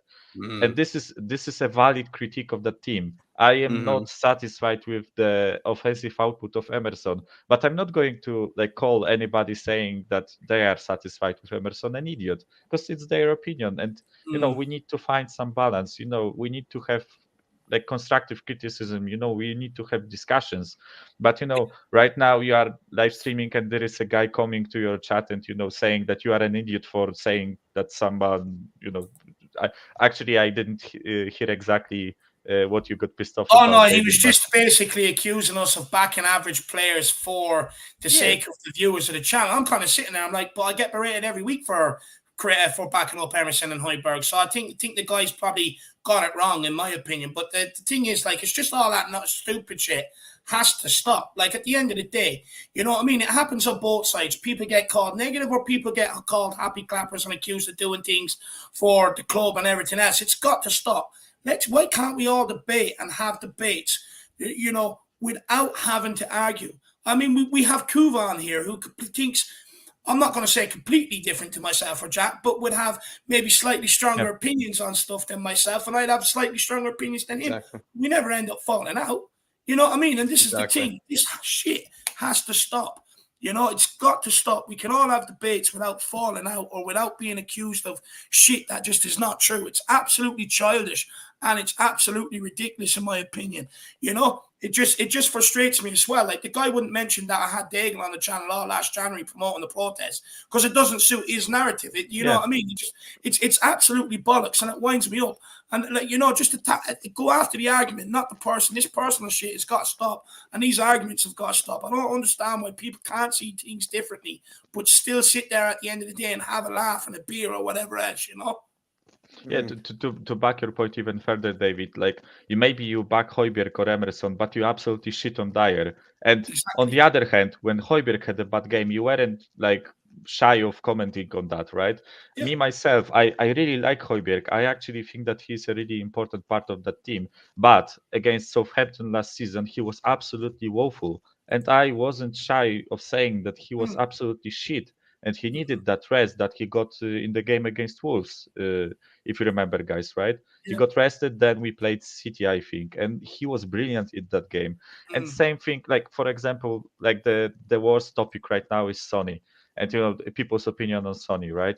Because, you know, whenever you say that he needs to get benched or rested or whatever, people like pile onto you saying that, you know, he's world class, you can't bench him.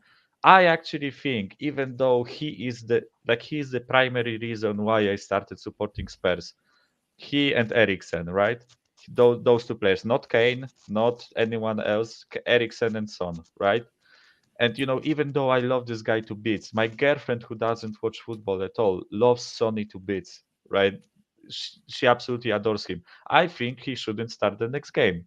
And it's not because I hate him, not because I, you know, think that he doesn't have enough quality. I just feel like that we are in a position where we can actually rotate our squad, and, you know, we should take advantage of that. You know, what gives, like, bringing Richarlison when we don't use him, especially when it seems that this guy is firing, and, you know, he has the hunger to prove something, right? And, you know, just benching Sonny for one game doesn't mean that you cannot start him after that, you know. Like, people just cannot, like, compile with this. And on the other hand, you know, the toxic positivity, but there is also toxic negativity. You know, there are people saying that we should sell him, that he is absolutely washed, that he will never, like, show any quality. This guy won the Golden Boot 2 months ago. Like, just calm down, people. You know, there is like the middle ground between zeros and ones. Like, you know, I think you we're all can just be frustrated, Michael, because, like, you know, no matter what side, I think everybody, the common goal is trophies. I think everyone's just frustrated because we're not lifting trophies, and I think that's what it all boils down to. I think they're just they're just nervous that they're just nervous whether it will be done or not. You know, they think that these haven't been convincing enough wins to suggest that Spurs will actually get to achieve what we think they should achieve this summer, which I think is completely okay. If you think we're not in the position that we need to be in order to achieve top 3+ trophies, which I think is all what Spurs wanted this season, if you don't think we're good enough to achieve that, I think you probably should voice your opinion, because that would be concerning for the most part. But Michael, great speaking with you, my man. Good catching up with you. Really appreciate, you know, what you had to say. It was a good kind of different sort of conversation I thought we had. Very good, different conversation I thought we had. Yeah, a lot of people in the chat enjoyed it as well, Michael. Very, very balanced. I like that. Yeah. I actually had the plan of bringing my cat in because, you know, Ryan was showing off hide him. What are you doing? It's the opposite. Yeah, you gotta hide them. But unfortunately he's sleeping in the other room, so, you know, I don't want to wake him up. But, you know, I love talking with you guys. I actually, it's more of a monologue than a dialogue, because, you know, I enjoy you coming on. I really enjoy what you have to say, and a lot of people in the chat do. So please do keep joining us. Yeah, of course I will. As I said, I love it, and, you know, I just really appreciate that you guys give people like me and other people platform to voice their opinions. And, you know, there is, like, plenty of other channels. If people want different opinions, then, you know, there are different Spurs channels that, you know, can actually suit their narrative better. But, you know, don't go overboard with it. You know, for example, I will finish quickly. Sorry, I know you got other guys and you're probably tired already, but, you know, I watch Sabatok Spurs and Henry Wright shows, right, where the people that are there aren't as positive as some other channels, right? but I listen to their opinions. I often don't agree with some of the things that are said there, but it's not the reason to type in the chat, you fucking idiot, you imbecile, you touch kids, and you do something mad. Don't attack the person, attack the argument. If I don't agree with something, I will write like, I don't think that X player did as bad as you think they did. You can voice your opinions this way, and same thing here, right? You tend to be positive, cheerful, David, and you enjoy football. Yeah, but if someone doesn't like what they are seeing, just say, David, I don't like what I'm seeing. I don't like how Dyer played. I don't like how Højbjerg played. But don't call people out. Don't abuse people. Just it's the thing is, if someone has a difference of opinion to me, I can have a conversation with them on it. I'm not going to sit there and go, oh, you're an idiot, you're this, you're that, everything else. You know what I mean? There's no need. I agree with you. Look, there shouldn't be any of this sort of stuff in any of the chats. At the end of the day, I've always tried to maintain. I've always tried telling people, I'll always give people a chance to come in the chat and say something I think is very harsh. I'll say, look, we don't do that here. Let's just attack the argument, not the person. There's just no need for it anymore. It's got to stop. It's been happening for way too long, and it's just got to stop on all sides. All sides. I'm fed up with it. It's not doing anybody's mental health any good. It's not doing anybody any good either. Always go, if you don't agree with someone, that's fine. Tell them why you don't agree with them without calling them beats things, Yeah, exactly. That's the message. Yeah, that's the message that I mainly wanted to bring in. That just be reasonable. Be reasonable. Yeah. Yeah. Big up, Michael. Appreciate you coming on, my man. Appreciate you coming on, and thank you for spreading your wisdom, my man, and thank you for spreading cheers, what guys. you had to say. And cheers, brother. And we'll catch you soon. Hopefully, be able to speak to you Friday. Okay, see you guys. Bye. See you, Michael. See you. Big up, my man. Everyone really enjoying what Michael has to say, which is absolutely fantastic. I absolutely love it. The amount of messages in here. Michael. It's like he's a pop star. Absolutely love it. Absolutely People love him. Big up, Michael. Got a couple of chats to get to, and then we'll start getting on the last few guests. Tom Markelin says, Conte said he needs 2 or 3 more windows for a title tilt. Yeah. Look, I like to take the positive out of it that hopefully means he's staying. But I think he's probably being a bit realistic. But I also think he's underselling his managerial abilities. I think personally, what we may lack in quality of in terms of Man City or Liverpool, I think he'll make up with his management, in my opinion. That's just my opinion. And I still believe we're going to win a league. And I know people are going to call me deluded and everything else. But until it's mathematically not possible, no one's changing my mind. So don't try. I can't wait for people to respond to this one. I agree with Conte. In fact, I think, feels like if we were to become, Man City or become Liverpool within one transfer window, I would think, people would need to absolutely become, call Paratici the Don, but I didn't think he was capable of that, turning us into Man City and Liverpool within one summer window. I did, expect it to take a bit more time than that. And, 2 to 3 more windows, like Conte says, sort of was in my time period, actually, to, get Spurs as close to Man City and Liverpool as possible. Speak to me after 2 to 3 more windows. If we're not, in the same position that Liverpool and City are in terms of squad, in terms of actual ability, let's also say in the case of Man City, we are competing with a team that has a blank check. I think if we are in that sort of position where we find ourselves with a similar quality of squad, or at least similar quality of depth, I'd be in an absolutely, I'd be ecstatic. I did not expect us, though, to be as good as Man City or Liverpool within one transfer window, though. So I kind of actually agree with Conte, but I can't wait for the happy clapping accusations after that. Big up, Tom. Jerome says, I agree with Michael. Sonny needs to rest, as I am sure he will start firing again. Also, give our new signings a chance to start. Jerome is in the opinion here that, Richarlison probably deserves, some sort of, starting berth. He deserves more than 20 minutes here. If I were to, perhaps go a bit against my own, kind of argument that Sonny deserves to start in this one, I would say if Sonny Dave doesn't put any sort of good performance in, in the first half, you do consider Richarlison coming on practically as soon as possible, 50 minutes, 55 minutes, no sooner than that, no later than 10 minutes in. I think you probably put in Richarlison, onto the pitch, just because it feels like if Sonny isn't really up for it in the first half against West Ham, that is such a big match that you can't wait, another 10, 15 minutes to see if he turns it around. You have probably given him enough time to make an impact on the game. And then you probably give Richarlison, his fair shout. So I would say 55 minutes in, Sonny doesn't make a huge impact. You bring on Richarlison. I'm not going to throw my toys out the pram if Richarlison is picked ahead of Son. I think he's absolutely deserved it or warranted with his performance off the bench. But look, for me, I would stick with Son for West Ham. I would. I think it would be my last chance I'd give him is West Ham. If he doesn't perform, and he starts against West Ham, take him out, let him put someone else in against Fulham. But for me, I would like to just give Sonny one more game. I think he's had spells like this last season, 2 or 3 games. And what I will say is Son has rarely ever gone 4 games without scoring. And for me, I think this one will come against West Ham. And I would stick with him for one more game. But I do see the argument with Richarlison starting. I think it's probably harsh not to play him, but I just want to show Son a bit more loyalty. Definitely. Big up to Rob. Big up to Rob. Hopefully you're enjoying Down Under, my man.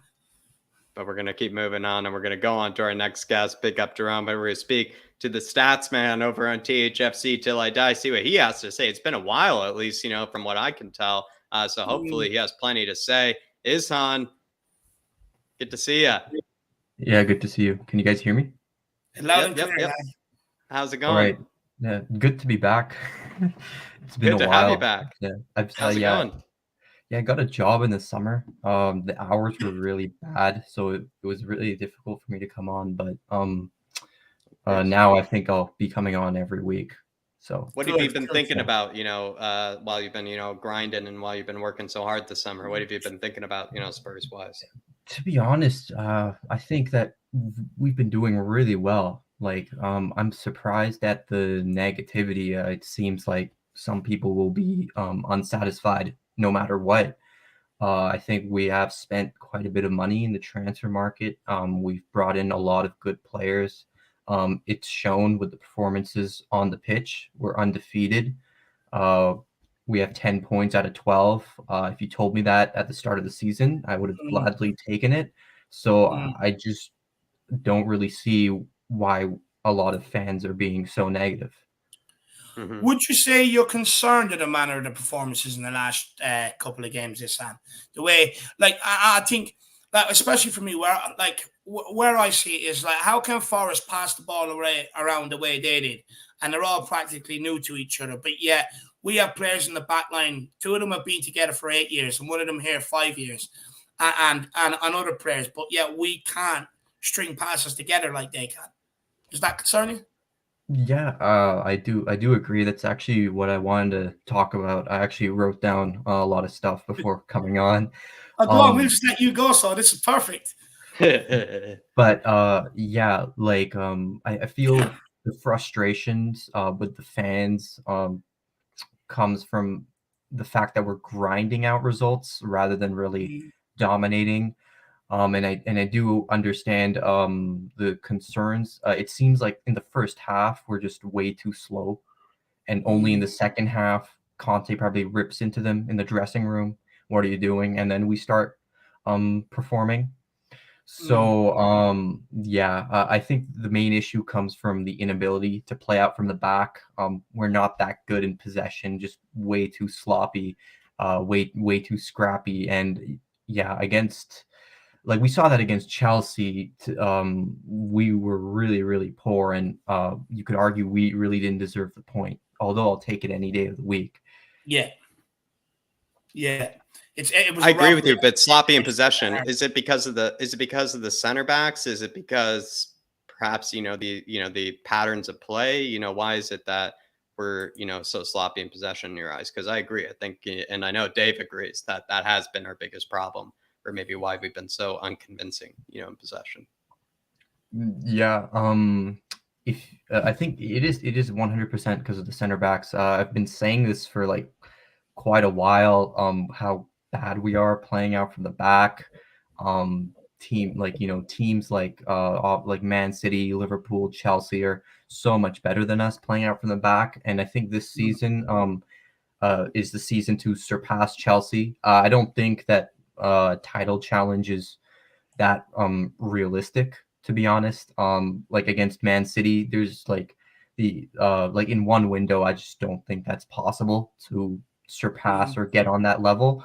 But I do think that third place spot, we can make it our own, and then the following season, then we can go for it. And I think that's a more realistic expectation that I personally have. But yeah, so I just wanted to read out some of the stats I have. So like I'm of the opinion that our defense is not good enough for where we want to be. With the likes of Dyer, like I don't think he's a bad player. I don't think he's horrible. I think he's a decent to good player, but he's not at the level where he's going to get us competing for trophies.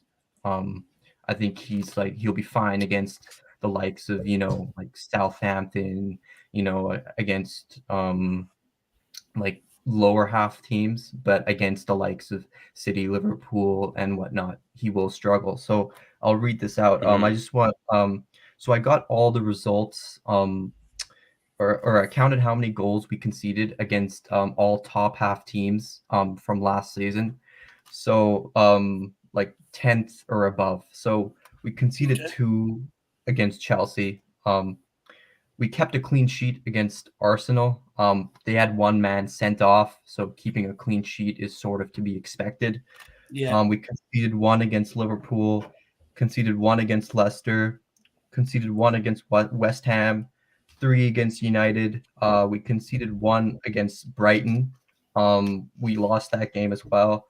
Conceded 2 against City, conceded 2 against Wolves, conceded 2 against Chelsea, 2 against Leicester, 1 against Chelsea, and then 2 against Chelsea since January. So we have kept 0 clean sheets against any top half team, except Arsenal. I love you, Ihsan. I've been trying to tell you 0 clean sheets. Yeah, I love you. All I've been hearing is stats about Sanchez, this, that, and the other. And I've been trying to tell people about the clean sheets that we don't keep enough. I've been trying to say it, especially against better teams. I love your stats. Keep going, my man. I'm in dreamland. Yeah, we did keep a clean sheet against Wolves just this past weekend. But to be honest, we could have been 2-0 down by halftime. We really could have been 2-0 down by halftime. So yeah. Other than that, 2 clean sheets against top half teams since January. I just think that's terrible. Is that because the mistakes that we? Yeah, Dave. No, you love this. Oh no. Sorry, I was just going to say. I think I was borderline along the same question. I'm not sure. It was just I was going to say. Do you think that's down to a quality issue, or do you think that's just down to, players switching off for mistakes, or do you think it's down to the quality of the individuals we're using? And Jack, what were you going to ask, sir? I was actually going to ask that a lot of, and David has said that we've gotten away, or teams that we've come up against this season and in the past maybe haven't been good enough to expose some of the mistakes that we've made defensively. The stats that you just said, what comes to, the lack of clean sheets or, lack thereof completely. Is that because, those better teams, those top 10 teams, you feel like is on maybe expose those mistakes that we make? It's just the quality. Like they're more ruthless. The likes of Dyer and Davies have been here for so long. Like we kind of know what we're getting with them, and like you can literally see this is over a long period of time. I'm not cherry picking these stats. This is from now until January that we have kept 2 clean sheets against top half teams. And in one of those stats, it's just results. You're just looking at the results. Yeah, one of those clean sheets came against 10-man Arsenal. I mean, there's no way that you can keep playing like this. The defense is just not good enough. It has to, it just we have to bring in a center back. I think it's just pretty obvious to see. Anyone can see it, in my opinion. And if we were to look at the schedule, then which sort of team do you think could sort of expose these mistakes? West Ham, I don't know about you. Maybe this is a good transition here. I don't think they've looked very convincing, going forward, if ever. They've always sort of struggled, scoring goals from open play. Feels like that could be another game where maybe Spurs' defensive, issues might be brushed under the carpet again.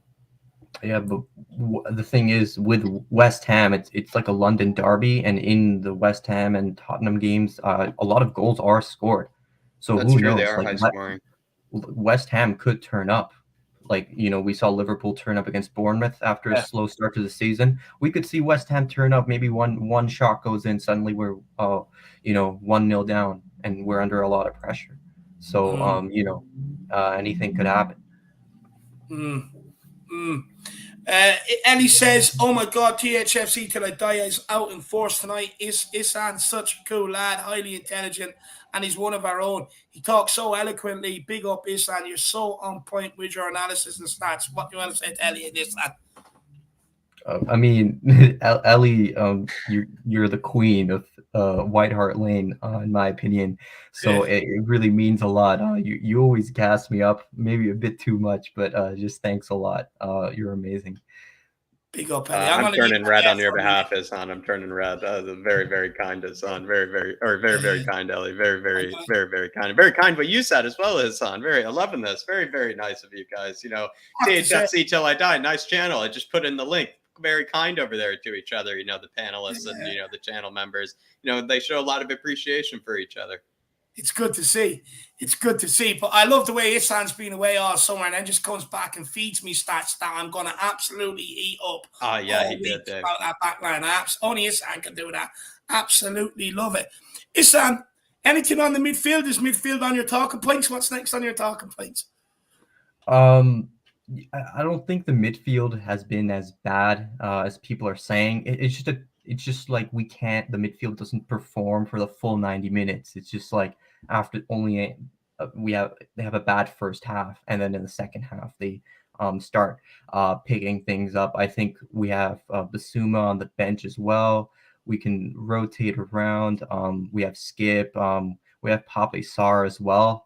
There's a lot of options. So I think the midfield will be okay. I think that the midfield overall has performed well. I think the results are there. I just think that the defense. I also think the defense sort of drags the midfield down, where it prevents them from going forward, getting more involved in the play, because they sort of have to shield the defense, in my opinion.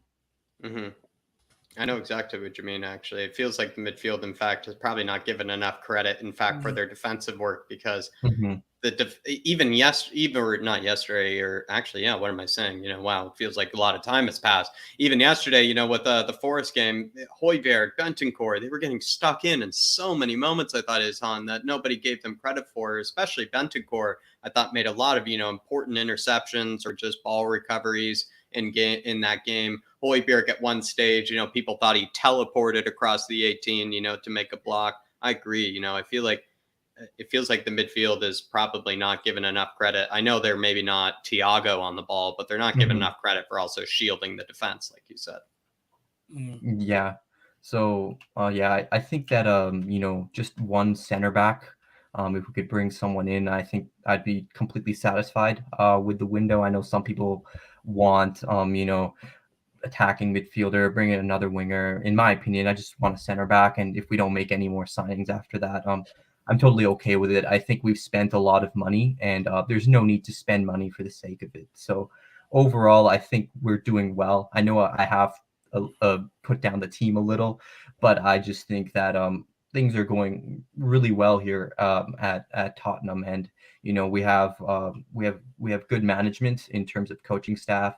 We have the best director of football, the Don himself, Don Paratici. So I think the fans should show a little bit of faith to this regime, because under Nuno we were basically hopeless, and we got top 4. It was such a rapid turnaround. So I think we should show a little bit of faith, and things are going pretty good overall. That's just what I want to say.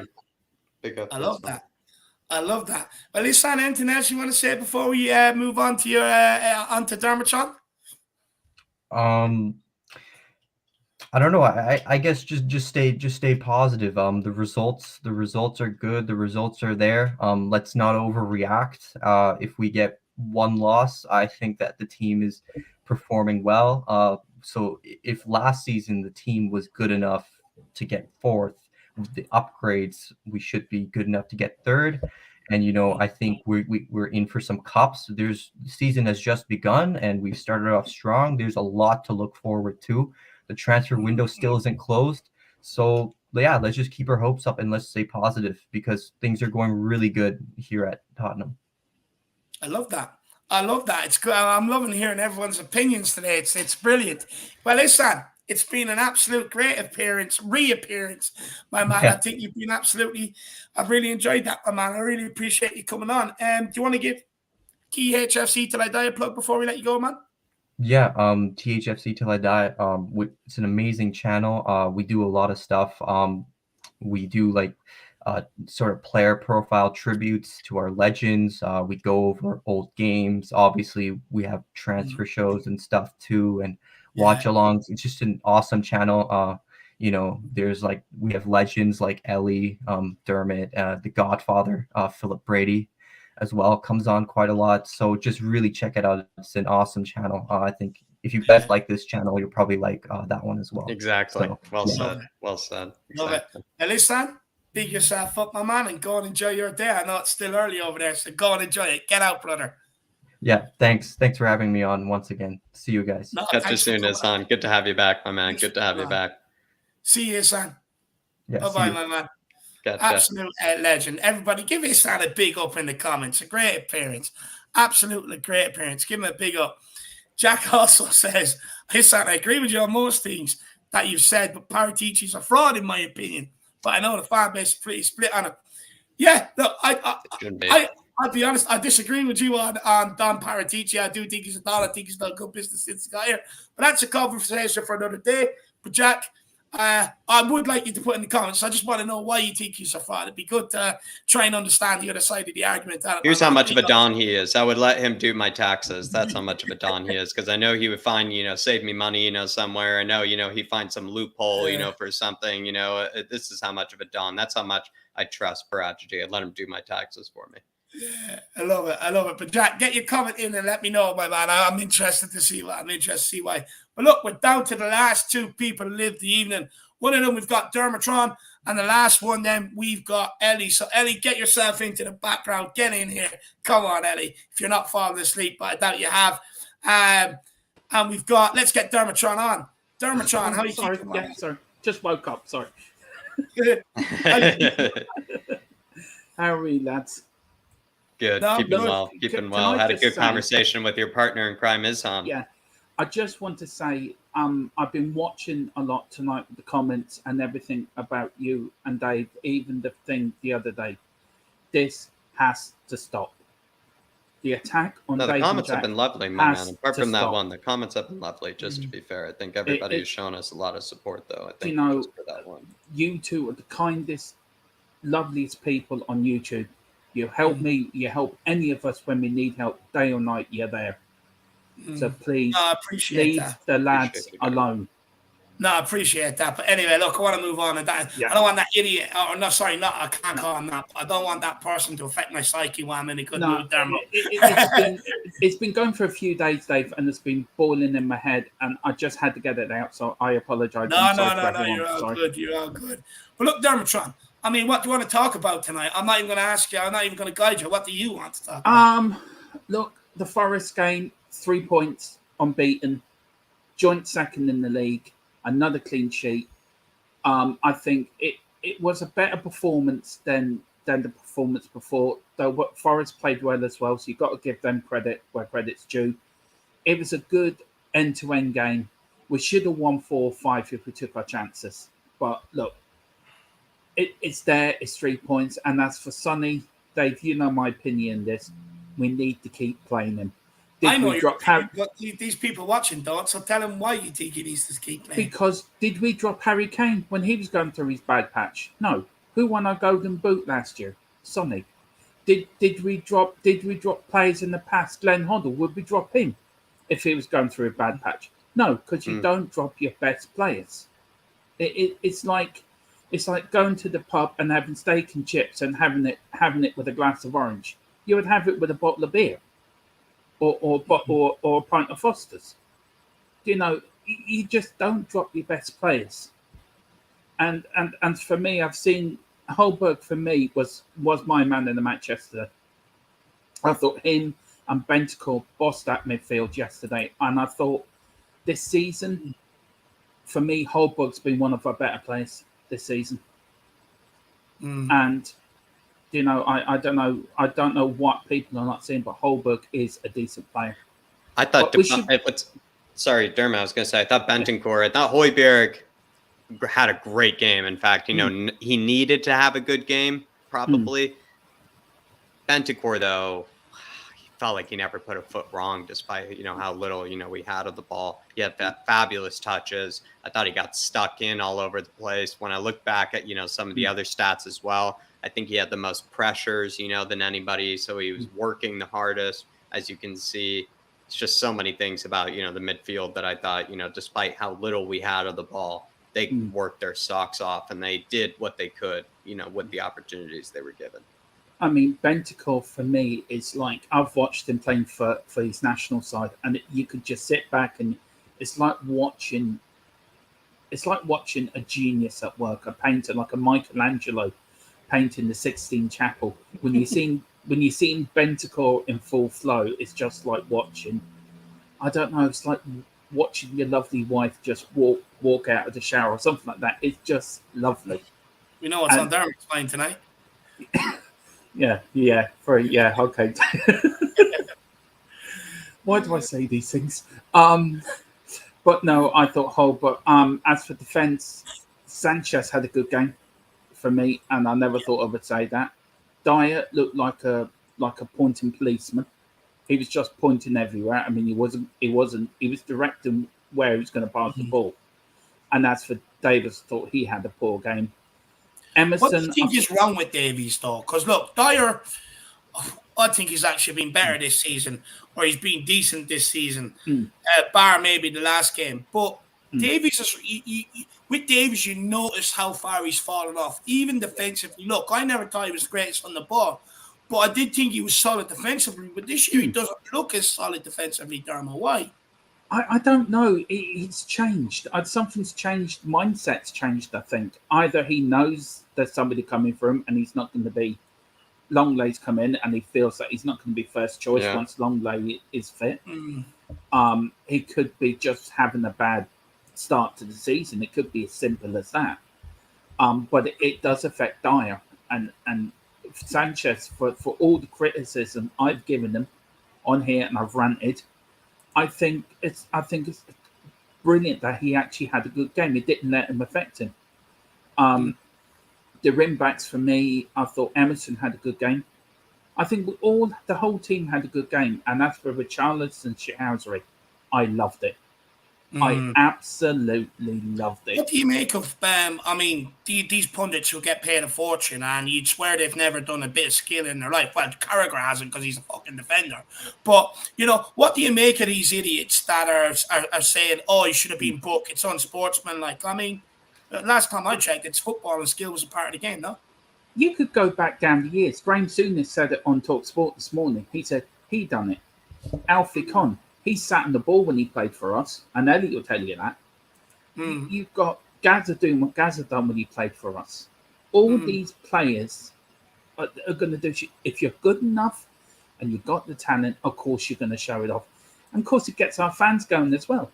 You know, to me, we love to see a bit of that. How many times have we seen Glenn Hoddle or even Dele Alli when he was in his peak doing that for us? Did he complain? No.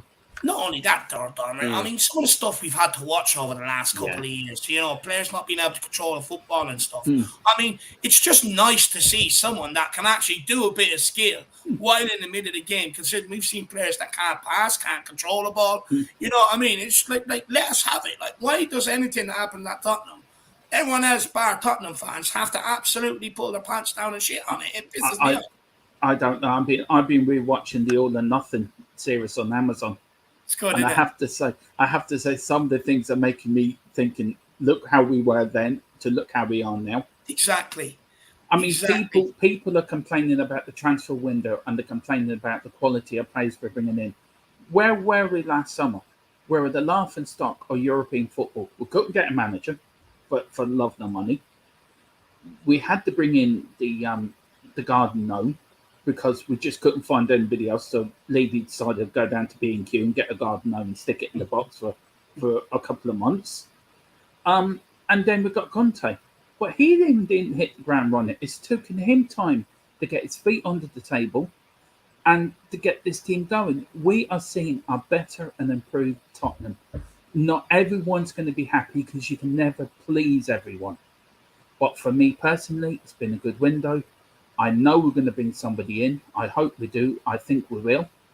And for me, it's been a good window. Then we've got January.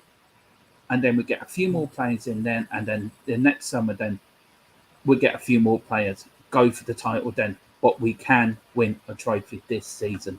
Let's not give up hope. Because we will do it. I don't think you should be giving up hope 4 games in anyway. No, but do you know what I mean? Some people are saying, "Oh, the window's crap, and we're not going to buy this player. It's the same old, same old." So, some people also said it last January, and it wouldn't be enough to get us top 4, but it was. You know, look, at the end of the day, everyone's entitled to their opinion. If people think it's a bad window, or not window, it's a fucking window. You know, that's how they see it, and you know, if you think it's a good window, that's how you see it. But Dermot, why do you think it's a good window? Do you think we've strengthened enough? Do you think maybe we've improved areas that you wanted us to improve in? And do you think maybe, like, is it a good or is it an excellent window, considering we haven't really boosted that defence? Well, look, I've always been a Longley fan, so I'm over the moon we've got him in. I've always knew he was I've watched him, and I've always loved him as a player, and I'm delighted we got him in. With Charlison, I've always loved him when he went to Watford. I loved him when he went to Everton. I've seen him play for Brazil, and I've always liked him. I thought he would always be a good fit for us, for the shithousery and take the pressure off Harry and Sonny and Kulu. So I'm delighted with the business we've done. Basuma for me is he bossed that midfield against us in the FA Cup, and people seem to forget that. So we have now a decent midfield, and up front we're covered. Yes, we need another centre back, but let's not give up hope. The Don is still cooking. The Don's still putting the ingredients into the cake, as the Godfather would say. And come 11 o'clock on Thursday evening, it will come up on Sky Fraud Sports, as the Godfather would say, Tottenham sign their 10th or 11th signing. Because we will get more players in. And if we don't, then I think we've got a good enough squad to get us up to the World Cup. Don't forget, there is a World Cup split in the season in half, so they're probably doing it as we do the World Cup as part 1. Then we've got January. Look who we bought last January. They weren't bad players, were they? Yeah, that's true. That's very true, my man. I mean, we've got the Irish Hotspur derby coming up this week. You know, what's your thoughts? Sorry, what did you say again, Dave? Sorry. We've got the Irish What are you thinking about the bubble derby? Or, you know, we're not the bubble blowers, but, you know, Dave's, you know, caught some heat from the West Ham fans in the past, you know, so this special game for us, special game for the Irish. I'm not thinking about them. I mean, they're just a little boys' club down in West London. We don't worry about them, and we're going to go over there, nick all their jelly deals, nick their bubbles, chuck them in the Thames, and run away laughing, and we'll take 3 points with us when we're doing it. Jelly deals. You're not well ahead. Dave, I've known that for years, but it's only now you're realising it. Jelly deals. I love that one. That's a good one. I'm actually a bit disappointed in myself. I haven't come up with that one yet. But look, I'll come off now because I know Ellie and you lads have been going for a while. Look, we have been undefeated since last April. We qualified for the Champions League. We're unbeaten at the start of this season. Look, we will do it. The Bill Nick spirit is back in Tottenham again. The Arthur Rose spirit is back in Tottenham again. The cockerel is crowing. Tottenham are back. Let's rejoice and let's be happy because we've got our club back. And it's come on you, Spurs. I love that. Before we let you go and plug your channel, Ellie says, Dermatron, our general. Woo! Sorry, 4.5 hours in, my woo isn't as good as it should be, Ellie. I apologise. But she says, always fun about our defence with the hilarious clips. it's easy to work when you got people like Ellie and Philip Brady and Izan. You know, it's easy. I come off them, and they're brilliant to work with, so I can. Ellie's a diamond, so Ellie's a legend, so I'm very lucky. Yeah, Thank you, she Ellie, is. though. She's an absolute legend. And you didn't even have to put it in a super chat to say that, Ellie. So I really, really do appreciate that. I can't wait to get over and enjoy a game with you.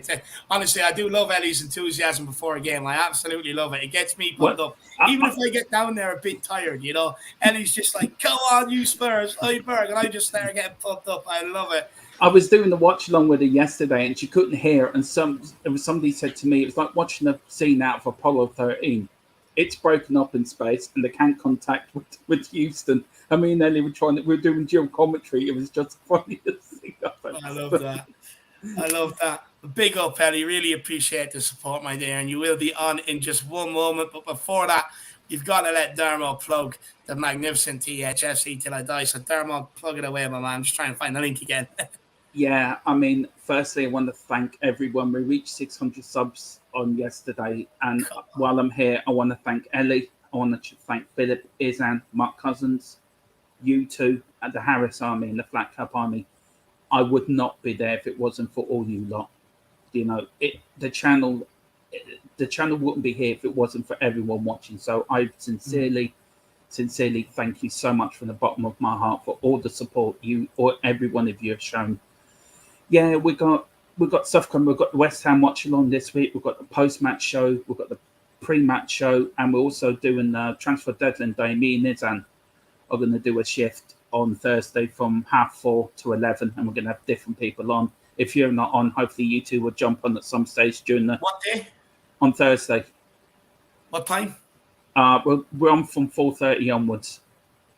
Leave it with me. I might have to get on earlier rather than later, but leave it with me, my man. I think deadline day is going to be busy for everybody. So yeah, it is. Yeah. And we're doing that. We're doing the big thing on the 5th. We've got our 140th birthday special for Tottenham, where we celebrate everything Spurs from 1882 up to 1901. Just give people the history, why we started, and how we got to our first Champions League Cup, FA Cup win. And we just got loads of things coming up. But please, everyone, like and subscribe here. Let's get these lads up to wherever they need to. And then if you feel generous, just slap one on us. Hit our subscribe button.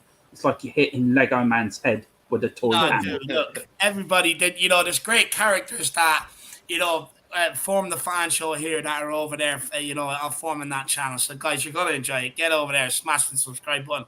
But Dermatron, before we let you go, William Kelly says, and you love me too, Dermo. He feels a bit left out. I think he's a bit William Kelly was on yesterday, and I agree with his point. Leicester won the league playing how we're playing, and we'll win the league too by the same way. But I put in there that who's the player he was talking about that wouldn't come to us. Yeah, Dan James. Dan James texted me, said he felt very hurt that he told me that he loves William Kelly. So I put that in the comments for William. I love that. Big up, Dermatron. We'll see you soon, my man. Big up, lads. Take care. Big up, Dermot. Catch you soon, brother. Big up, Dermo. Everybody give Dermo a lot of love in the comments. He's a good character. He's a funny man. I love Dermo. William Kelly, I did notice he did not say I love you back. Now, I don't know what way he did that, but he didn't say I love you back. He just said not that settled. James loves you. So it's not settled, William. It's not settled. But look, let's get on the last guest of the evening. Absolutely need our energy right now because I am tired. It's been a long day. Yay! How are you keeping? I'm bringing the energy. Yeah, ugly is the new brilliant. We're gonna have to ugly because ugly's getting results, Ellie. I know. What do you want to talk about? So many different things to talk about. So many different opinions on things. Where do you want to start? I love all the banter in the chat because everybody's in agreement that even though we disagree on a lot of things, they're in agreement that we can do something under Conte. Everybody trusts Conte 99% of people do. There's always the 1% who are gruffies, aren't they? They just want to criticise everything. But I'm thinking Conte's got us playing this system, which is very effective. Not very pretty to look at, but it's effective. And like William Kelly said on our show, we're winning like, and just Dermot just said as well, we're winning like Leicester style, you know. And if we can win the league, I'll be down Tottenham High Road, the first one down there, because I don't live far from there. You know what I mean? I definitely I'll be down there hooting my hooter. Yeah. And I just feel that a lot of fans are giving maybe not too much credit to the defence, but I see a lot of flaws. And like Izan said, we're going to be shown up when the bigger teams come with the better strikers and the better midfielders who score worldies. And, you know, even Newcastle, look at his blimmin' St. Maximin. He scored a fantastic goal. What is it to say that, you know, that we won't let a goal in like that and then we'll be on the back foot? And sometimes we're not going to recover because Kane and Sonny won't be firing, you know? You said about the back line, you think it has some weaknesses. What do you think their weaknesses are? Dire. any certain parts of the game? Sorry. If ever I meet him, he's going to kick me in the shins. I won't have any shins left. Yeah, or he'll sit on me. You should have shin guards on anyway. So fine, you know. You know what? I used to play without them because I hated them. It's not nice, you know. I know. I've got all the bruises to show for it. Did you do it for the better touch? Did you do it for, you know, to have the advantage, you know, with the first touch? They restrict you, shin pads and ankle guards. They restrict you. I used to play with my socks down as well. Ellie Grealish. bit like Mickey Hazard. Ellie Grealish, Ellie Hazard, exactly. Yeah, Ellie Hazard. I'm not as good as Hoddle. I could be as good as Hazard in terms of the goals that I created and the goals that I scored. I didn't score as many as Hoddle. For flipping hell, he scored millions. And he scored them from everywhere. Yeah. No, fire away. Ask me some questions. I was only watching highlights of Hoddle the other day, actually. I was just sitting there. I was like, what a bother. But look at it. I mean, what's your opinions on the transfer window we've had today? I mean, it closes. Like we might only get one more in, but what's your opinion on the window? It's the good, the bad, and the ugly, isn't it? Like the ugly is Richarlison because he's like, he gets in there and he does all the ugly stuff. The bad is because we haven't seen Longley or Spence hardly. So that's bad. I think that's bad because they're two really good players who can add something to our team in terms of passing and progressing the ball, which we're crying out for, you know? And the good is obviously Perisic because he's fantastic. What a player. He can only play for 60 minutes probably, but those 60 minutes are better than most players' 90 minutes, you know? What about that cross for the handball, Ellie? It was perfect. Sublime. Yeah. He knows, he puts it on the money. He knows exactly how. It's like radar with him. It's just natural. You're either born with it or you're born like Emerson who can't cross. You know, you think the boy from Brazil is the one who can cross, but it's the boy from Croatia who can do I've always told you it's the itches. It's the itches with a good delivery. Absolutely. You know what I mean? Maybe Perisic has got some Brazilian blood in him somewhere. You should do a DNA test. Let me ask you, looking at Ryan Sessegnon, who's back up to Perisic, do you think he can reach the heights of Perisic? Do you think he can get as good as Perisic in terms of composure, first touch, making sure the passes, the delightful crosses we're seeing from him? Do you think he can reach that level? There's certain parts of his game that I like, but the majority I don't like because the boy, he hasn't got no confidence to go and attack the player that he's facing. Regardless of who you're playing, you've got to beat your man. And he just very tentative, and he looks like he doesn't want to commit. So make a mistake. He's not confident like that, and it really annoys me because I know he's a better player than what he's showing. Because when I saw him at Fulham, he was fabulous. Yeah, he was. So that player, where's that player gone? Do you think you confidence should, is the main issue? Yeah, it's the confidence. Because I think the crowd get on his back as well. They don't help him. They're not. Only when he comes off, they cheer him. You know, when he came off at Wolves last season, they were all clapping him because they felt sorry for him. Yeah. But deep down, all those people that were clapping, the next game when he's playing, they don't really get on his side. They're like, you can feel the tenseness in the atmosphere at the Spurs ground when he's got the ball, you know. And I think he feels that as well. But I just don't think he's going to make the grade, boys.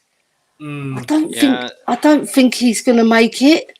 It's something Dave has been worried about. You know, I think he was worried about it last season because it felt like people were praising Sessegnon for his defensive skills, but maybe ignoring, his abilities going forward, which is sort of what Emerson, I think is kind of slated for all the time. But Sessegnon, I don't think is ever really slated for it, which perhaps it's because he's young and English and, all these other things. But I think Sessegnon and Emerson are more similar to each other than people realize. I think they're more similar. Yeah. Do you know what I like to say they about have similar Emerson? Problems, Ellie. Maybe not even similar players. They just have similar problems. I think Conte's a master chef with Emerson, right? Why? He's a master, right? Because he knows that he's got limitations, the boy, right? He's got energy, he's got fitness, he's got athleticism, he's got all those three, but he's not a footballer in terms of a real football. You know what? A pure footballer like Modric or Hoddle or a natural footballer, right? Yeah. So what he's told him, keep it simple, defend when you have to defend, get the ball to Kulu or pass it simple inside and they'll get it to Kulu. So he's following instructions. I think Conte is really good at getting the best out of players who have got limitations, like he did with Davis last year. We were slating Davis for the last 6 seasons before that. And then he came good because of Conte. He said, do this, do that, and you'll be fine. Don't try and do this because you're not good at it. I agree, Ellie. I've heard somebody say this before about Conte, where compared to Guardiola or Klopp, what makes Conte slightly different from them is that he's had success at just, looking at a player and just being like, look, I'm just going to take this guy and I'm just going to exploit the one thing that I know that he is good at. And all these people say like, maybe he needs better there. He probably could use, something better. It's like, it always feels like Conte has these one or two players, in his team that he just weirdly just seems to try to just, squeeze, the best, bit of, he's like squeezing a lemon. Squeezing a lemon. But when no you reason, need that extra bit of lemon on your food, he's squeezing it. He enjoys the struggle, it feels like. He enjoys the squeeze. Ellie, I see there's a lot of criticism on Højbjerg from this weekend, which I'm surprised about. I know. What you say about Højbjerg? You know what? Shawnee Butler got it right on his stream, right? He said, not enough people give Højbjerg praise because I've been watching him because Ellie told me to watch him. Off the ball, he's fantastic. On the ball, he's good. I'm not saying he's the best midfielder in the world because he's not, all right? But he keeps it simple. And when he needs to make that killer pass, he's got it in his locker. The one he did to Kane. Yeah, he put Kane through, but Kane... Through. Yeah, he's got a pass on him and he's got vision. But the thing is, he doesn't get credit for that. All people remember is when he gives the ball away or he kicks it out. Like Scotty M. Come on, Scotty M. Come on. He only gave away I want to banter with you. The only one I remember, now I haven't gone and watched the back, but the only one that stands out to my mind is the one he gave away right before half time. But no one would talk about the ball he played in behind for Sessegnon, who could not find Harry Kane. I know. I've seen him play people clean through at least 3 or 4 times this season. Between the lines, through the center backs, 3 or 4 times this season, I've seen him play ball clean through. Remember what he does do, not what he doesn't. That's what I say. And also what he does for the team. He's a good communicator. He's not... Dyer might have all these languages, but he can't play football. Højbjerg can play. He can actually play football. He's not the greatest technical footballer, but he can play. The boy can play. And he brings so much to our team. But I don't want to go on too much about Højbjerg because everybody knows that I love him and I'll always big him up. I think you could, Ellie, because I thought him and Bentancur, Dave said this too, were the best players on the pitch, you know. They were, especially in the second half. Yeah, second half, Bentancur came into it a lot more. I like Bentancur. I like watching him. He's so graceful, elegant.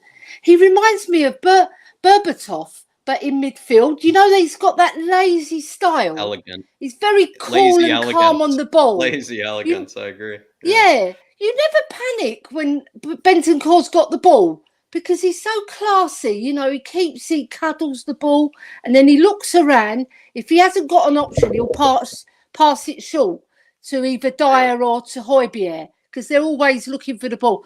Whereas Dyer, his distribution of the ball is very poor. That's we need the centre back that can actually bring the ball out like Romero, another one, and then have the fitness to get back and the athleticism like Walker does for us when he was with us. He wasn't the greatest defender, but he had the athleticism to get back and he could recover. We need someone like that who can actually pass the ball. We're crying out for it, lads. We're crying out for it. I agree. I do think my vision is Langley, Dyer, Romero. You know, I think Dyer will look 10 times better because at the minute, I was saying this the other day. Yeah. I actually think he's being made look worse at times by Davies and Sanchez. Because for me, anytime he gives them the ball, and you've seen it with Sanchez yesterday, it pissed me off. Yeah. So Emerson, all you do, open up your body, zip it down into Emerson's feet, and he's screaming at him, no, you just me to pass. I'm sitting there, I'm like, no, just fucking pass it down. I know. You know what I mean? Why does he have to stand right beside you? And then Davies did as well. You know, ball goes out to him. He doesn't even look down the line for Perisic to have it back there. You know what I mean? It's so bloody frustrating. Do you think with Langley and Romero in there, we might actually look a lot better in terms of playing out from the back? Yeah, because what they'll do, they'll bring the ball out and then Dyer a hold. And if they need to pass back because they're getting pressed, at least they can pass it to him and then he can pass it to the wing. Other than that, I don't know. I feel we can do better than Dyer, boys. If we had Langley, Romero and the top class centre back, maybe like you guys said, maybe we'll strengthen in January because it doesn't seem like there's somebody available that we're going to go for that we really, really want. So we might wait till January, and persevere. But we're going to be found out, like Isan said. We'll be found out by the better teams. And once we start losing ugly, then you see all the fans come out the woodwork. The ones who were saying, oh, it'll be all right if we lose. We're doing all right losing ugly. No, I want to win with style. Like I said in the comments, Bill Nicholson said it's not worth winning. You have to win well. You have to win with style. That's our ethos at Spurs. We're noted for playing beautiful football. We're not noted for this sort of style. But do you know what? If it wins us the league, I'll be happy, but I won't be like jumping out of my seat. Yeah. Like if we played beautiful football and won the league, then I feel proud of my side. I feel proud of my area that we won the league, in playing the football that Spurs have got the tradition for playing, I don't know. I just feel let down by the style of football we're playing. Do you think it will improve though, over the next while? Do you think it will? Well, with Romero coming back and then Perisic being an ever-present on that left wing, and I think Richarlison, do you know what? We could even play Sonny and Richarlison, in the same team. We could, because he switches from right to left, and Richarlison's hold-up play is underrated. It's different to Kane's, but it's still underrated, I think. Yeah. We could rest maybe Kulu, because he's young. He's a young lad, and Sonny's got that sort of connection with Kane. We haven't seen it much this season so far. There's been a few times where I remember Kane got very angry with him because he didn't pass against Chelsea, I think it was, or maybe it was against Wolves. I can't remember. But either way, they're not quite connecting. But it'll come.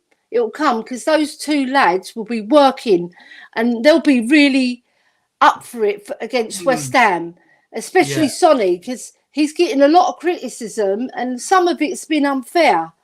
You know, because he has been contributing. He hasn't been total rubbish. You know, I think Sonny will come good. Don't worry. He's one of those players. He'll have a dip in form, but then he'll come good. I agree. I totally agree. I totally agree. You know how I feel anyway. I was on your program last night saying it. You know, so that I wouldn't let anyone get a word in because I was so passionate about it. But Ellie, I know. Brilliant talking to you, my dear. Yeah, and you, boys. Let's give it a big up. What's coming up? Yeah, big up to THFC Till I Die on your own channel.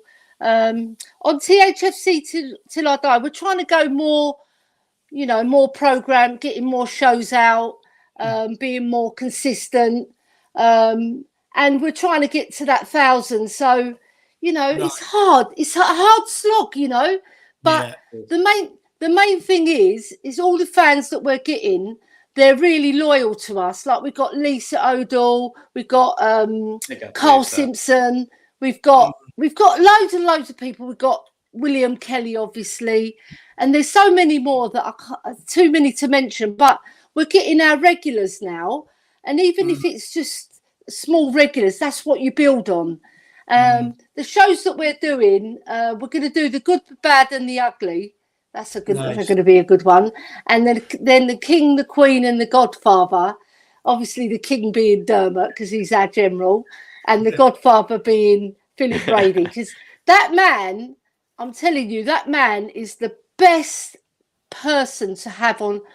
Anybody who's got a show, have Philip Brady on because he's fantastic. Don't say that out loud. We want to keep Philip a nice little secret. Yeah, but you know what I mean. He's like Coover because Coover I like him as well. But he's even more. He's got more substance. He's got more stories to tell. He's got so many things that he knows that other people don't know. You know, and he's so it's brilliant to listen to. You know, and I love him. I think he's fantastic. Yeah. So we're doing some exciting things on THFC Till I Die. Come on. Well, what I'll say to you people is, if you love Ellie the way we do, get over there, smash that subscribe button. Yeah. And let's make her evening. Let's give her another 5-10 subs. There's 160 right now. Let's get over there and get it done, guys. The link is here in the chat. You have to type it in. It's right there. Click on it and smash the subscribe button. Yeah, let's go and win the league the beautiful way. or the Conte beautiful way. Because he's Italian. All Italians are beautiful. We know this. Any souvlaki today? Yeah, I didn't make souvlaki today. I made it yesterday, and I made a chicken curry tonight for my husband. He loved it. I'm jealous. I can't lie. I'm jealous. I know. I've got to wash up. The pans are there ready to wash. Someone like you should have one of them electric dishwashers. You know, you shouldn't have to put your hands in the sink. Yeah. Do you know what I mean? No, I got rid of the dishwasher because I hated it. I prefer washing up. Honestly, I like the feel of the water, and I like cleaning things. You're a Hoiberg. She prefers the grit. She likes the grit. Yeah. Do you know what? Do you know what I said? There's Suffer Talk Spurs. He sort of likes Hoiberg, but he's sort of on the fence. And I said he's a sous chef. You need your sous chef, and you need your master chef. Kane and Sonny are the master chefs. And Hoiberg is the sous chef. He does all the dirty work that nobody wants to do. He'll take sous chef any It's day. a good analogy. He'll take it and he'll be happy with it. Sous chef.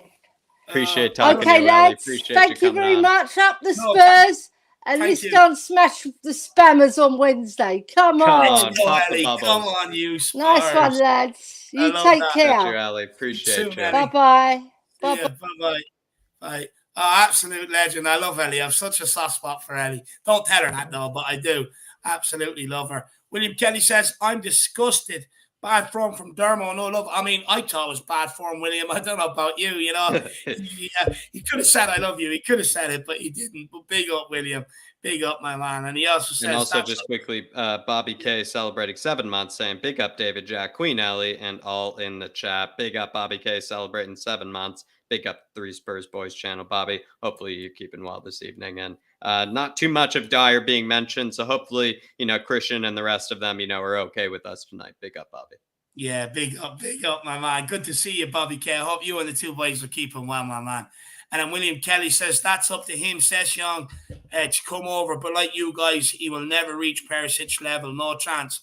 Look, I went a bit early. I kind of got scared when I see him put in the performance he did against Southampton. I did say it early, though, that I don't think he'll reach the levels to stay at Tottenham Hotspur, in my opinion. But look, I still maintain what I said. But at the end of the day, when I say these things, I want to be proven wrong. I do want to be proven wrong.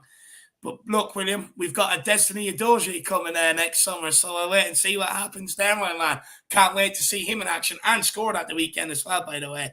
But big up, William Kelly. Really appreciate the support, my brother.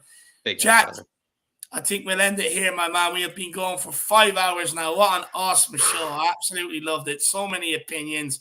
So many different opinions as well, and so many fans. Absolutely enjoyed it. I think we went over well over 10 people by the looks of it, well over 10. So if people feel like, you know, they can get their say, clearly you can. You know, we went through 10 people tonight, and I think plenty of people got their say, plenty of minutes in as well. So everybody, if you do want to come on, get that fan show membership. We'll be going again on Friday.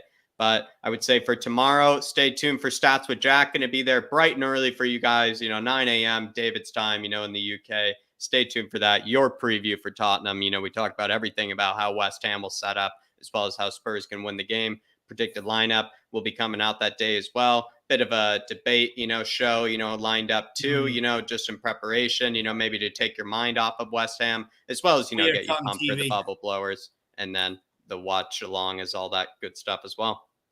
And on the debate show tomorrow night, guys, we've got Benji from We Are Tottenham TV, along with Shawnee and myself as well, and Jacko hosting. Jacko in the hot seat hosting yet again.